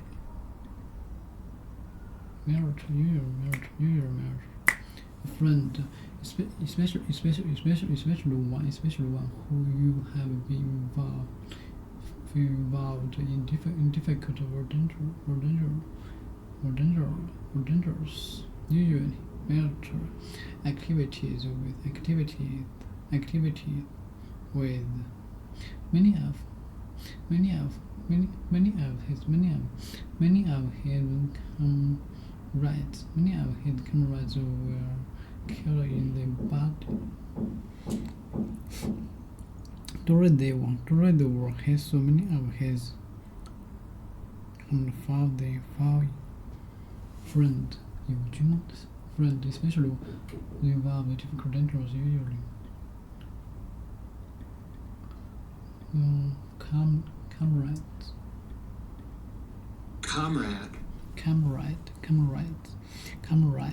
Comrade fall in battle.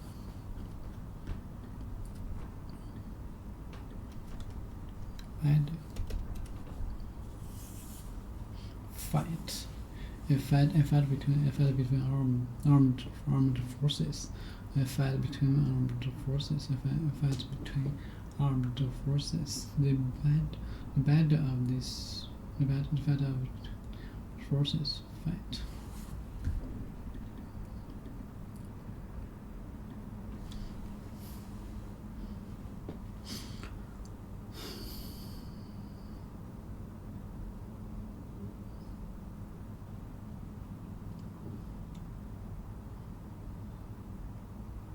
Fight between armed forces. The battle of the sun. The battle of the sun. Her only brother was killed in battle. Her only brother was killed in battle. A fight between armed forces. The battle of the sun. Fight between armed forces.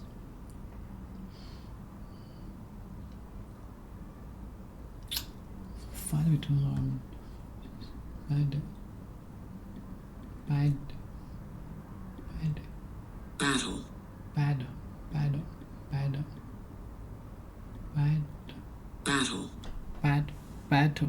Fell in the battle.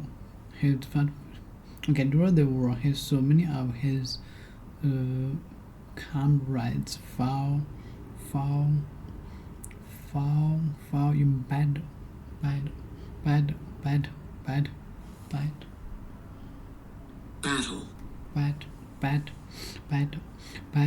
To come at a particular time or happen in a particular place.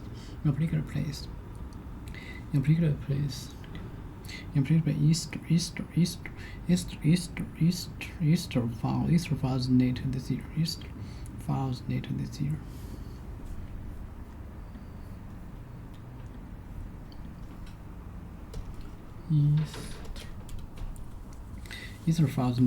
year.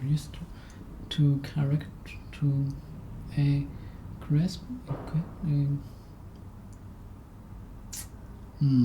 Easter. The Christ year religious holiday to celebrate Jesus as to return life after his killed.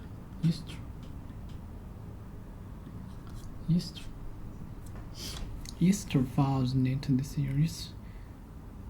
Easter falls later year to a happy Easter falls.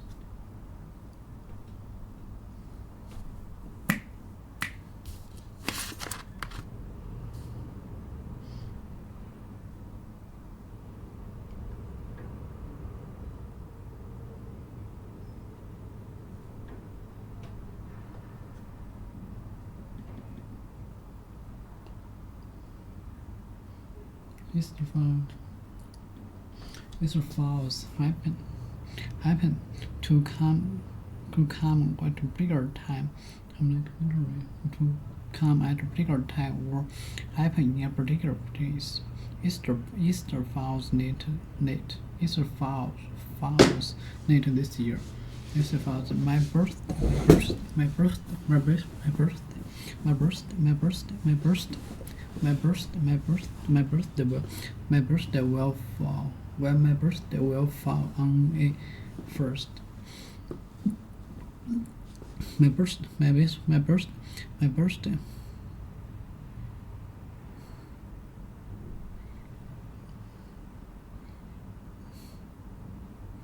My birthday, my birthday. My birthday will fall. My birthday will fall on a Friday. My birthday will fall on a Friday. This year. My birthday will fall on a Friday this year. My birthday will fall on a Friday this year. Night darkness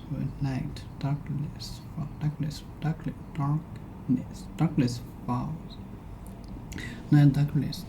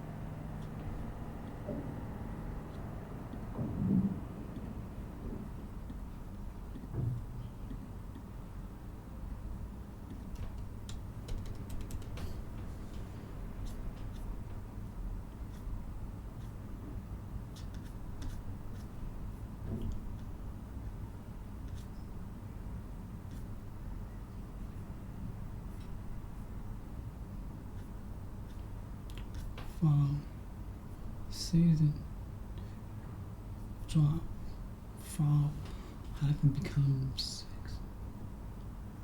fit moment downward accident season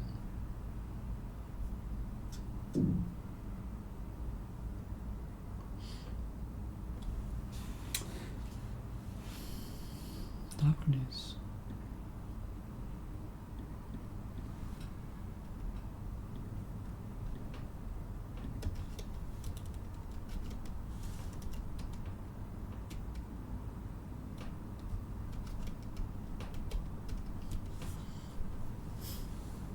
like our night darkness darkness had fallen by the time we got back to the camp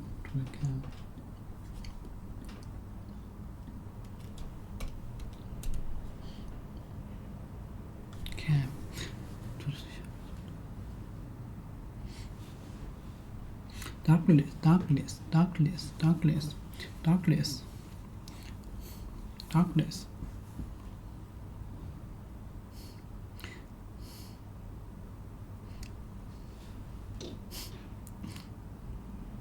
darkness had fallen by the time we got back to the camp. In the word table,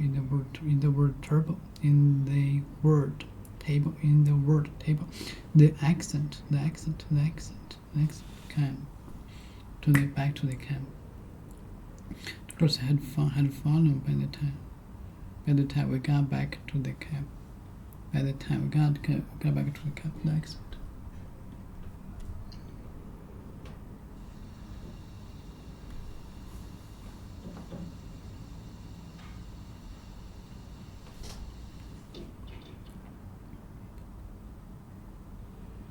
Accent.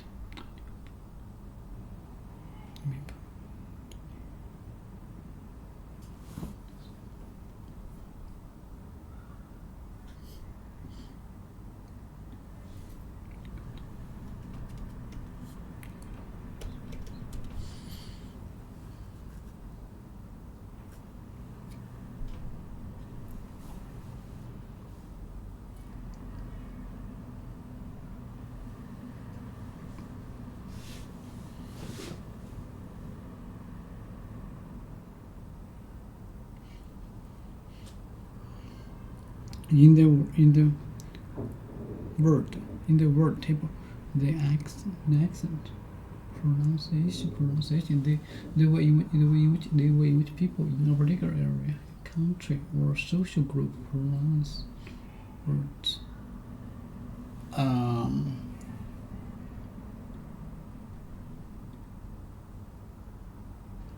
Group words. Accent. In the word table, the accent follows on the first syllable.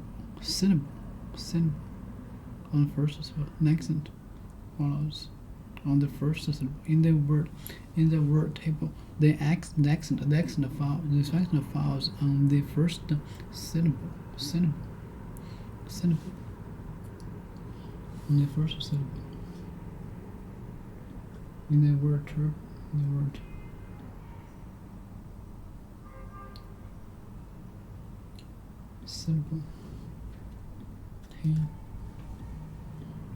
Word table. Syllable.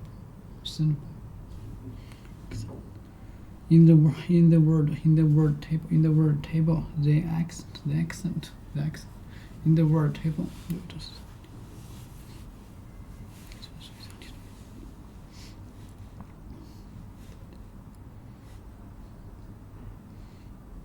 In the word table, the accent is the accent. In the word table, the accent falls on the first syllable. In the word table, the accent falls on the first syllable. On the first syllable. In the word table, the accent falls on the first syllable. To hand down lose the table in the word table, the accent falls on the first syllable. Maybe usually to hand down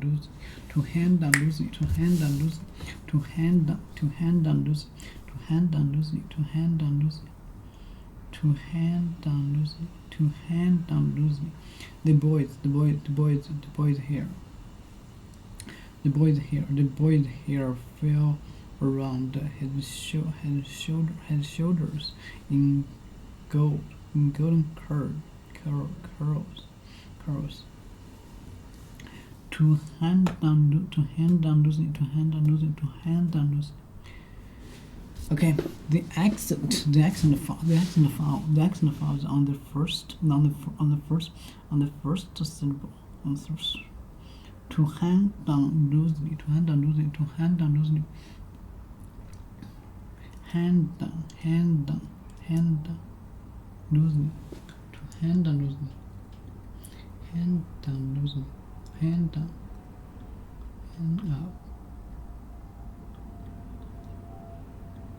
To hand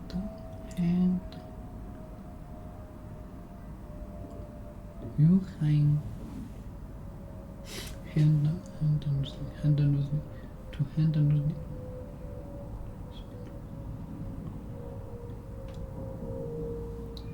Hand down loosely. You know? To hand down loosely. The boy's hair fell around. The boy's hair fell around his shoulders in golden curls.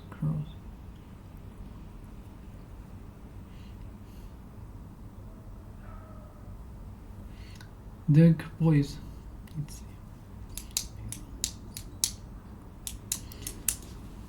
So.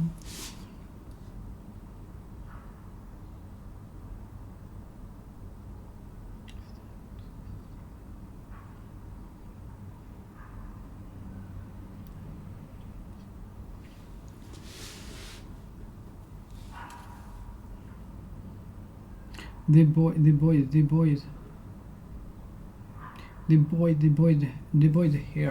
hair fell around. The boy's hair fell around his shoulders in golden curls. They will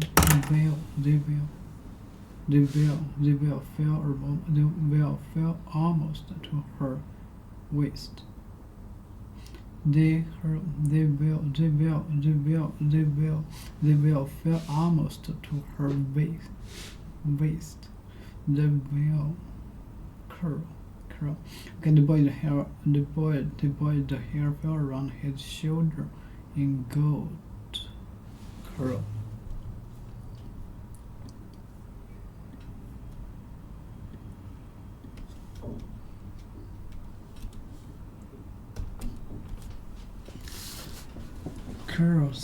Curl. A piece of hair grows. Curls. Okay, his shoulder. Like this. Her shoulder in gold curls. They will.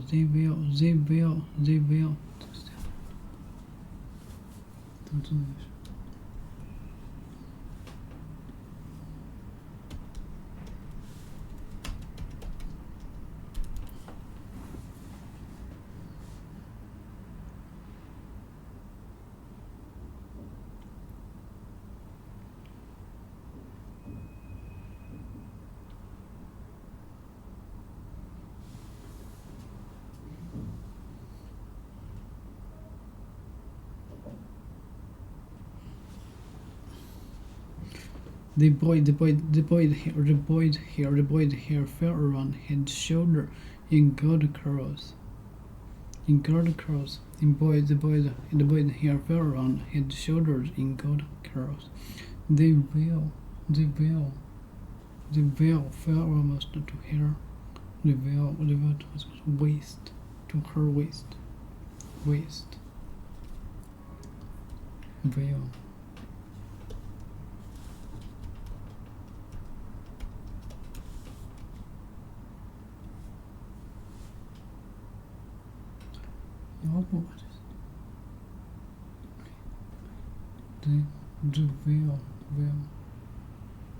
The veil. A piece of thin material worn by woman to cover the face. Or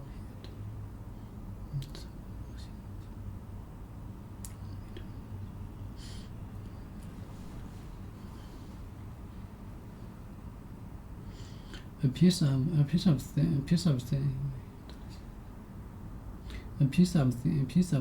of thin material.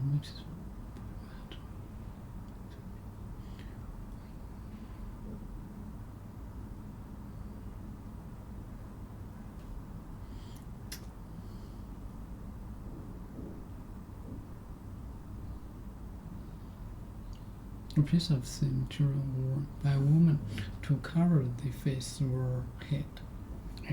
Okay. The veil fell almost to her waist. Your force.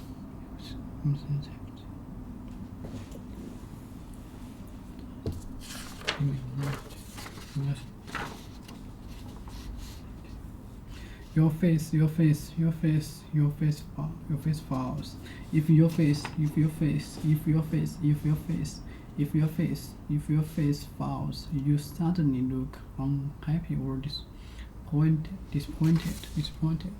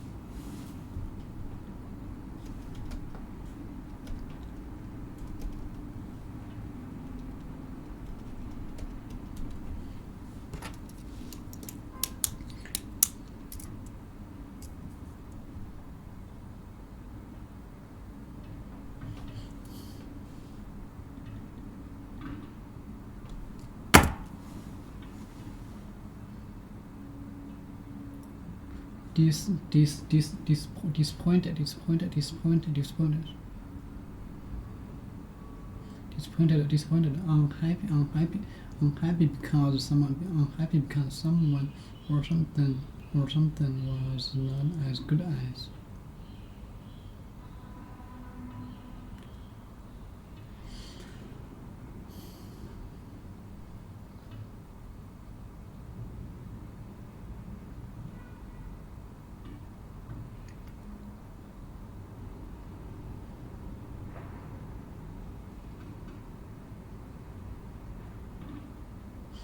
As good as your hope were expected, or because unhappy because someone or something was not as good as you hoped or expected, or because something did not happen. Unhappy because someone or something was not as good as you hoped or expected, or because something did not, or because something did not happen. We were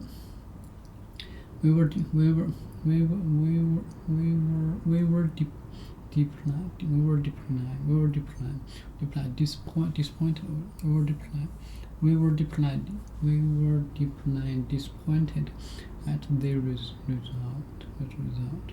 We were deeply disappointed at the result. We were deeply disappointed the result. His parents were disappointed. You face fouls. You suddenly look unhappy and disappointed. Unhappy because someone or something was not as good as you hope or expect, or because something did not happen. Disappointed. Disappointed.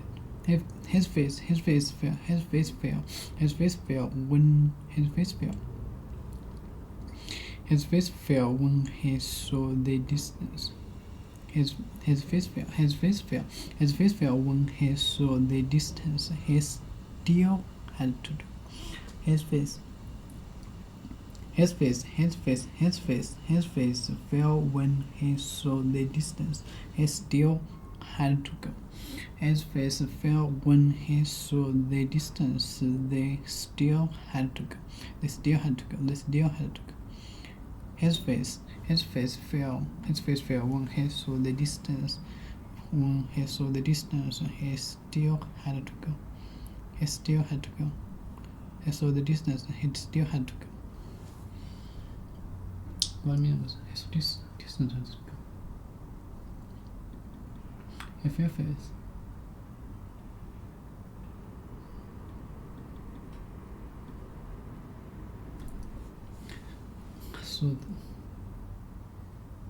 saw the distance, he did still had to go. Okay. His face fell when he saw the distance. He still had to go. If your face falls, you suddenly look unhappy or disappointed. If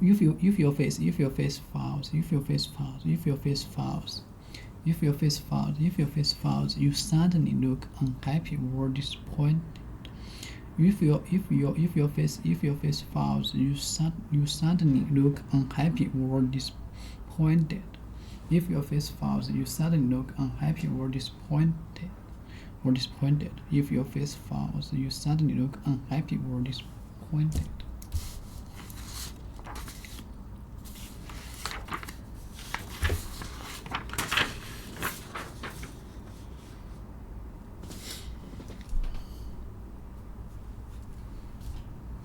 Without taking any notice without taking any notice or being influenced by, not prevented by, without taking any notice or being influenced despite, without taking any notice or being influenced by, not prevented by, without taking any notice or being influenced by.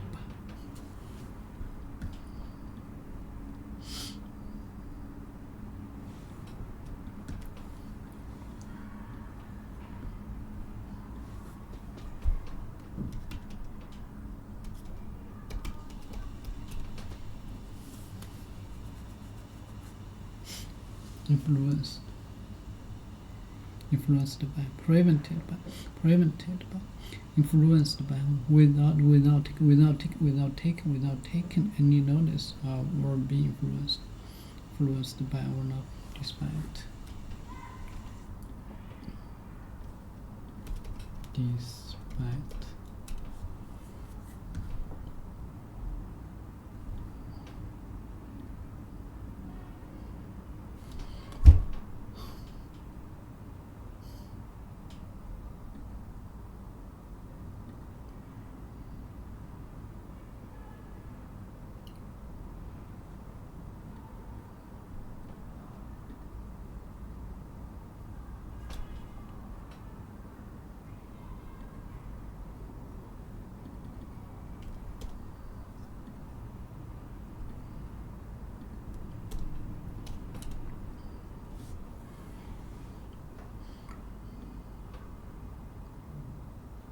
Influenced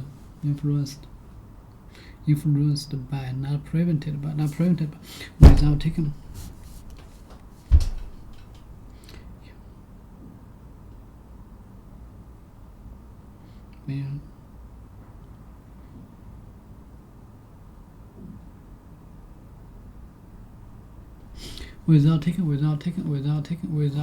without taking any notice or being influenced by, not prevented. I still enjoy the week. Despite the weather.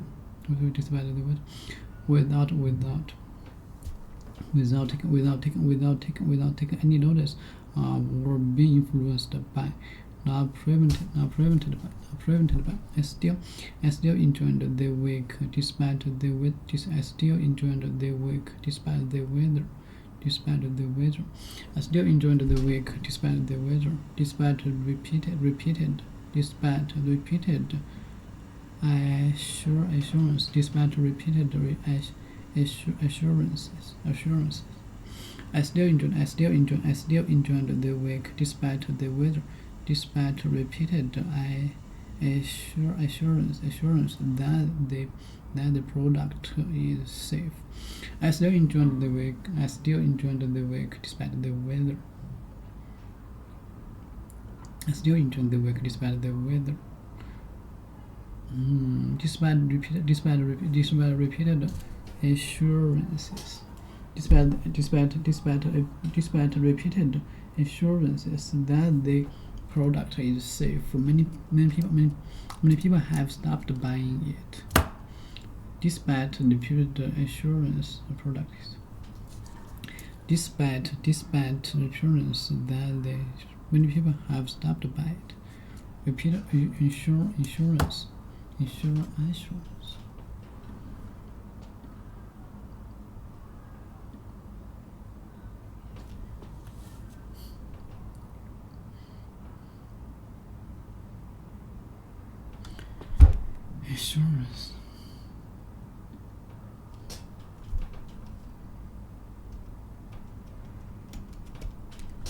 Assurance.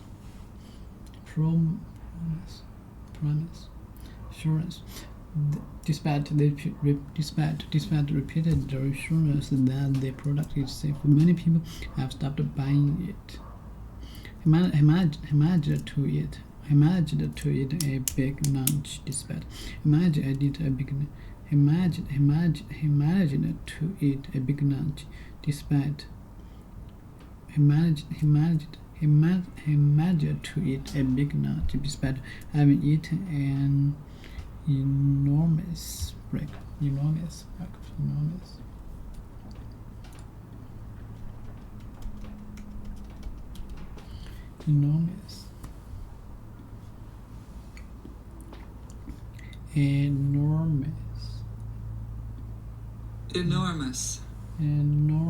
Enormous and extremely large. Enormous, extremely large. Extremely large. He managed to eat a big lunch. He managed to eat a big lunch despite having eaten an enormous breakfast. Extremely large. Extremely large, enormous, eaten despite having eaten an enormous breakfast.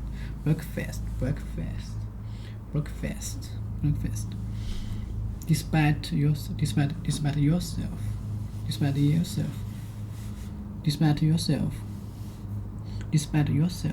If you do something despite yourself, you do it although you do not want to, or you do it. If you do something despite yourself, you do it although you do not want to, or although you know you should not. If you do something despite yourself, you do it although you do not want to. You do it although you do not want to, or although you know you should not. If you do something despite yourself, you do it although you do it although you do not want to. Or although you know you should not. He laughed despite himself. He was attractive to Rachel despite himself. He was attractive to Rachel despite himself. If you do not despite yourself,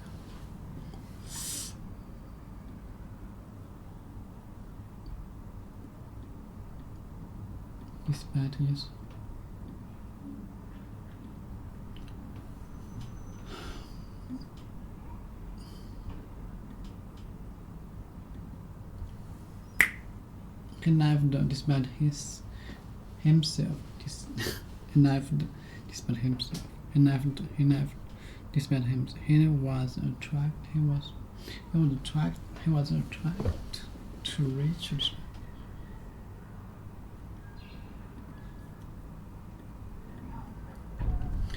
Attract to poor wardrobe someone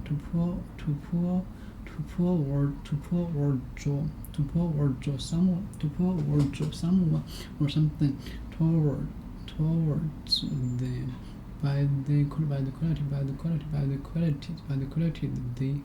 they have, especially good ones. To poor wardrobe someone or something toward them by the qualities they have, especially good ones. To someone or something toward them by the quality they have, especially good one. To poor wardrobe.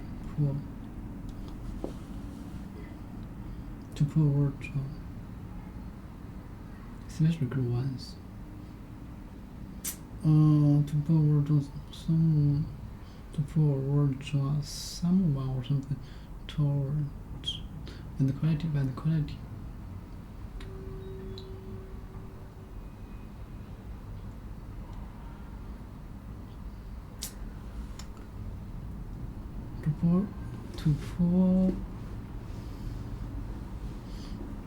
To pour words of someone's stories.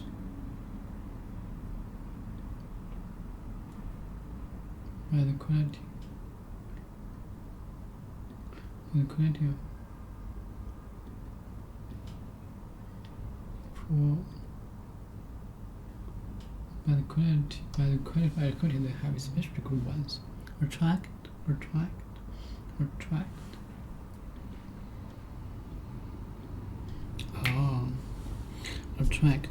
He was attracted to Rachel is better. He was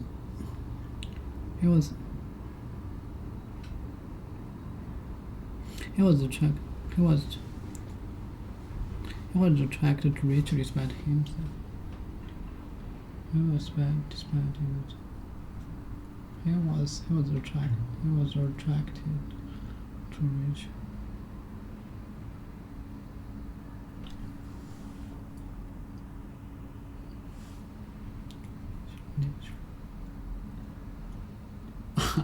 He was attracted. Okay, please. He was attracted to Rachel, despite himself.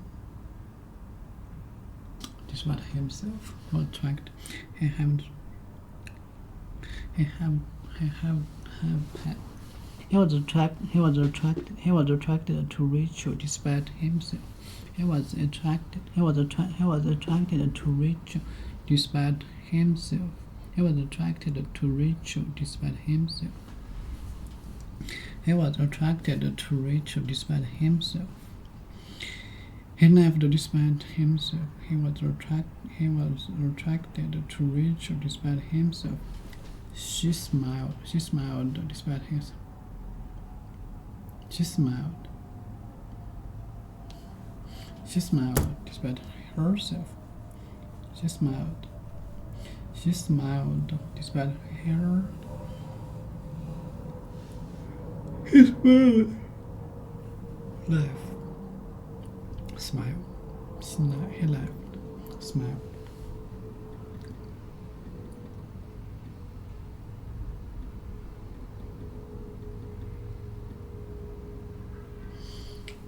He laughed. She laughed. Smile.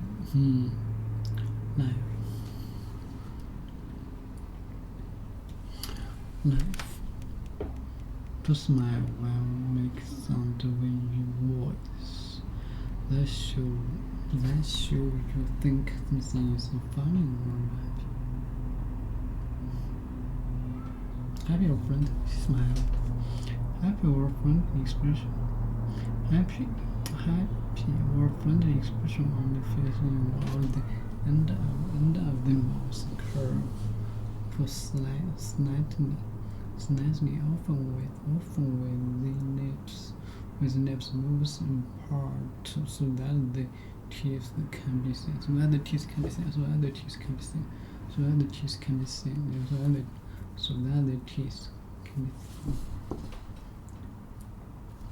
To smile while making sound with your voice. That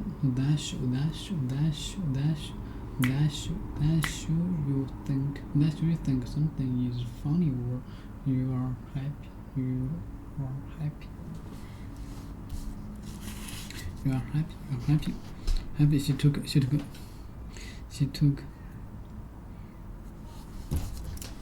She smiled despite herself. She smiled despite herself. Despite myself. I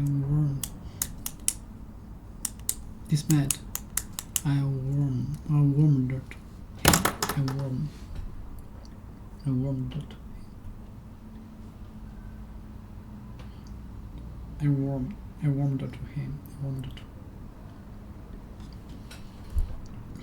Despite myself, I warmed to him.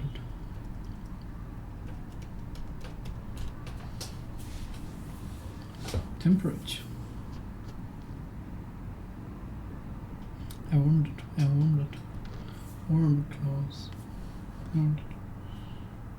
Printing.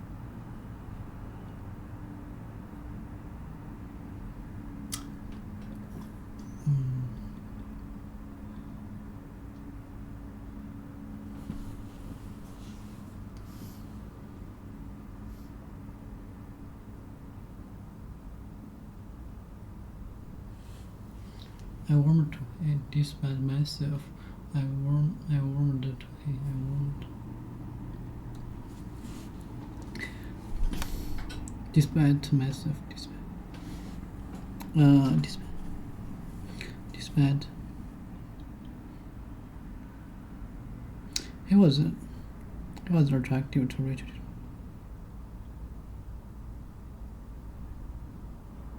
He was attracted to Rachel, despite if you do something despite yourself, you do it although you do not want to, although you know you should not. Despite myself, I warmed to him. I warmed to him. She took the money. She took the money from her mother's purse. She took the money from her mother's purse.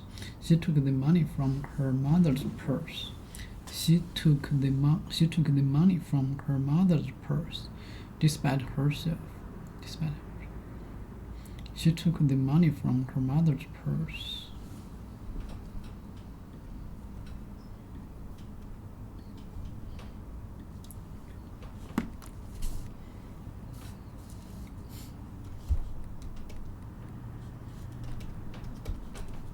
Hers.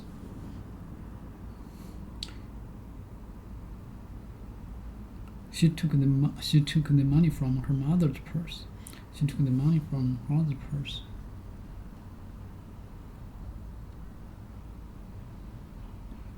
Despite.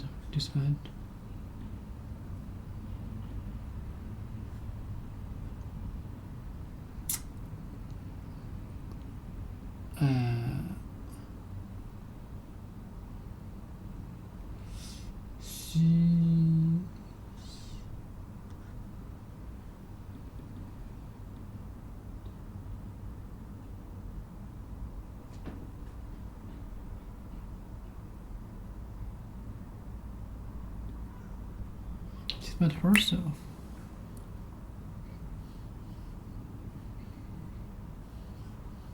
She took the money from her mother's purse, despite herself. She took the money from her mother's purse, despite herself. She took the money from her mother's purse, despite herself. She took the money from her mother's purse, despite herself. She took the money from her mother's purse, despite herself. He became a great successful, also despite himself.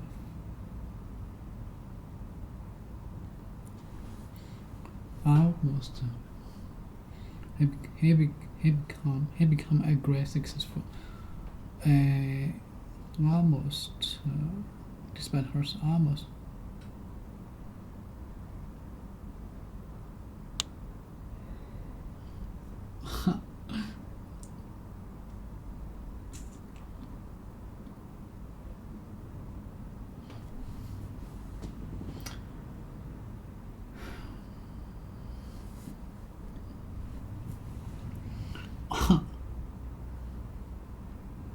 Despite.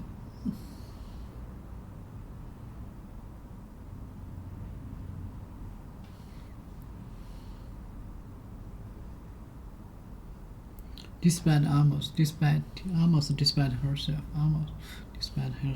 he became a great success. He became a great success.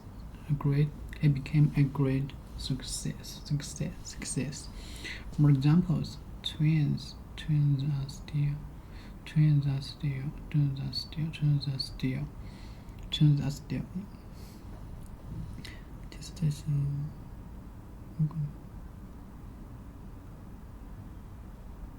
More examples: twins.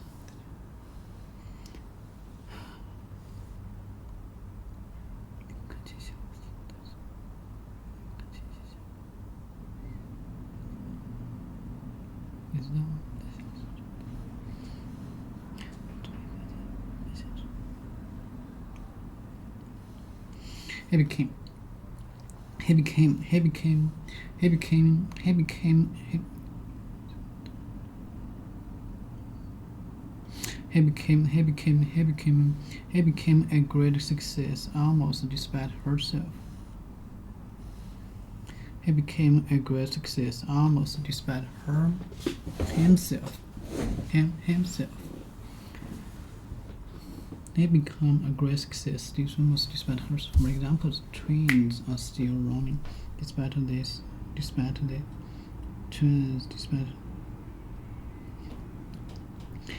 More example. Without taking any notice or being influenced by, not prevented by. I still he became a great success almost despite himself.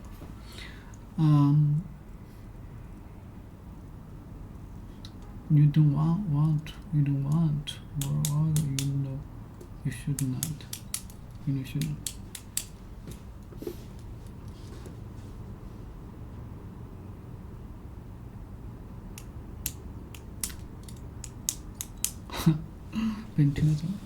Twins. For example, twins are still running. Twins are still running. Twins are still running. Twins are still running. Twins are still running. Twins are still running. Twins are still running. Despite this, no. Despite this, no.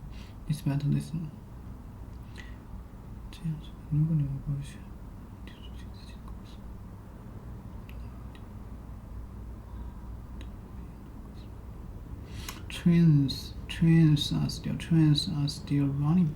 Despite this, no. Despite this, no. Despite this, no. Despite twins are still running. Despite this, no. The pub festival.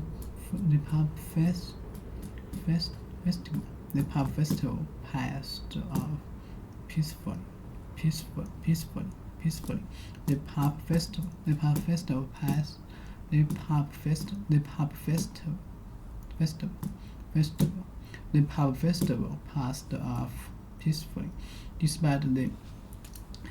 The pub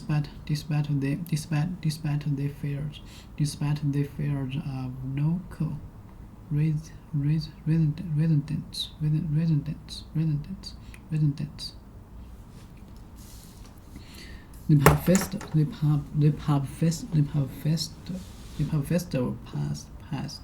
The pub festival passed off peacefully, despite the fears of local residents.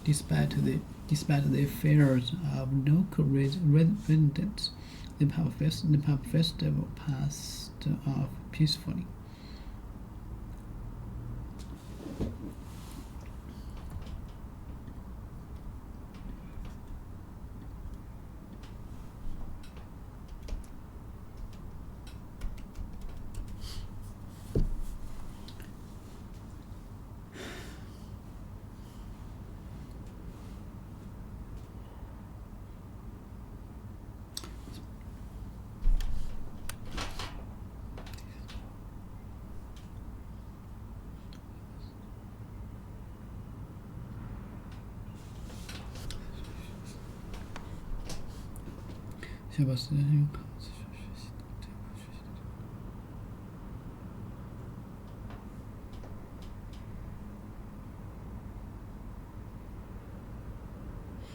The pub festival.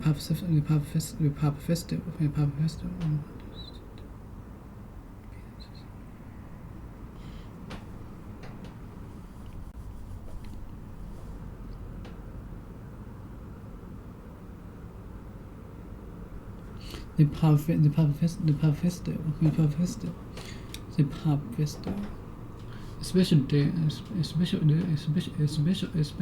or period, usually in memory of a religious event with its own social activities, food, or ceremonies,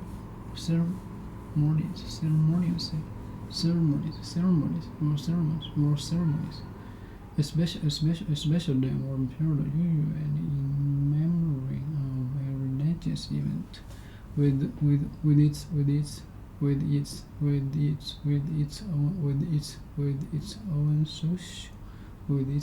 its own social activities, food, or ceremonies, or a special day or period, usually in memory of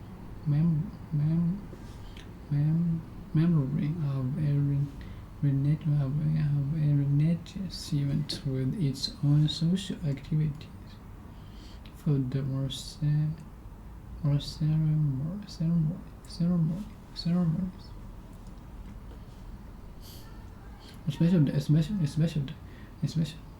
A special day or period, usually in memory or social activity, food, ceremonies. Okay, the pub festival passed off peacefully, despite the fear of local residents. Peaceful festival. The pub festival passed off peacefully.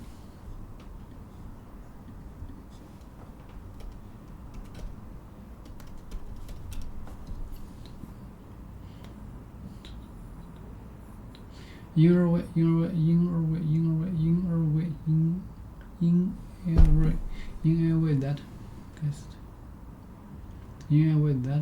a way that does not involve violence. In a way that does not involve violence.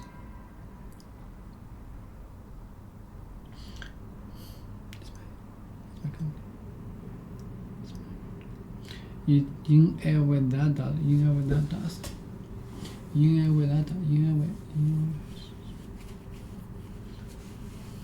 a way that does not involve violence. Peaceful. Without violence. Okay. The pub festival fast peaceful, despite the fears of local residents.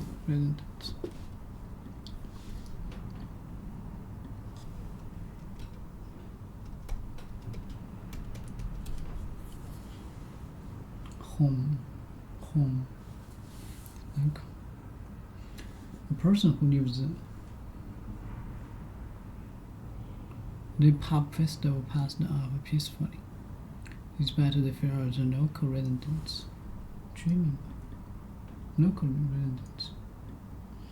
A person who lives or has their home in a place, or a person who lives or has their home in a place. The pub festival passed off peacefully, despite the fears of local residents.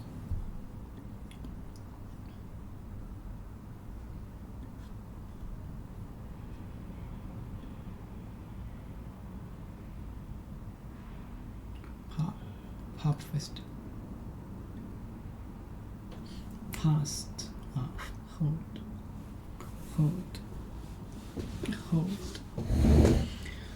Residents. Third one might be just good at macroeconomic trends and have a feel for the markets. Another one might be really good at picking individual stocks. Another one might just be good at maintaining relationships rather than selling new relationships. So everyone's going to have their various niches, and you're going to have multiple niches. It's not going to be just one. So over time, you will find, as you go through your career, both you will gravitate toward the things that you're good at, which by definition are almost the things you enjoy doing, otherwise you wouldn't be good at them, you wouldn't have put in the time.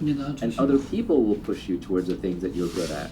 because your smart bosses and your smart coworkers and your smart investors will realize, okay, you're really world-class in this thing, and you recruit somebody else for that other thing. So ideally, you want to end up specializing in being you. I think when you're being authentic, you don't really mind competition that much. Yeah, it pisses you off and it inspires some fear and jealousy and all the other emotions that come along with it, but also you don't really mind because you're more oriented towards the goal and the mission, and worst case, you get some ideas from them, and there's often ways to work with the competition in a positive way, and it ends up increasing the size of the market for you. Yeah, sometimes it depends on the nature of the business. Silicon Valley tech industry businesses tend to be winner take all, at least the good ones. And so when you see competition, it can make you fly into a rage because it really does endanger everything you've built. Whereas if I was opening a restaurant and a more interesting version of the same restaurant opens up in a different town, that's fantastic. I'm just going to lift from them what's working and drop what I can see that they have already figured out is not working. So it does depend to some extent on the nature of the business. That said, even the businesses that seem like that they're often in direct competition really aren't. They can end up adjacent or slightly different. You're one step away from a completely different business, and sometimes you need to take that one step, and you're not going to be able to take it if you're busy fighting over a booby prize. Kind of, you're playing a stupid game, you're going to win a stupid prize, and it's not obvious right now because you're blinded by competition, but 3 years from now it'll be obvious. To give a simple example, when I was first starting companies, one of my first ones was called Epinions, which was an online product review site for all the products out there that was independent of Amazon. And that space eventually turned into TripAdvisor and Yelp, which is where we should have gone. We should have done more local reviews because there's more value to having a review of a scarce item like in your local restaurant than it is of an item like a camera, which is going to have 1,000 reviews on Amazon. But before we could get there, we got caught up in the whole comparison shopping game. And so we ended up merging with Deal Time, and we competed with MySimon and BizRate, which became Shopzilla, and Price Grabber and NextTag, and a whole bunch of these price comparison engines. And we're all caught in fierce competition with each other, and that whole space went to zero because it turns out Amazon won e-tail completely. So there was no need for price comparison. Everyone just went to Amazon. But we got the booby prize because we were caught in the competition with a bunch of our peers, when really we should have been looking at what the consumer really wanted and being authentic to ourselves, which was reviews and not price comparison, and gone more and more into more and more esoteric items that needed to be reviewed where customers had less and less data and wanted reviews more badly. So if we'd stayed authentic to ourselves, we would have done better. We're still talking about working for the long term. The next tweet on that topic is apply specific knowledge with leverage, and eventually you will get what you deserve. I would also add to that, apply judgment, apply accountability, and apply the skill of reading. This one is just a glib way of saying that it takes time. Even once you have all of these pieces in place, there is an indeterminate amount of time that you're going to have to put in. And if you're counting, you will run out of patience before it actually arrives. So you just have to make sure that you give these things a proper time. Life is long. Charlie Munger had some line on this. Somebody asked him about making money, and he reinterpreted that. He said, what the questioner is actually asking is, how do I get rich like you but faster before I end up as a really old guy? And everybody wants it immediately, but the world is an efficient place. Immediate doesn't work. You do have to put in the time, you do have to put in the hours. And so I think you just have to put yourself in the position with the specific knowledge, with the accountability, with the leverage, with the authentic skill set that you have to be the best in the world at what you do. And then you have to enjoy it and just keep doing it and keep doing it and keep doing it, and don't keep track and don't keep count. Because if you do, you will run out of time. I can look back at my career and the people 2 decades ago that I had identified as brilliant and hardworking but hadn't thought much more about it, they're all successful now, almost without exception. On a long enough time scale, you do get paid, but it can easily be 10 or 20 years. Sometimes it's 5, and if it's 5 or 3 and a friend of yours got there, it can drive you insane. But those are exceptions, and for every winner, there's multiple failures. One thing that's important in entrepreneurship is you just have to be right once. You get many, many shots on goal. You can take a shot on goal every 3 to 5 years, maybe every 10 at the slowest, or once every year at the fastest, depending on how you're iterating with startups. But you really only have to be right once.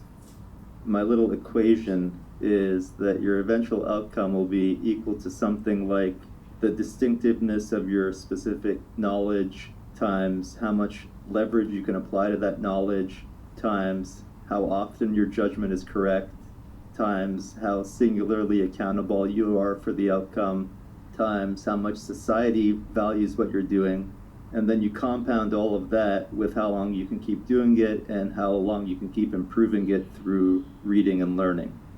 That's actually a really good way to summarize it. It's probably worth even trying to sketch that equation out.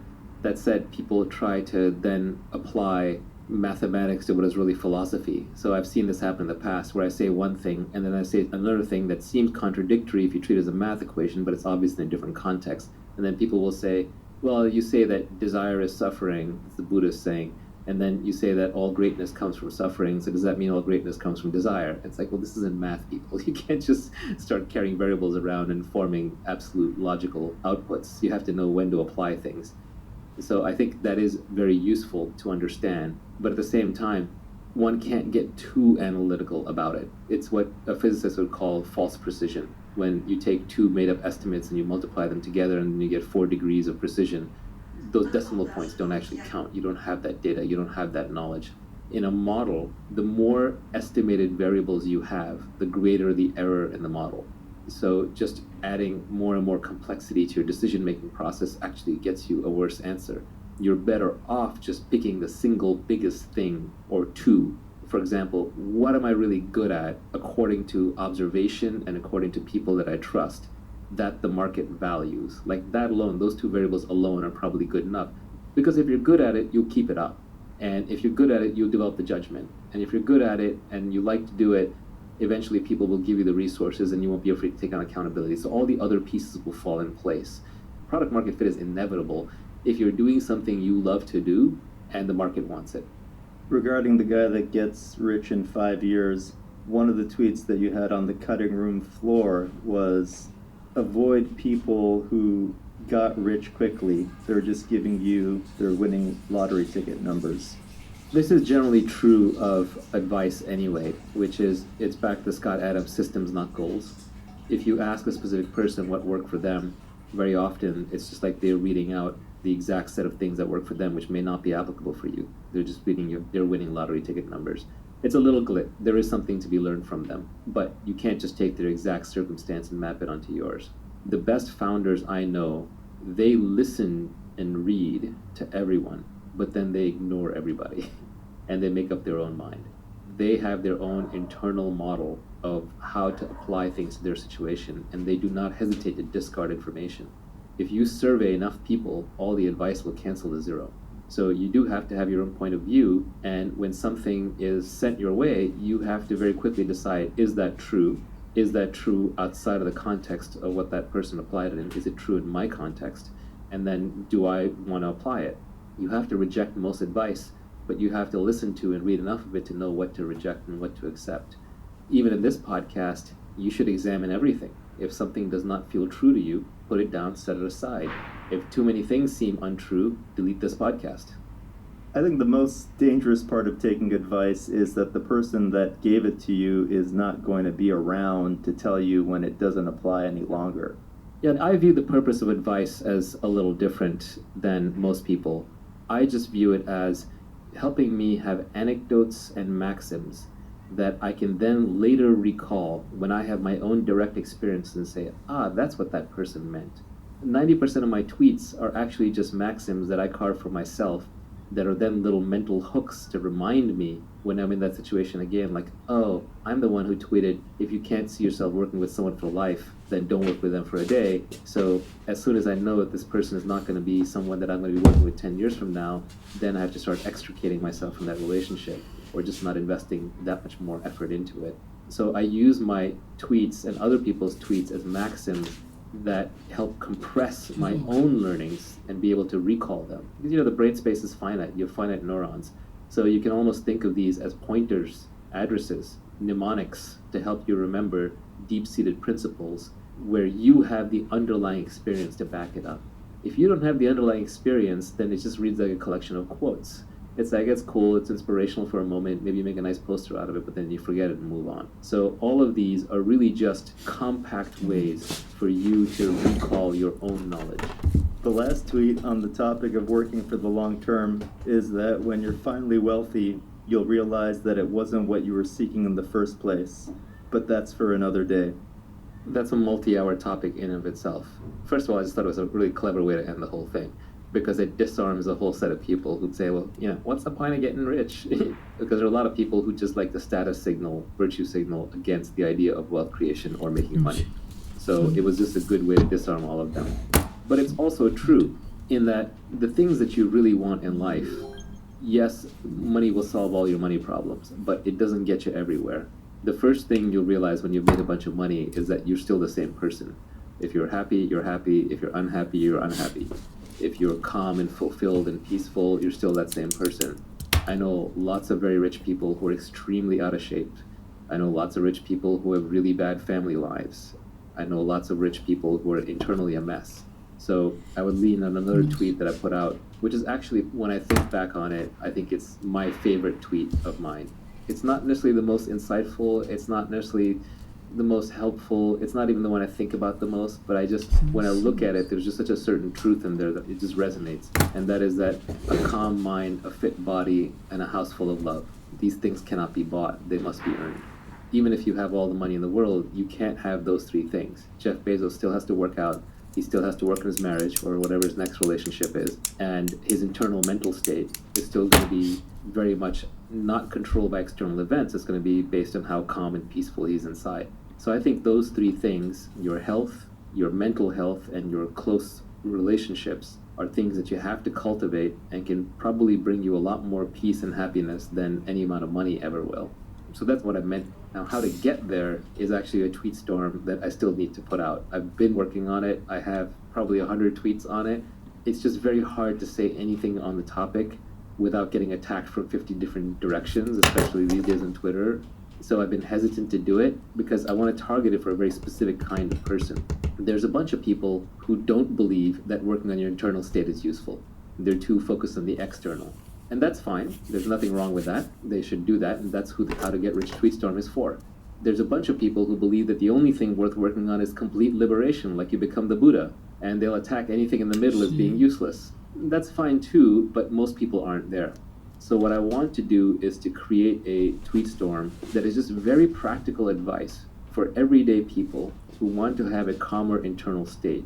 Just a set of understandings, realizations, half-truths and truths that if you were to imbibe them properly, and again, these are just pointers to ideas that you already have and experiences that you already have, that if you keep these top of mind, slowly but steadily, it will help you with certain realizations that will lead you to a calmer internal state.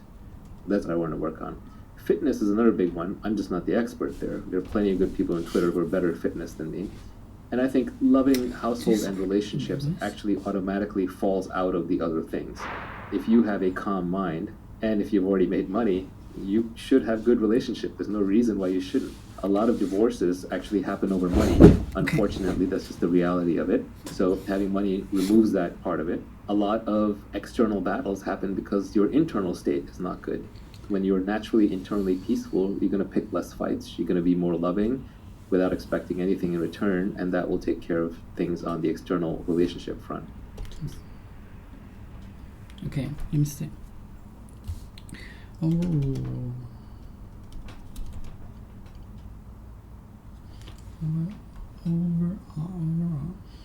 in general, rather than in particular, or including how the people were in a particular group or situation, the overall situation is good, despite a few.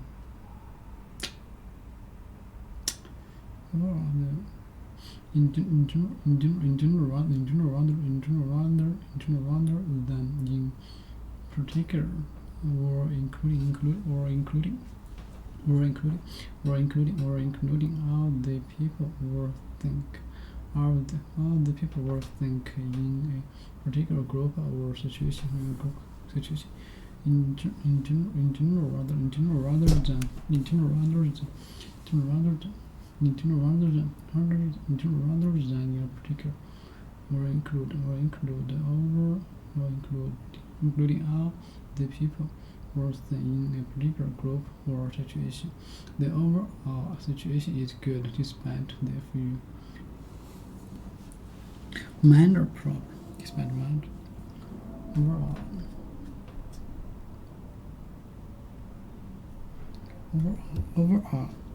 the overall situation is good. The overall situation is better if you minor.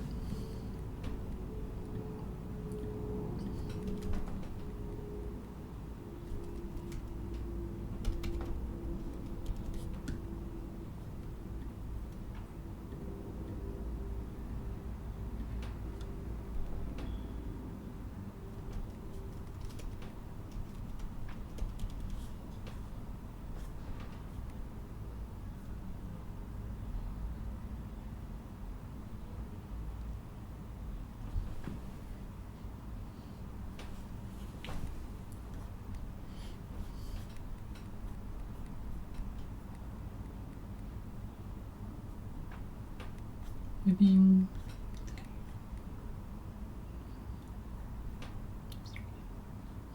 managed to stand despite numbers. Despite snow, trains are still running. Trains are still running despite the snow. The pub festival passed off peacefully despite the fear of local residents. The overall situation is good despite a few mirror problems. The overall situation is good despite a few mirror problems. The overall situation is good despite a few mirror problems. The overall situation is good despite a few mirror problems. The overall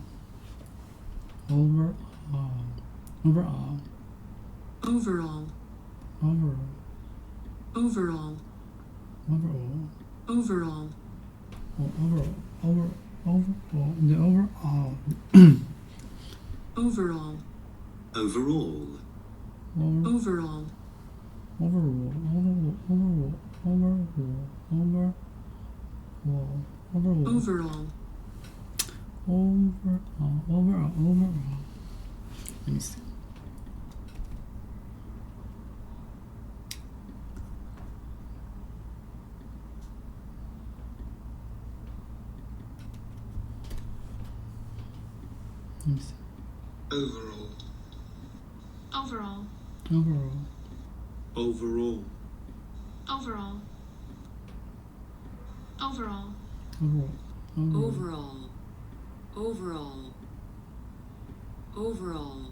Overall.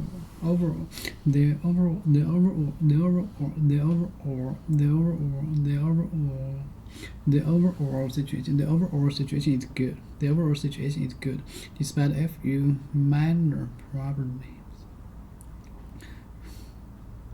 Despite a few minor problems. But minor problem. Have neither importance, influence, or effect. Especially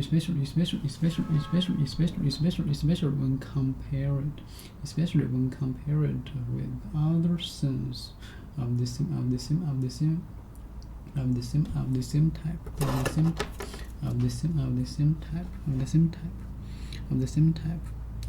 type.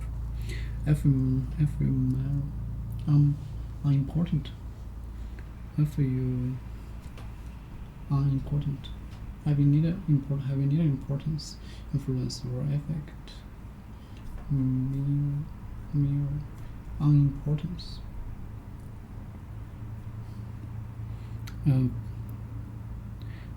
Despite a few minor problems.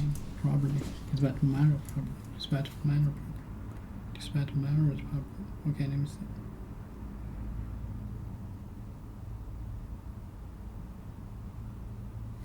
Despite minor problem. He was able to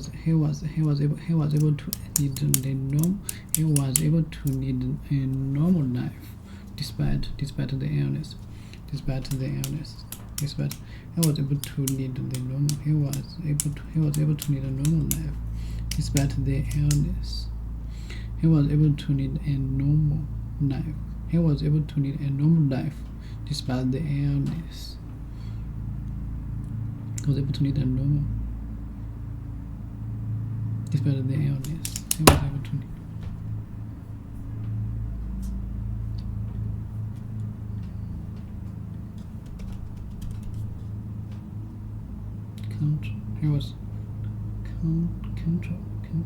he was able to control. He was able to lead a life despite the illness. He was able to lead a normal life despite the illness. He managed to stay cheerful. She managed to stay cheerful despite everything. Cheerful. What is this?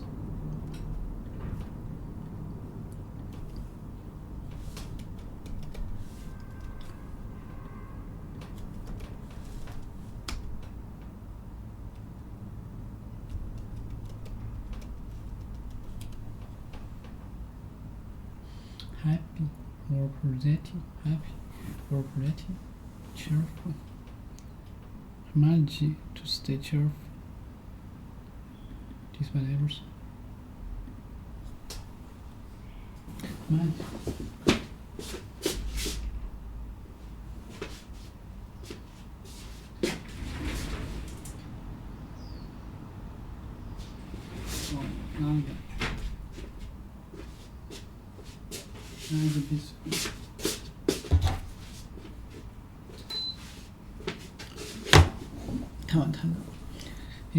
His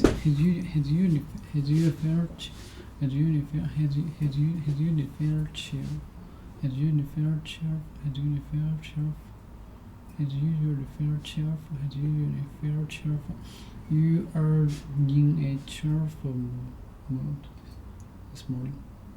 Cheerfulness. She managed to stay cheerful despite everything.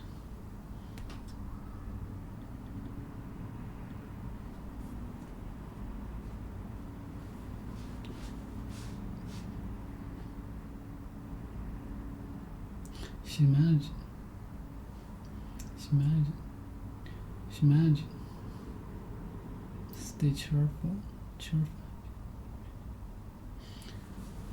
productive, happy and productive. She managed,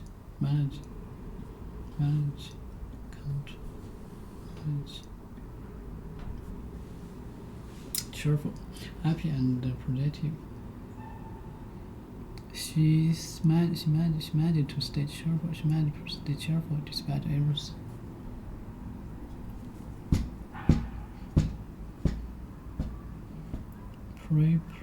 Preparation. Success manage. To succeed in doing manage.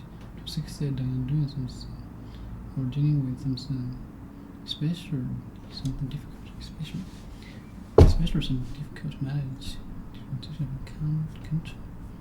Control.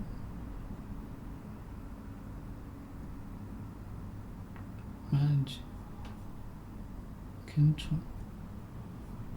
To succeed in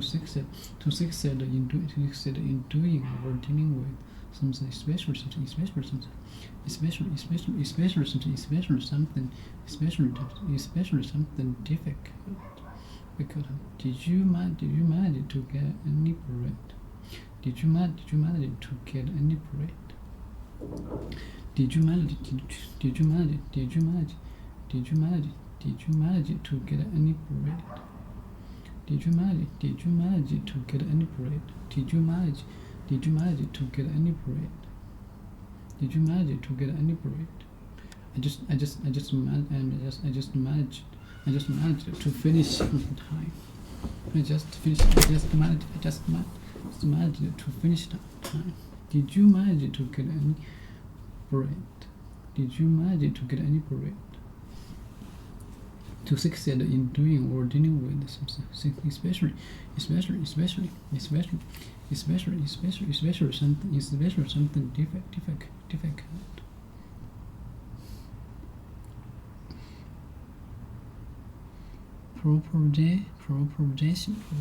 Preparation.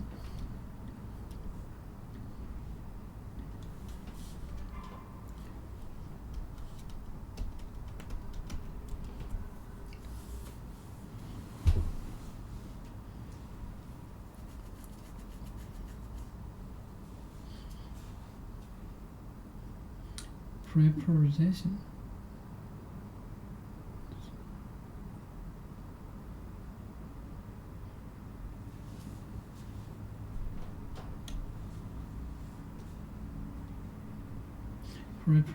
Preposition in grammar, a word that is used before a noun phrase or a pronounce property. Grammar was prevented by without.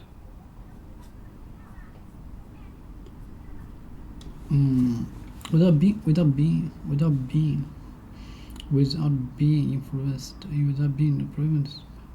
without being influenced or prevented. Can't stop doing it.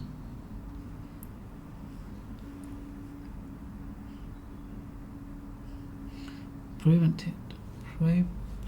Preparation. Cheerful.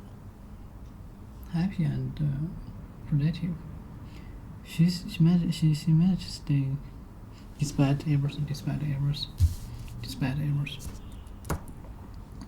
The game continued despite the rain. The game continued despite the rain. The game continued despite the rain. The game continued despite the rain.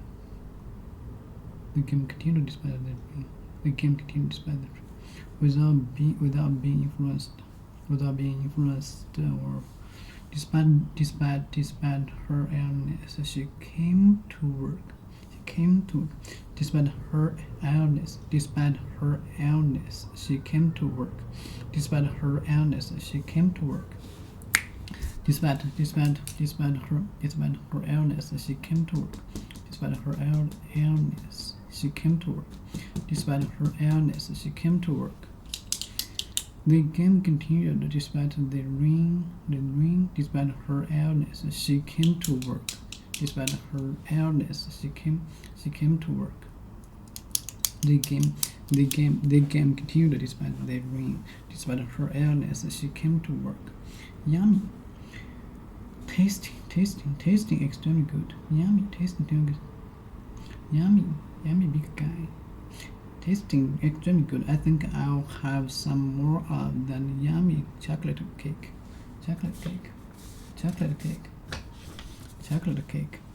There are some yummy looking desserts over there. There's some yummy.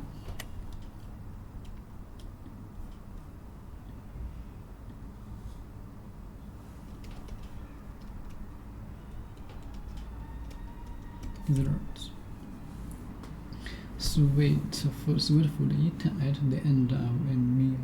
Sweet food eaten at the end of a meal.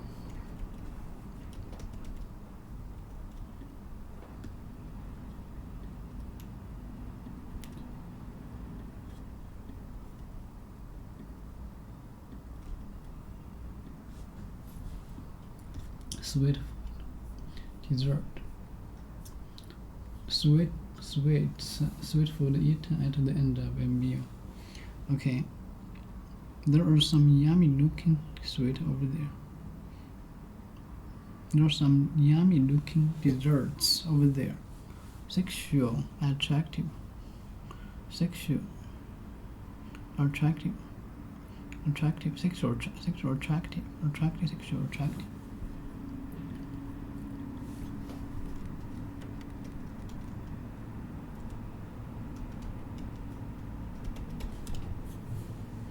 Attractive. Verb present in appearance or sound.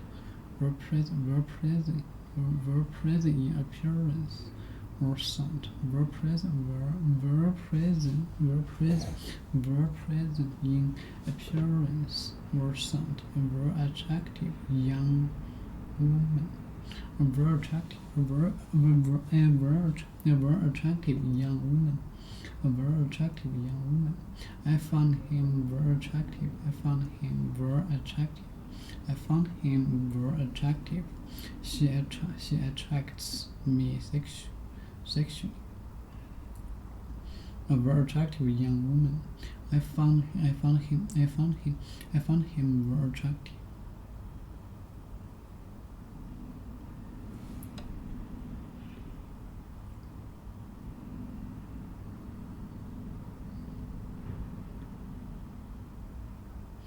Attractive head.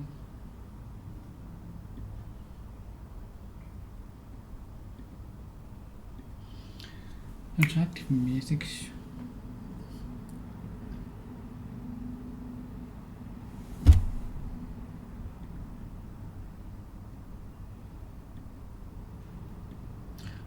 Attractive, very pleasant in appearance or sound. Appearance, tasting extremely good. I think I'll have some more of that yummy chocolate. Sexual attractive. Sexual attractive. Sexual attractive. Attractive. Sexual attractive. Sexual. And tell her to bring around that yummy brother to her. Tell her bring around that yummy brother of her. To tell her to bring and to tell her to yummy.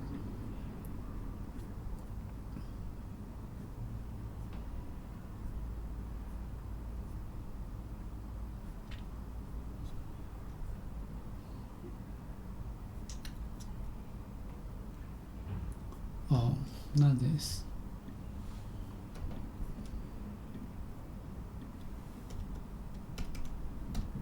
Yum.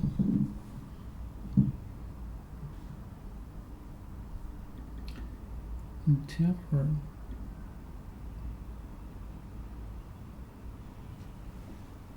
her to bring around that yummy water. And tell her to bring around that yummy brother.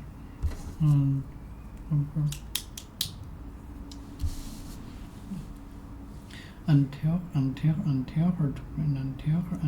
her to bring around that yummy brother of her. And tell her to bring around that yummy brother of her. And tell her to bring around that yummy brother of hers.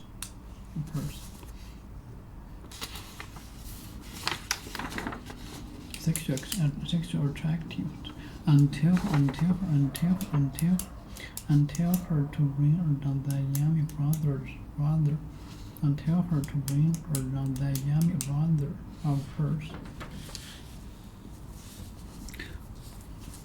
Palpable, so obvious, palpable. Attractive.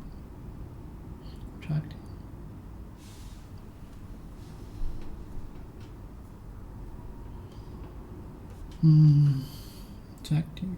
So obvious, that is can easily be seen or done.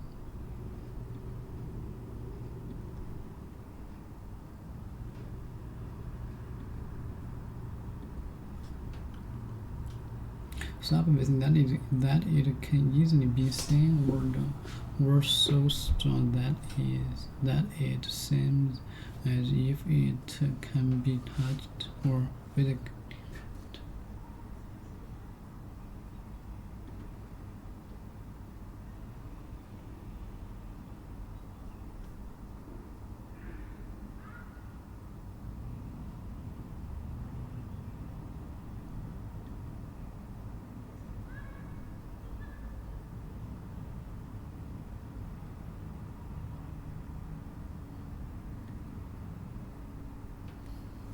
Let me see.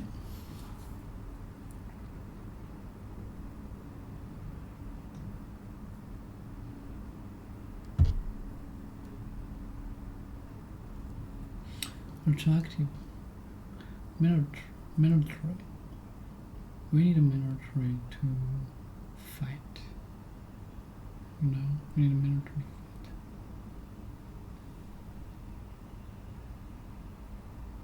matter with Peter, matter with Peter.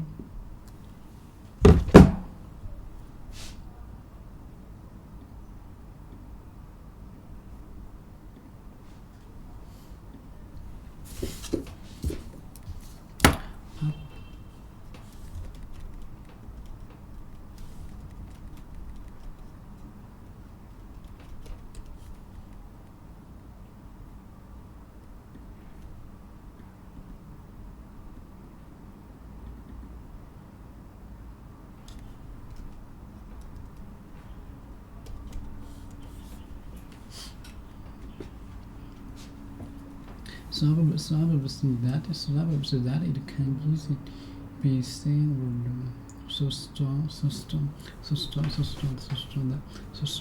it seems that it seems as if it can be touched or physically felt.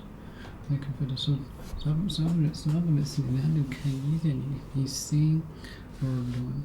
So strong that it seems less strong that it seems as if it can be touched, as if it can be touched.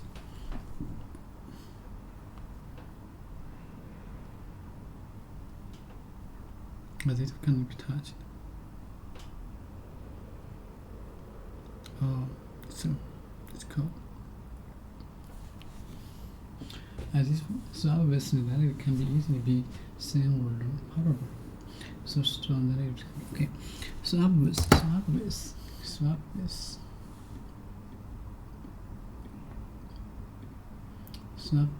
easy to see. So obvious that it can be easy be seen or done. Words so strong that it seems as if it can be touched or physically felt.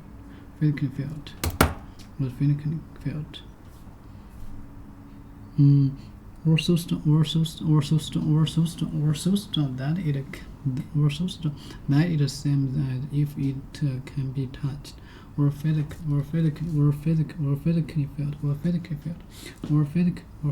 or physically felt.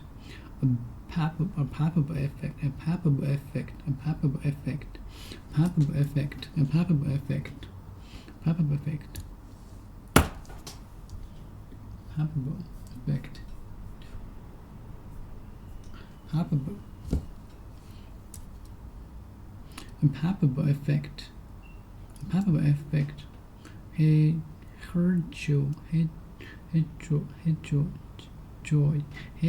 Her joy is what? Her joy.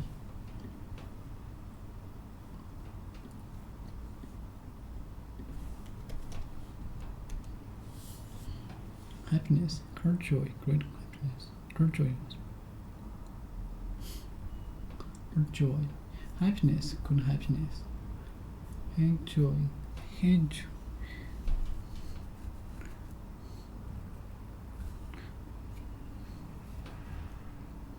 Doing. Her joy was palpable. Her joy was palpable. Her joy was palpable. Her joy was palpable. Her joy was palpable. Her joy was palpable. Her joy was palpable. Her joy was palpable. Her joy was palpable. Her joy was palpable. Her joy was palpable. Her joy was her joy was palpable. Her joy was palpable. Her joy was palpable. Tension. Her joy was palpable. Her joy was palpable. Her joy was palpable. Feeling. Tension.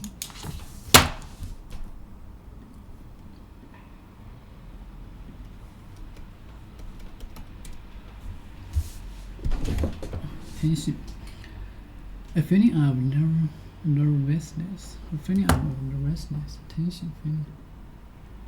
A feeling of nervousness. A feeling of nervousness before important or difficult infant. Okay. A feeling of nervousness before an important or difficult event. A feeling of nervousness before an important or difficult or difficult event. You could feel the tension. You could feel the tension in the room as we waited for our test score. You could feel the tension. You could feel the tension. You could feel the tension. You could feel the tension. You could feel the tension in the room. You could feel the tension in the room as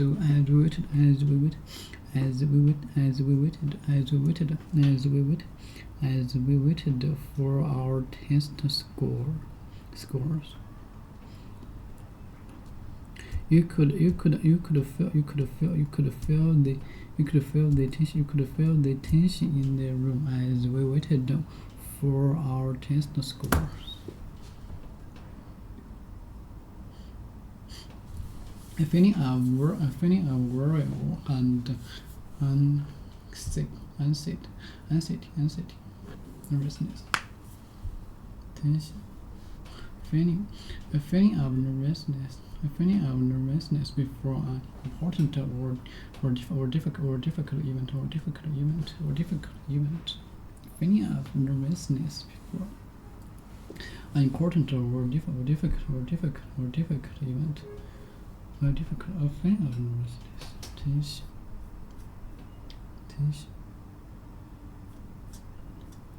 A feeling of nervousness before an important or difficult event. You could feel the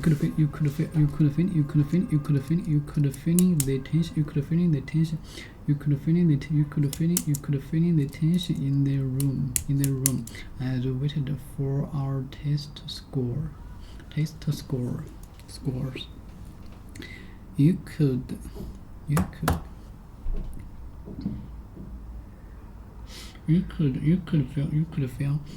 feel the tension in the room.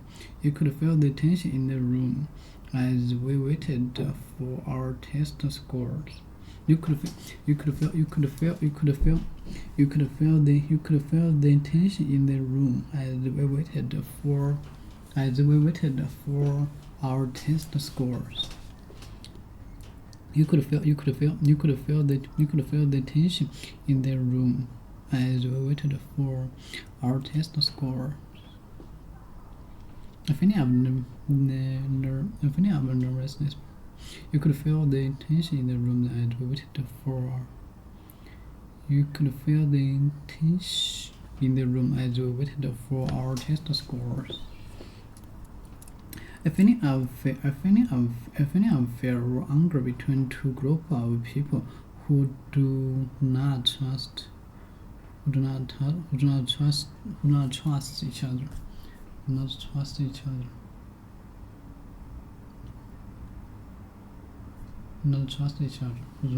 each other. Okay. Aesthetic tension. Restless.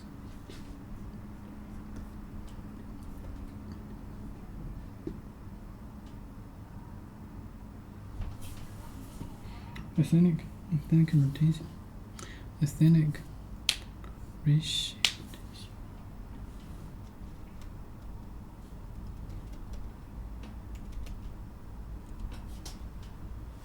Aesthetic relating or belonging. Relating or belonging or group of people who can't see as distinct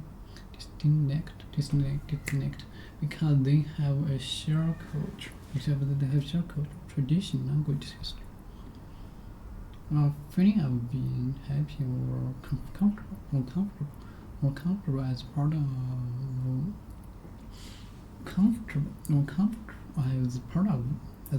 a particular group and having good relationship with the other members of the group because they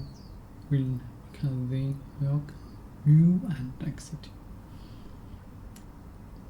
Because they welcome you and accept you.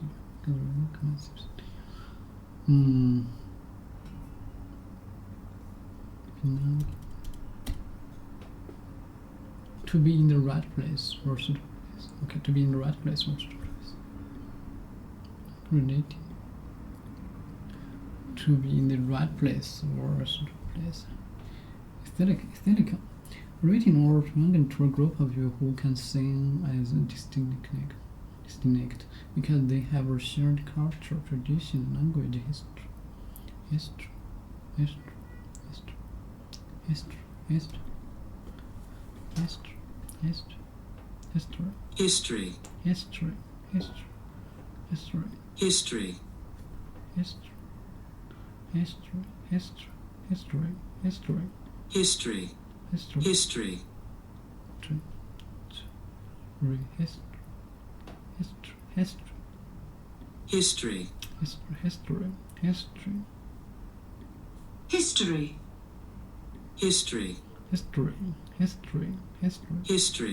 好吧 History. You know, language history. Aesthetic. Relating to a relationship group.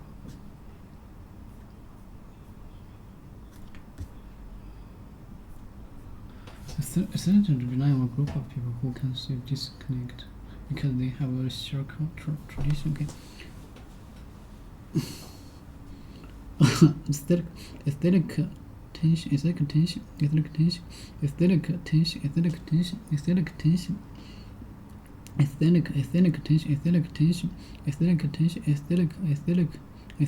tension between the two countries. There are growing tensions between the two countries. There are growing tensions between the two countries.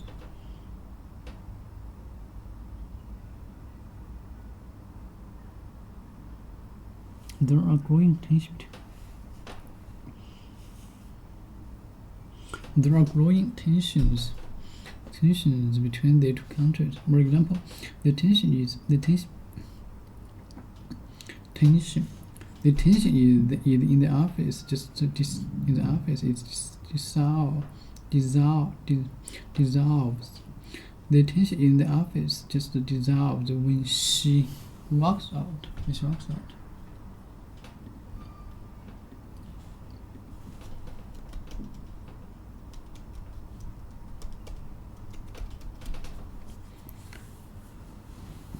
Be absorbed. To be absorbed by liquid.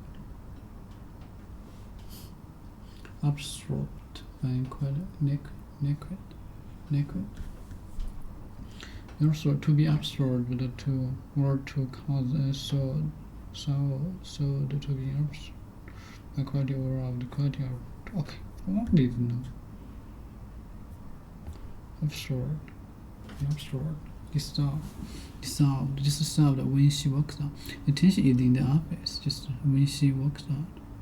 The tension in the office just dissolves when she walks out. After the arrival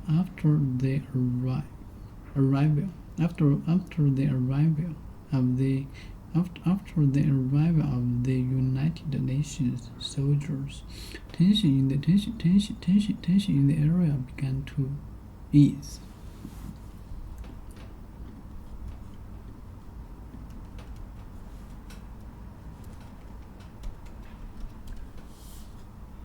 Arrival. In fact, I was arriving something.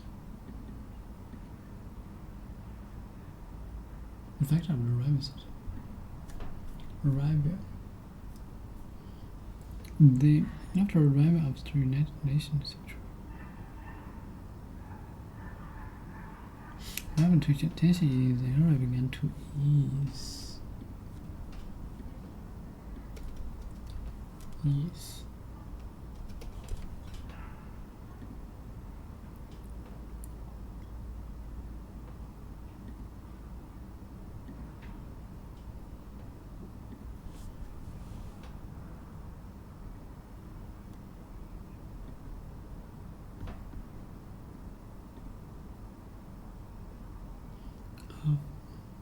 After the arrival of the United States, mechanisms to make work become necessary, severe, difficult, severe, ease, move, ease,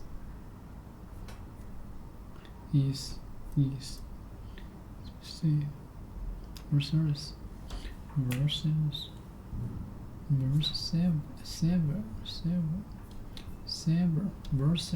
cousin verb great pain, difficult, very damage, versus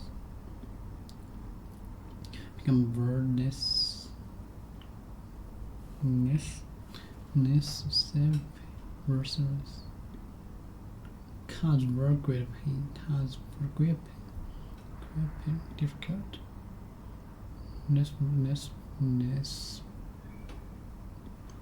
versus began to ease, meekness. His speech is funny. His speech is funny. The flames. His speech is flames. Save.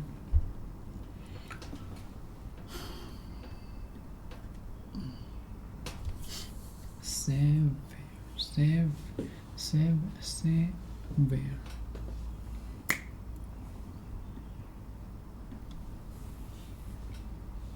After the arrival of the United Nations soldiers, tension in the area, especially flame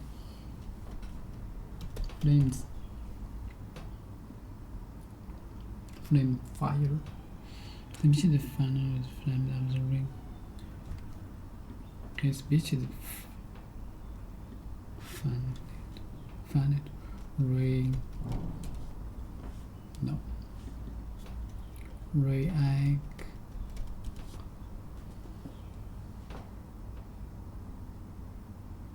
ratio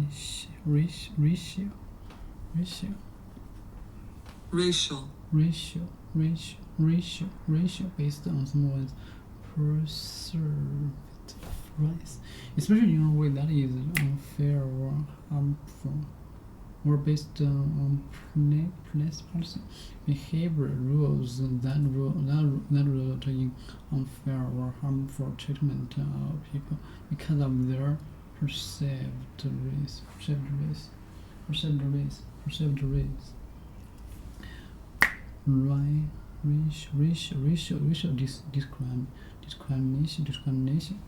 Racial discrimination.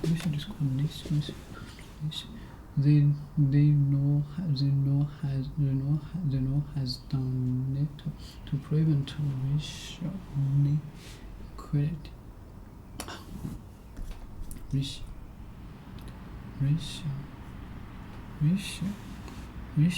Racial hypocrisy.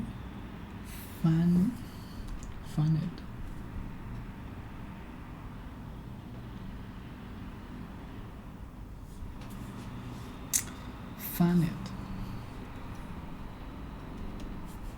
Geez, it's so important. It's only too much. Just sing the word. Fun it. Fun.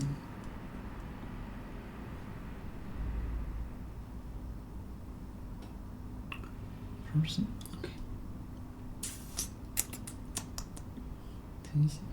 A speech is fun it.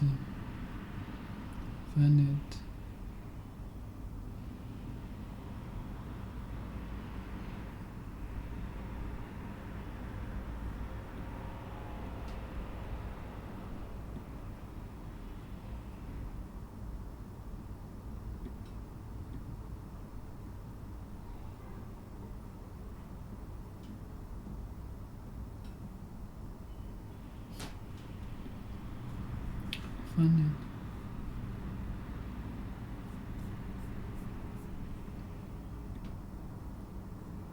It's funny, which is funny. It's funny. Person. Object. find air, make noise, make worse, make worse, get worse,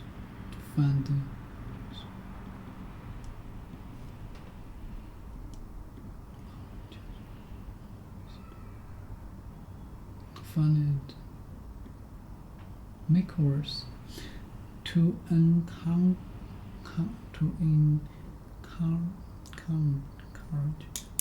to encourage bad emotions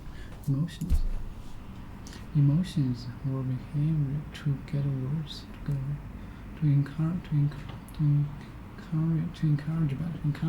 emotions or behavior to get worse, to find the violence,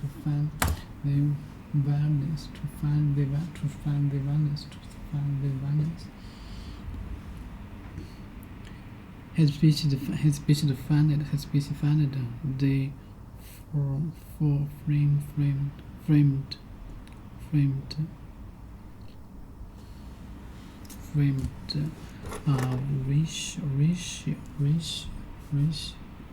ratio based on someone's perceives rights, especially whether it's unfair or harmful, or based on political, or based on or based on perceived behavior rules narrowed out in unfair or harmful treatment of people because of their perceived risk.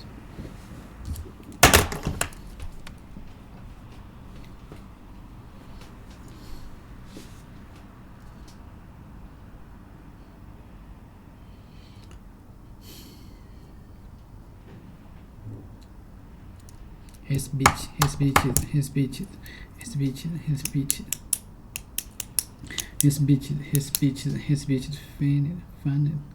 defended the flames of racial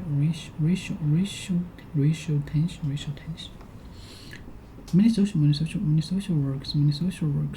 are in the front of line. Many social works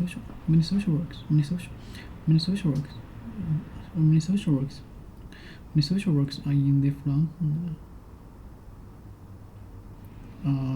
the front line of real tension, of racial tension. The strong presence plays part.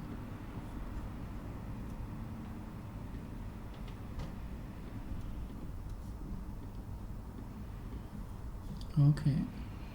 Jeez.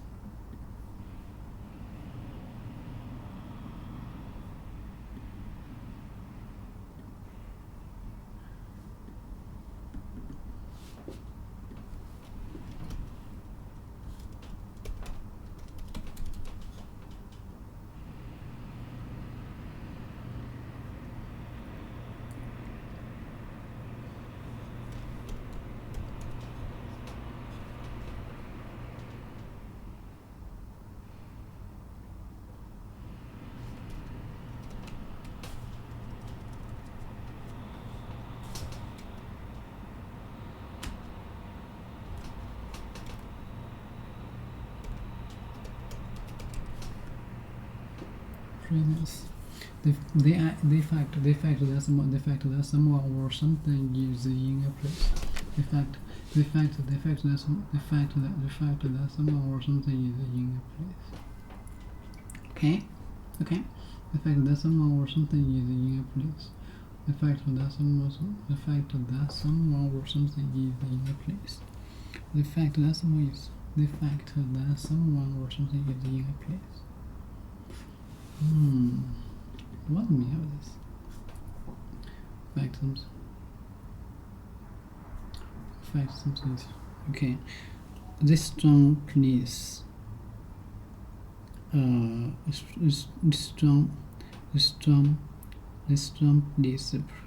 Presence only heightened the tension among the crowd.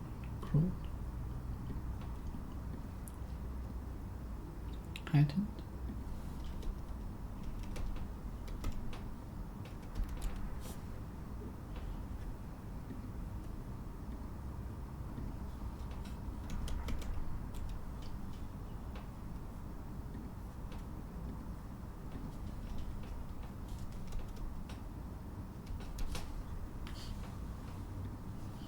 heighten, to increase, or make something increase, especially on emotional effect. Only heighten the tension among the crowd, or large group of the people who have come together, or large group of people who have come together. Or some, but only high in the middle were surrounded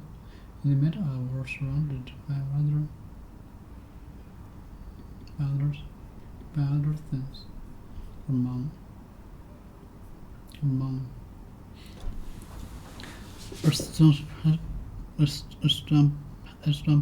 a complete presence, a strong please,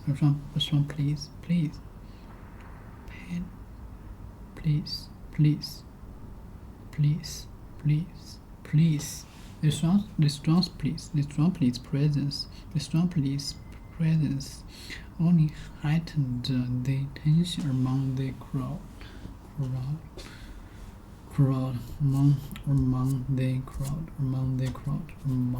among the crowd.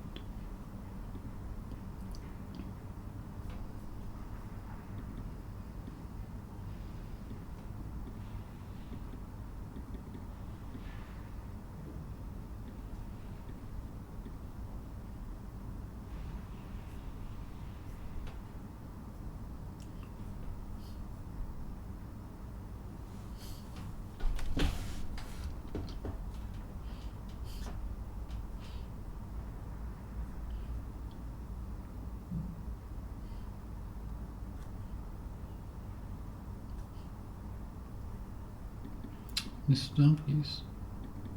Strong please. Only head to the mouth. Strong please. Presence. A strong place. This strong place presence only heightened the tension among the crowd. The tension among the crowd. The tension of a wire or rope. The tension of a wire or rope.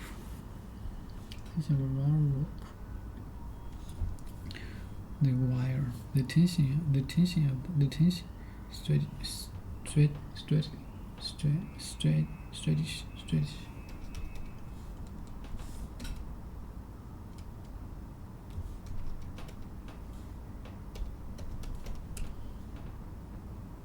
Reach. To cause someone to reach, often as far as possible in your particular direction or prediction.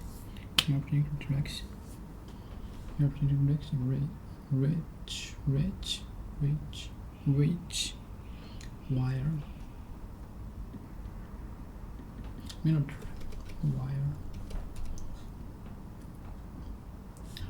Wire.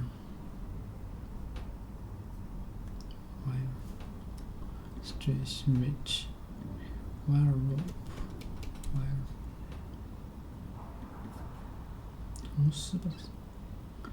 Wire. The tension of the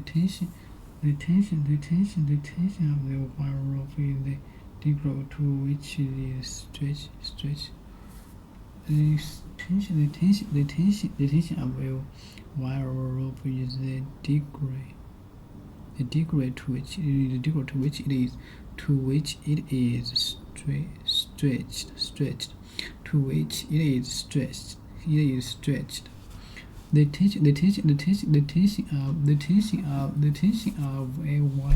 The tension of a wire or rope. The tension of a wire or rope is the degree to which it is stretched. The tension of a wire or rope is stretched.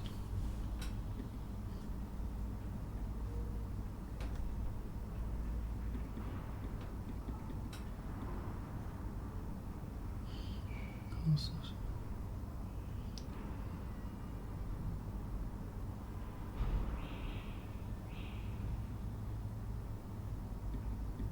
Which is stress.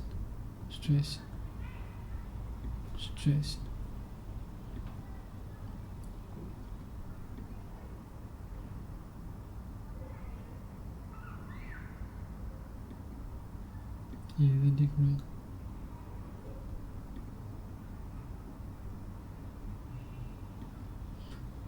Detention.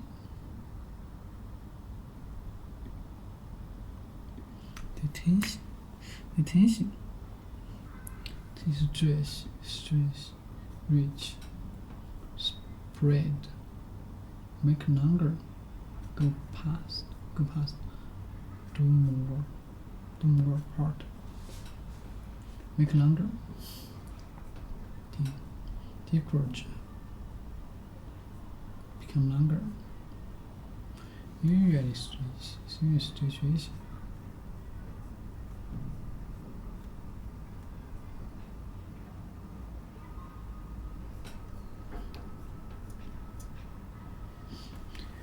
To cut something, to reach often as far as possible in a particular direction, in a particular reach. To cut something to reach often as far as possible in a particular direction. Okay. So money solves your Lots of money time. problems. Money buys you freedom in the material world. I think that was a tweet from your cutting room floor. And money lets you not do the things that you don't want to do. Yeah, to me, the ultimate purpose of money is so that you do not have to be in a specific place at a specific time doing anything you don't want to do. We skipped one tweet because I wanted to cover all of the tweets on the topic of the long term. And the tweet that we skipped was, "There are no get-rich-quick schemes. That's just someone else getting rich off you." This goes back to the world being an efficient place. If there's an easy way to get rich, it's already been exploited. And there are a lot of people who will sell you ideas and schemes on how to make money, but they're just always selling you some $79.95 course or some audiobook or some seminar, which is fine. Everyone needs to eat. People need to make a living. They might actually have really good tips. But if they're giving you actionable, high-quality advice that acknowledges that it's a difficult journey and will take a lot of time, then I think that's realistic. But if they're selling you some get-rich-quick scheme, whether it's crypto or whether it's an online business or seminar, they're just making money off you. That's their get-rich-quick scheme. It's not going to necessarily work for you.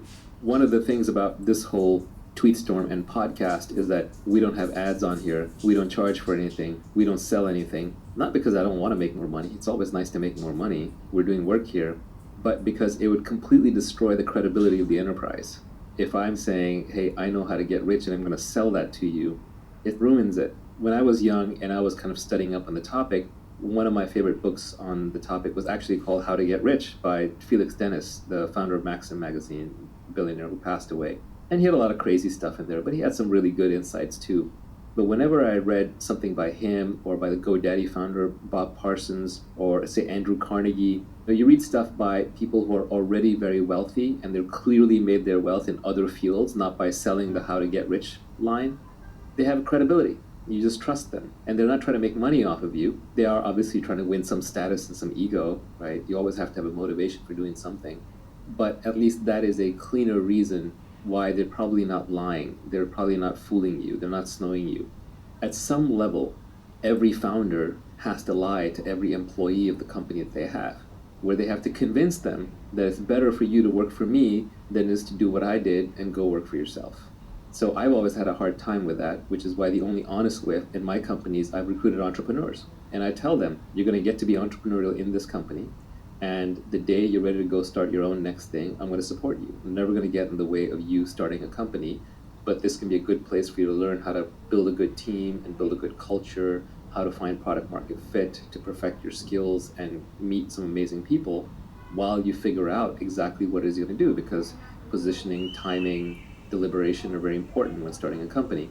But what I've never been able to do is look them in the face and say, you must be at your desk by 8 a.m. because I'm not going to be at my desk by 8 a.m. I want my freedom. or say to them that you're great at being a director today and you'll be a VP tomorrow, putting them into that career path track, because I don't believe in it myself.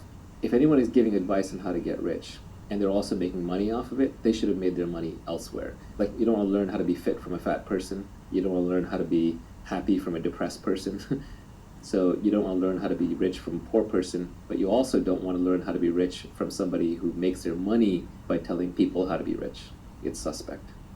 Anytime you see somebody who's actually gotten rich following some guru's advice on getting rich, just remember that in any random process, if you run it long enough and if enough people participate in it, you will always get every single possible outcome with probability 1.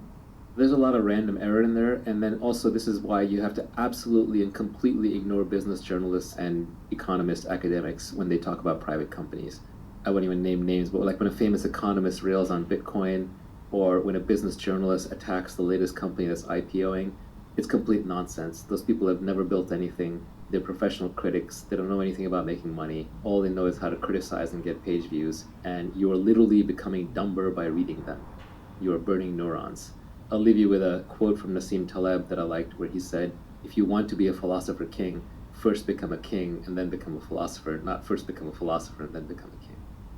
I'm glad you brought up Taleb, because I was going to finish this by saying just remember the title of his first book, which is Fooled by Randomness.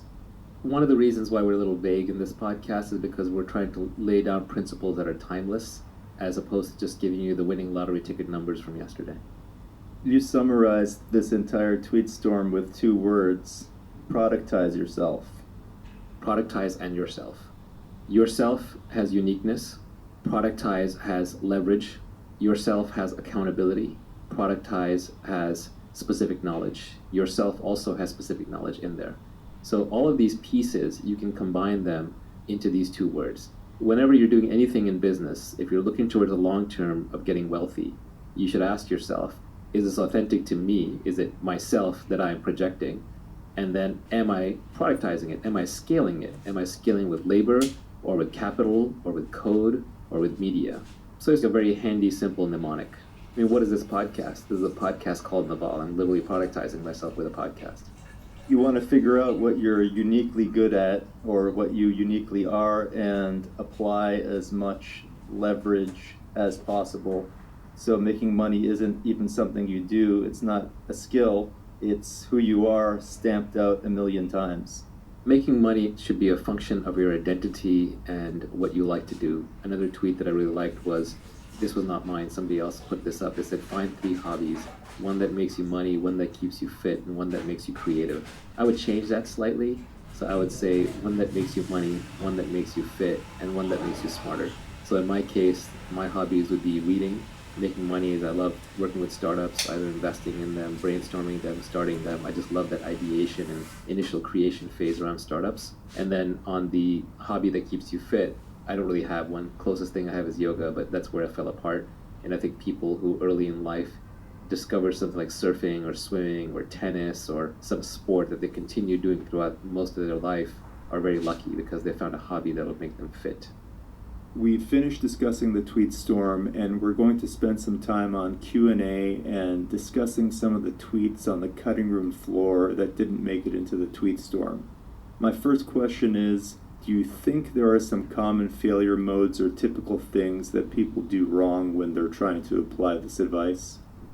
A lot of people don't understand what specific knowledge really is, or how to quote-unquote obtain it. People don't understand what accountability really entails. They think that accountability means being successfully accountable. No, it means that you have to stick your neck out and fail with your name out there publicly and be willing to let people hate on you. One of the reasons I'm less active on Twitter lately is because every tweet summons an army of nitpickers and haters, and it gets exhausting. But on the other hand, you have to learn how to ignore them, otherwise you can't survive on Twitter. A lot of people try to reconcile it with, like, should I quit my 9-to-5 job or not? That can be a very hard decision. I don't think you need to go that extreme. You can start applying accountability and leverage and specific knowledge even within your existing career. It doesn't have to necessarily be fork off and do something else completely. A lot of people will use it as a way to agree and disagree with their existing biases. They'll say, oh yeah, I agree with that part, or that part you're completely wrong. the most interesting parts should be the ones that you disagree with. Because clearly, I've proven that I know a few things. So if you disagree with it, then maybe that is an area where you can improve your thinking. I definitely improve my thinking all the time, but I will tell you that in this tweet storm, I put down the minimum viable principles. I did not put down the whole universe of what I know about how to make money, because 90% of it is suspect. I put down the bedrock, the stuff that I'm pretty solidly sure about. And I have not yet seen a tweet that has successfully contradicted anything in this tweet storm that would cause me to say, oh yeah, I got that one wrong. I think another place where people get a little bit off is they look at this and they say, well, this only applies to entrepreneurs. I disagree. The example that I gave about real estate was a good one in that regard. It's just the nature of leverage. The technology drives leverage. So I'm going to push you in a tech direction to get the free leverage that is available in tech. And obviously this message is being delivered through the internet, so it's going to have a pro-internet bias. There are also people who believe that it is unfair to the people who don't have these opportunities to do anything with the opportunities that they do have. With that defeatist attitude, why even get out of bed in the morning? 90% of people are dead. There's a lot of people who are living on $1 a day. Do you live on $1 a day? No, it's up to you to play the hand that you're dealt to the best of your ability, and then you can take the winnings, the pot from that hand, and do whatever you want with it to fix the world. But saying that you should not do things just because others can't do things is living in denial. It's an excuse to not do anything. How to optimize minute details in a big contract is really dull. And they got mad at me because they wanted me to sit there quietly and not read the Wall Street Journal. They said that's rude, that's misbehavior. So I got called up and reprimanded a bunch of times, and then I was finally terminated, and I was sent home in shame early from my very prestigious internship, destroying my chance of going to law school.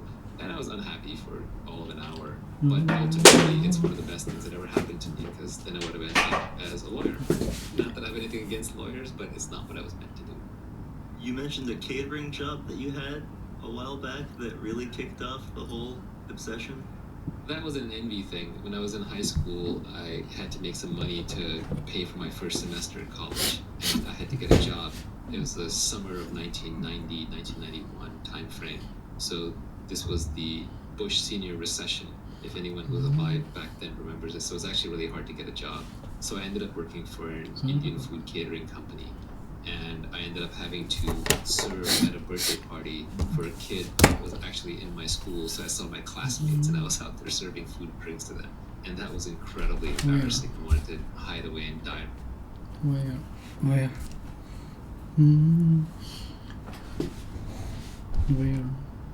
Where rope?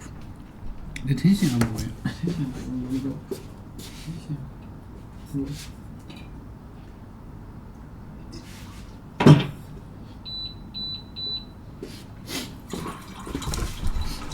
Detention of wire rope in the degree to which it is stretched.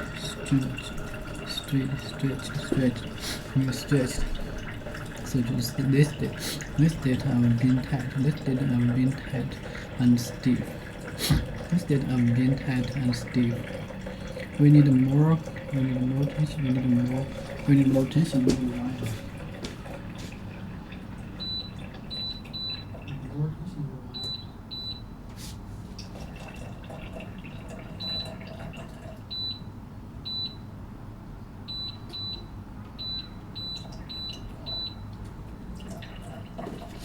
More tension in the wire.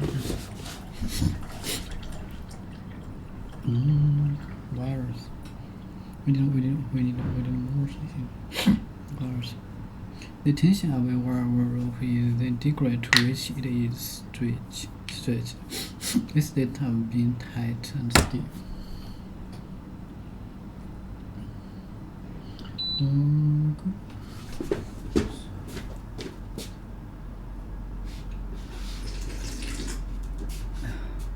Okay.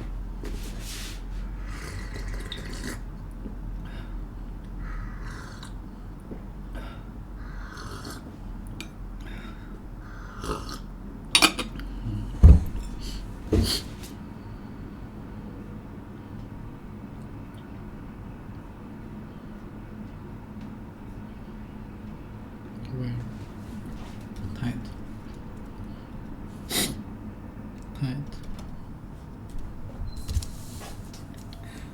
stiff state, tight, firmly or close,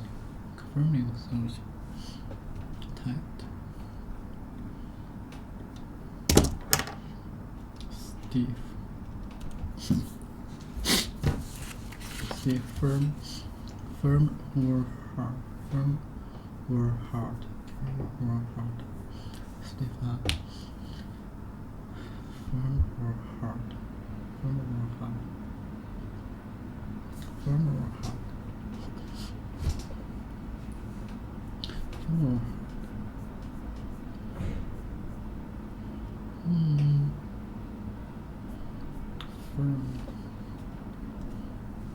firm, hard, not soft, continuous soft, firm, stiff, tight. This data have been it's not been firm locals clearly understand. This data is tight and stiff, instead of tight and stiff, stretch, stiff,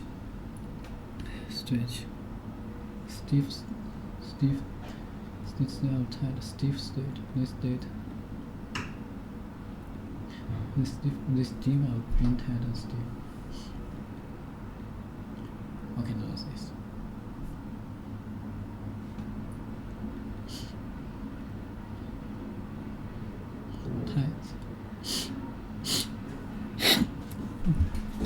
This div being tight, closed, firm, closely, firmly, closely, firmly.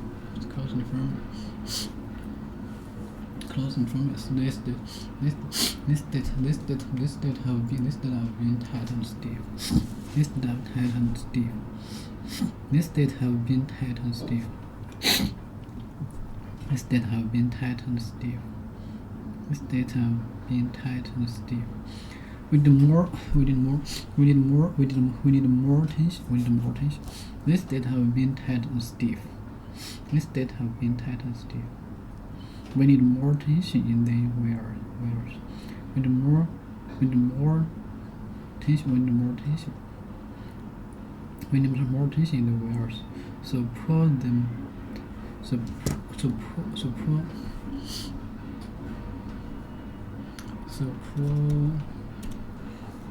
pull them tight. Support them tight. Support them tight.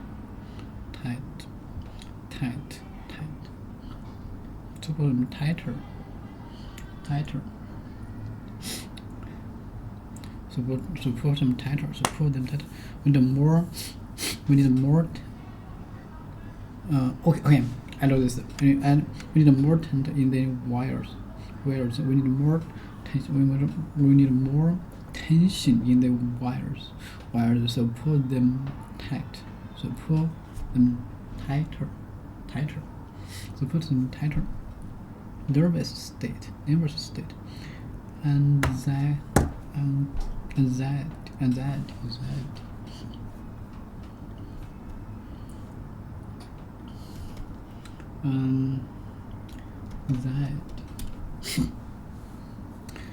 Anxiety, worry, uncomfortable,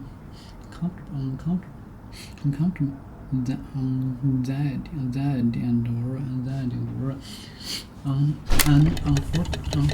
uncomfortable feeling of nervousness or worry about something that is happening or might happen in the future. Children normally feel or not have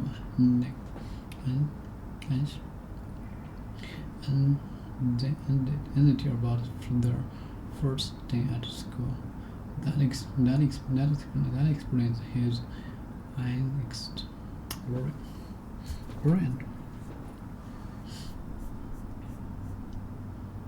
and Anxiety. Nervous state. The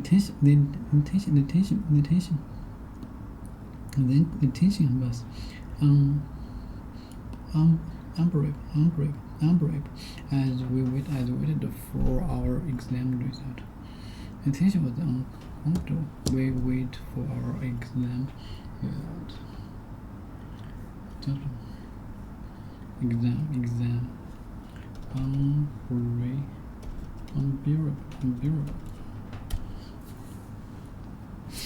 Unbearable to pain. The tension was pain. Unpleasant for you continue to experience. Unbearable.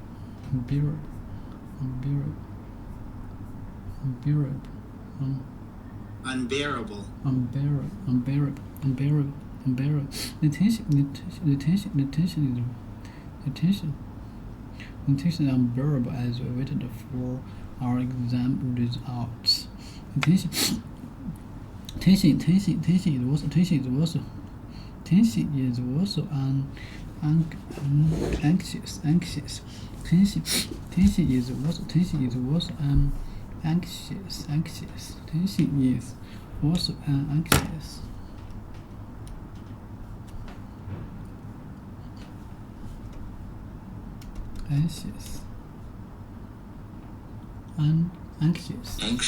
anxious. Anxious, worried. The tension is worried. Anxious situation of anger or and lack of trust between two groups of people. Tension is also an anxious situation of anger and lack of trust between two groups of people. Tension is also anxious situation. Tension is so anxious.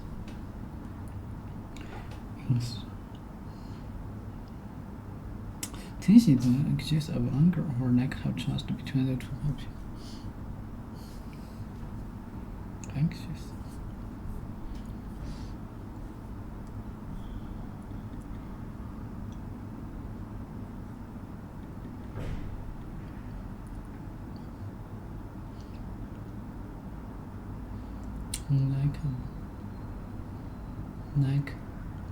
Lack of trust between two groups of people.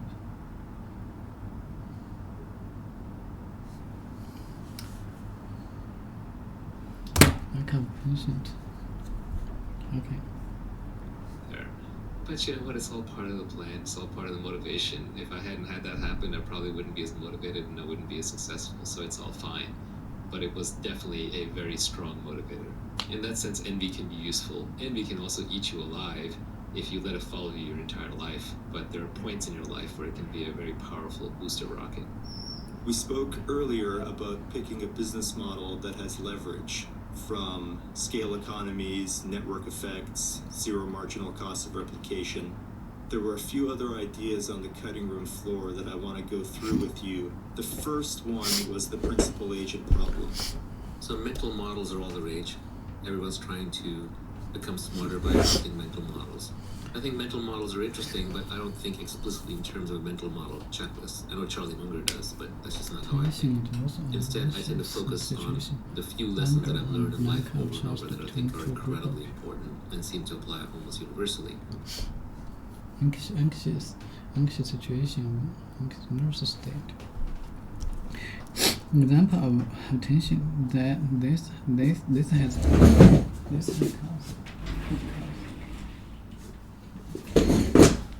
caused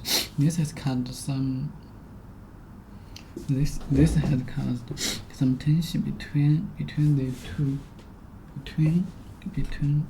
This has caused some tension between the two of them. We hope this has caused some tension between the two of them. It has caused some tension between the two of them. We hope to change from border.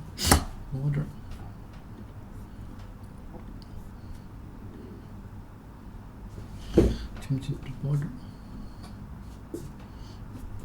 Okay. Border.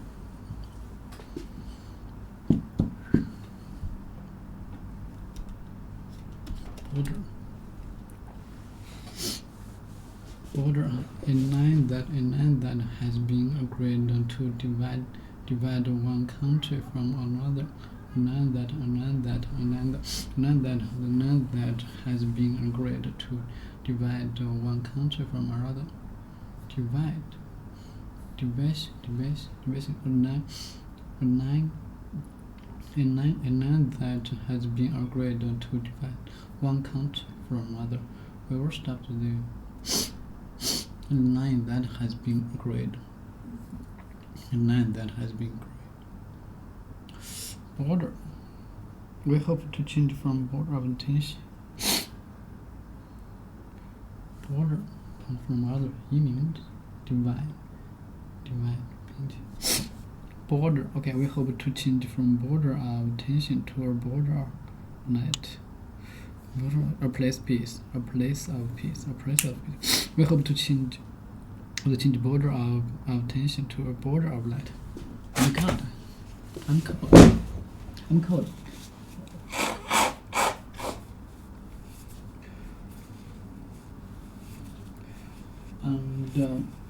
And knows the needed something because no.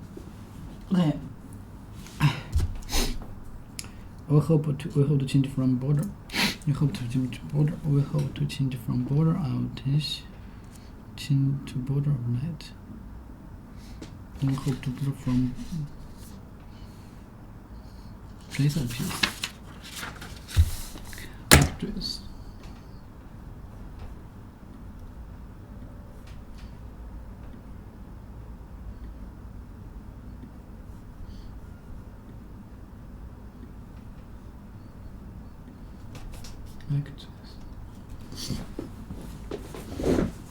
Actress.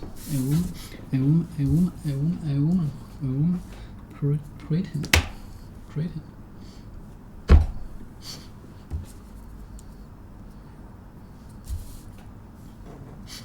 Listen to.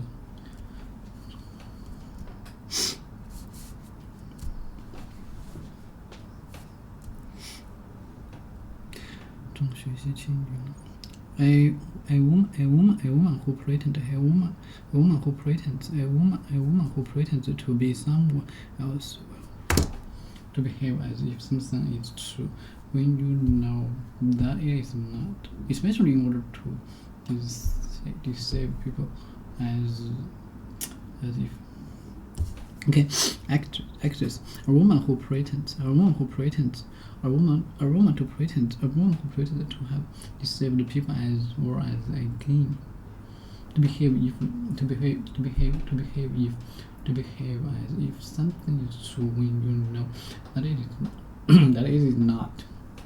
Especially in order to deceive people or as a game. Okay, a woman who pretends to be someone else while performing. What time it is? Performing. To do action or piece of work. To do action piece of work. Do. Perform. To do action or piece of work. And while performing in a movie, while performing in a movie, play or television program, she's the highest paid. She's the highest actress in Hollywood.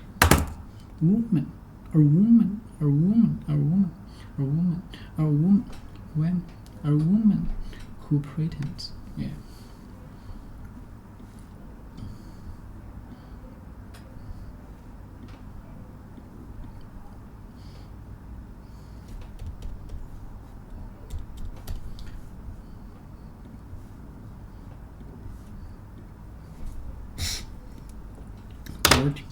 Disclosure.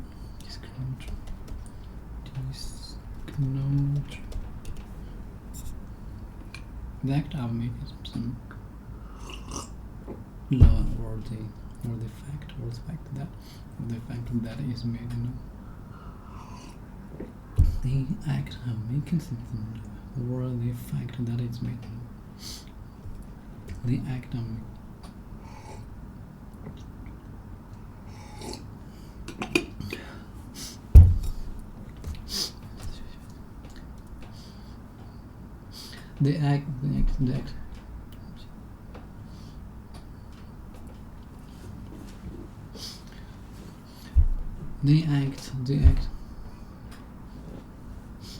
the act of making something done, or the fact that it's made. Well, disclosure.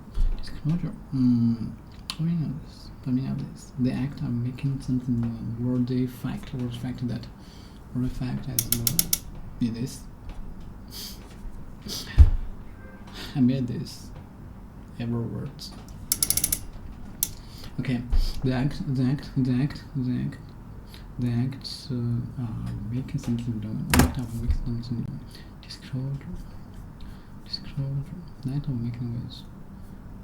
The act of making something done, or the fact of making something. The act of making something done, or the fact that is made known. Any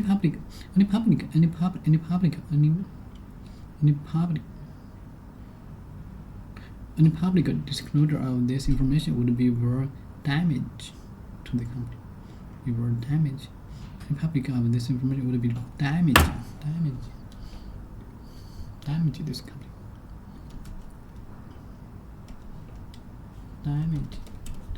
Damage. Cause from you were happy to do any public disclosure of this information would be worth damage to the company. The newspaper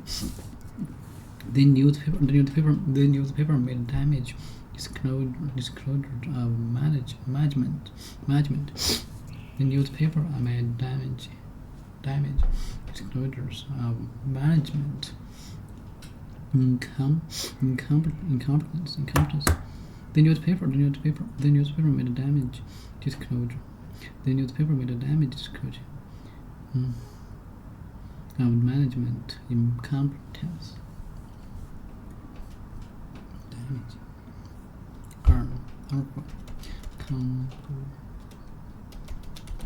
Competence.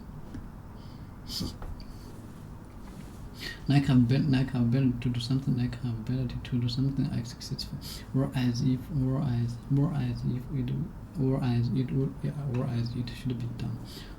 should be done, Lack of ability to do something successful, or as it should be done. Lack of ability to do something successful.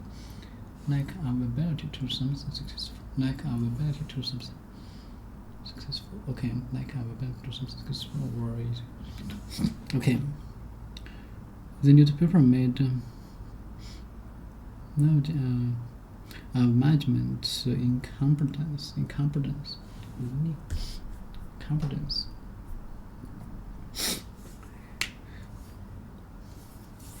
The newspaper made damage disclosure. Damage disclosure.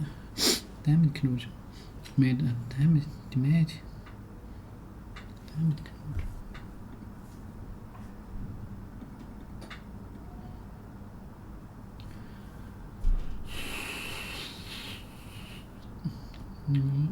Damage disclosure of management. A public information will damage to company. In public. Any public disclosure of this company would be more damage to the company.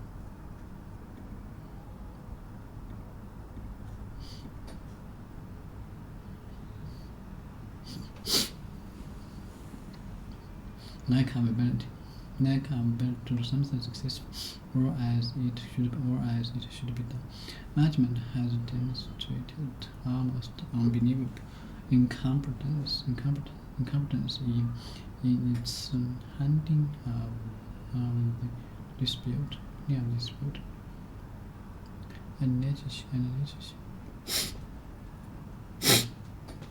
newspaper made damage disclosure of management. Something that was privacy. You need to say something privacy. Privacy. Come on.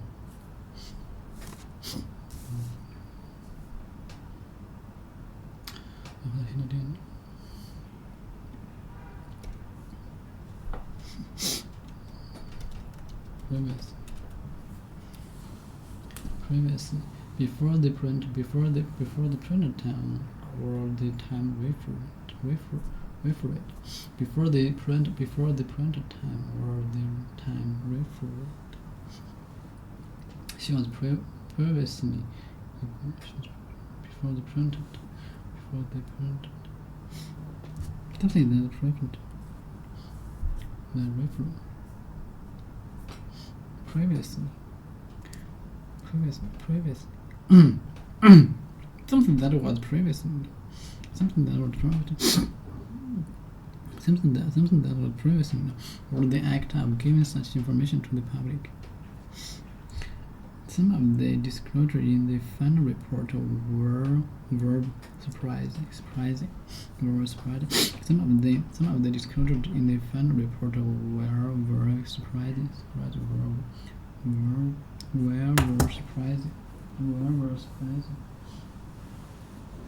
Surprising. Full financial disclosure is required.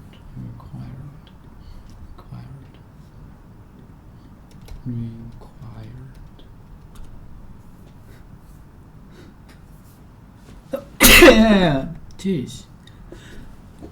Oh my god. Gosh.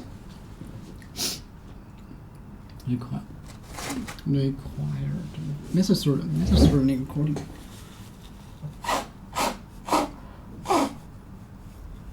Okay.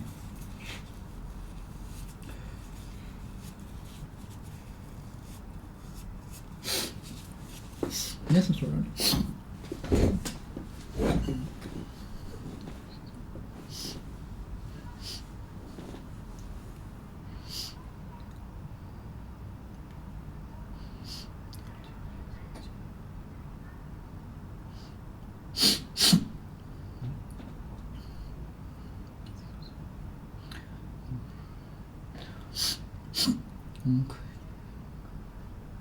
Necessary according to the rules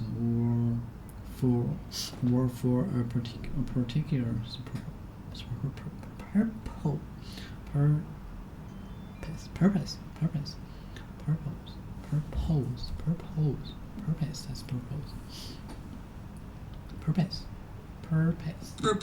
purpose. Why you do something or why something exists? Purpose. Necessarily according to the rule or required. Necessarily according to the rules or for a particular purpose. Required.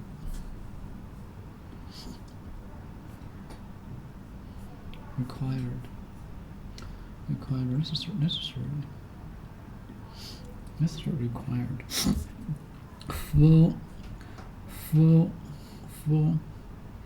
For financial disclosure. For financial disclosure is required. For financial disclosure is required. Okay. Finance. A prevent.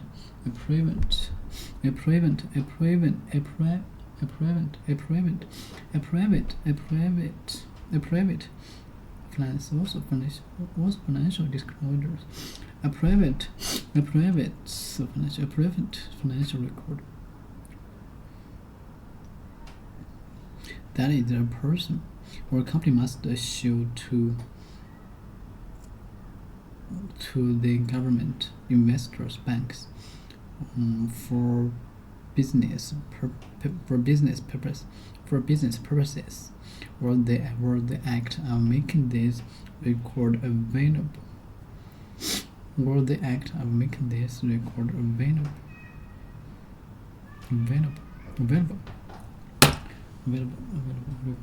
Require necessary recording. Available.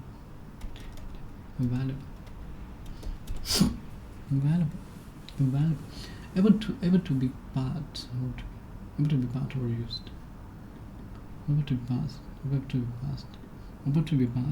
Recording. Make this recording or the act of making this recording purpose. Why you do that? For exists. For business purpose. Her financial disclosure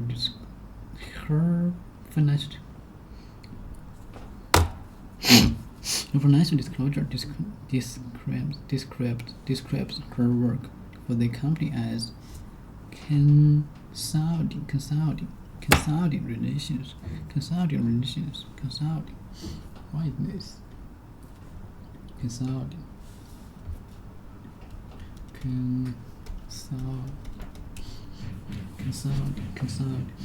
Giving advice on a particular subject. Giving advice on a particular subject has consideration.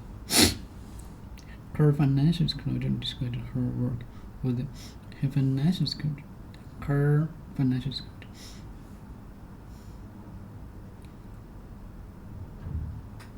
Her financial disclosure, her works for the company as a considered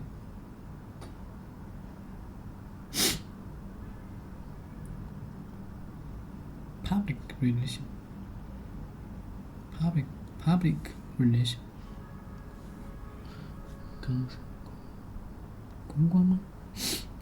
Consulting relation.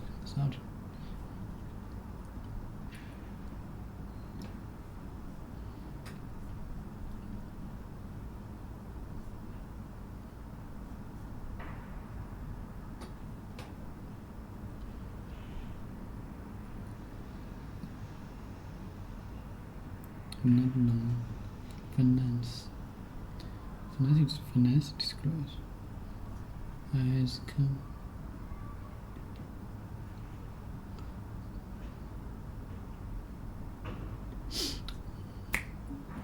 consulting media.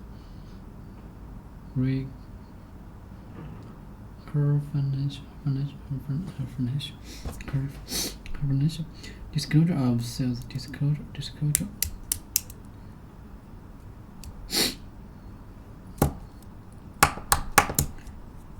Okay, disclosure of sales, the act of making something done. And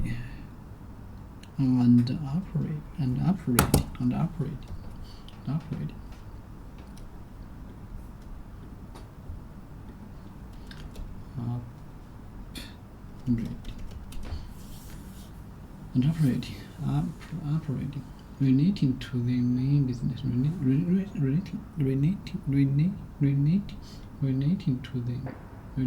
to the main business activity of the company. Relating main business.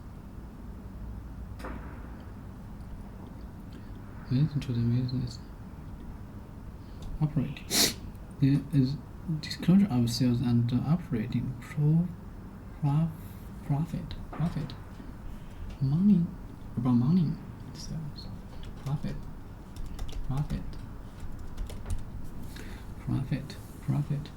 Money that is earned in trade. Money that is earned in trade or business after paying the costs of produce and selling goods and services. Money that is earned. Profits is trading or business after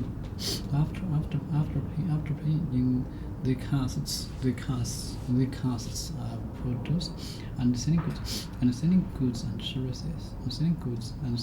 services. She makes a big profits from selling waste material to textile companies. Money that is earned in trade or business after paying the costs of producing and selling goods and services. Money makes a big money from the selling waste to textile. Her financial disclosure describes her work for the company operating. Disclosure of sales and operating files has confirmed the company's growth.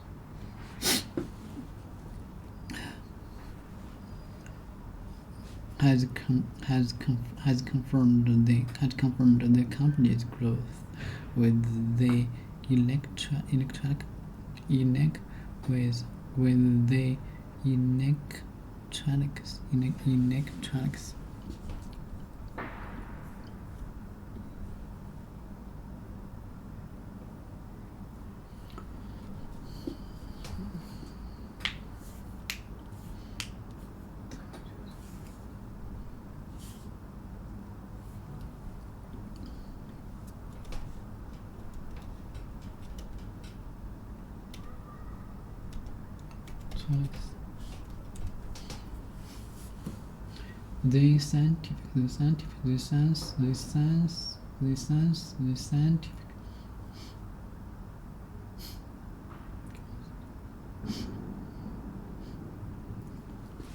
The scientific study of electronic current and technology.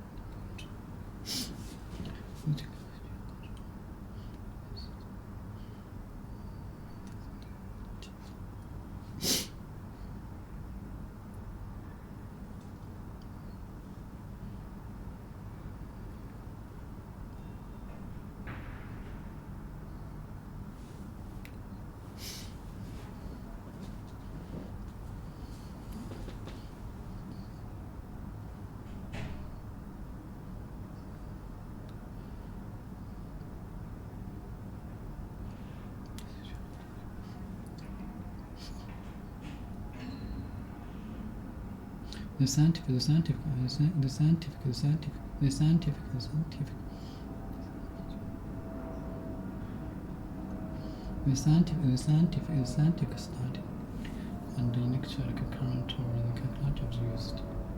The degree, the scientific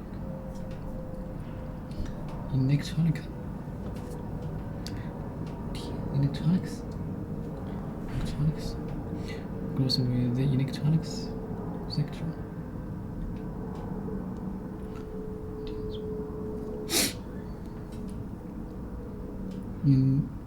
Operating profit has accompanied the growth with the electronics.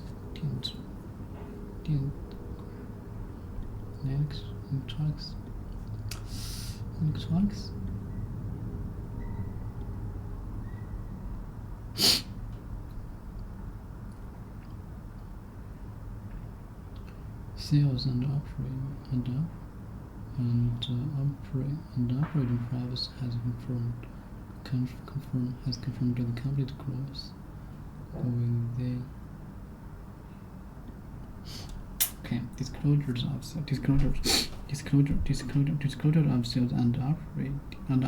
disclosure of sales and operating profit has confirmed the company's growth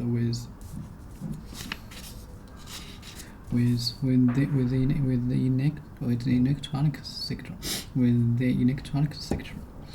The act of making information available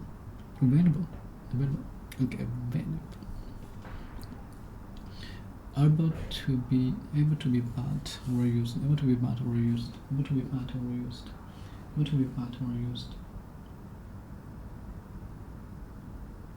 Why? Why is that?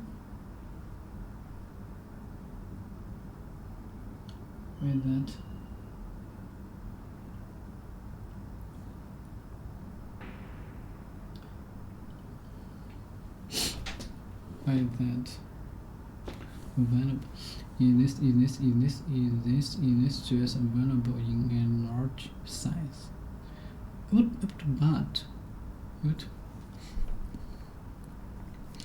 disclosure of sales and operating profit of sales and operating profit has confirmed the company's growth with the electronics sector. The act of making information available to an insurance company. So making information available to an insurance company when you get insurance or make a claim, especially personal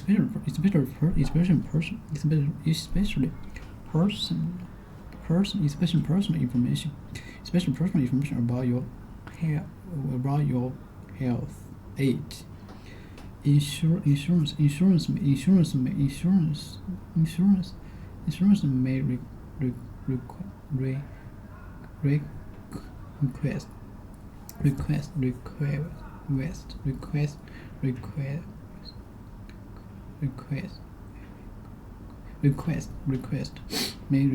the disclosure of the act of making information available to an insurance company when you get insurance or make a claim, especially personal information about your health, age, etc. Insurer may request the insurance may request the disclosure of existing genetic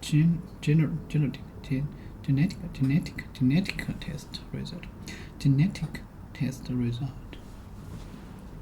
Insurance may request the disclosure of existing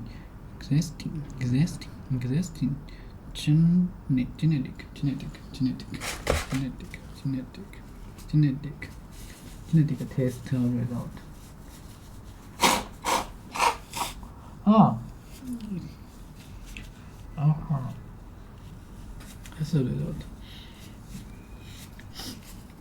Test result.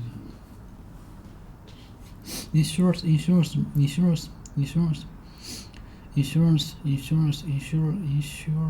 may request the disclosure of existing genetic test result.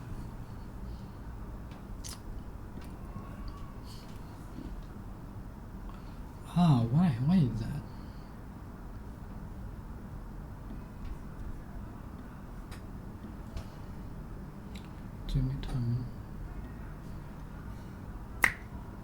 Genetic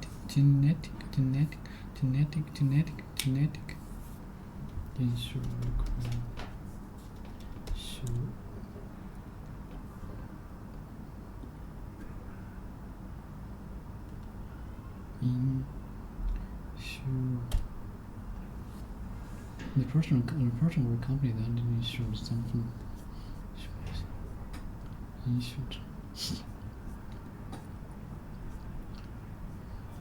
Insurer may request the disclosure of the exist genetic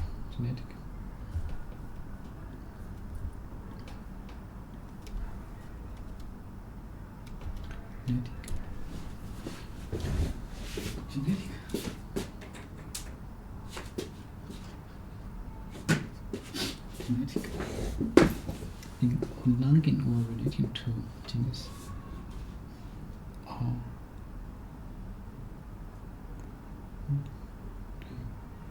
May insurance may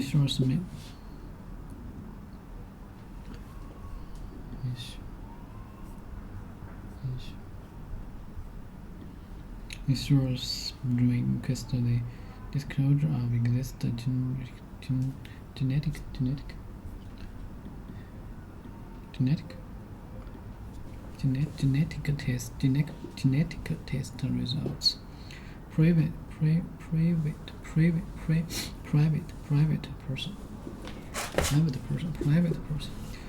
person. Okay, private person.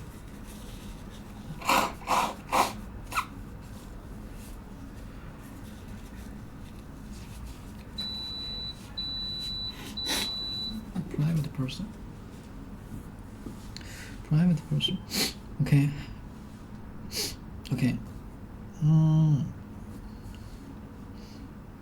Private person, or secret information that you must tell to someone, such as a judgment.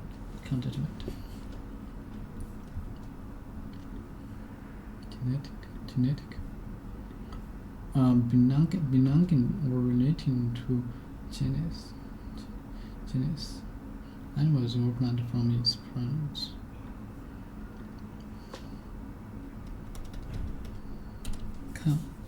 Court. Norm, such as court.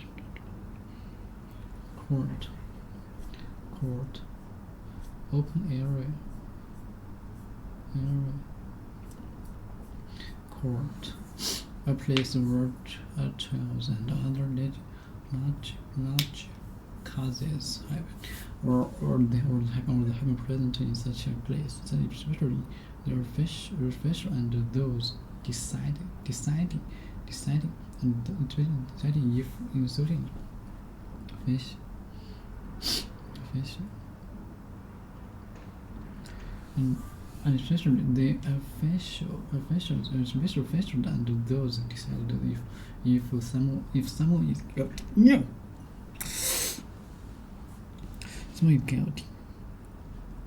The police or the government organization or the duty to give them is information the FD requires.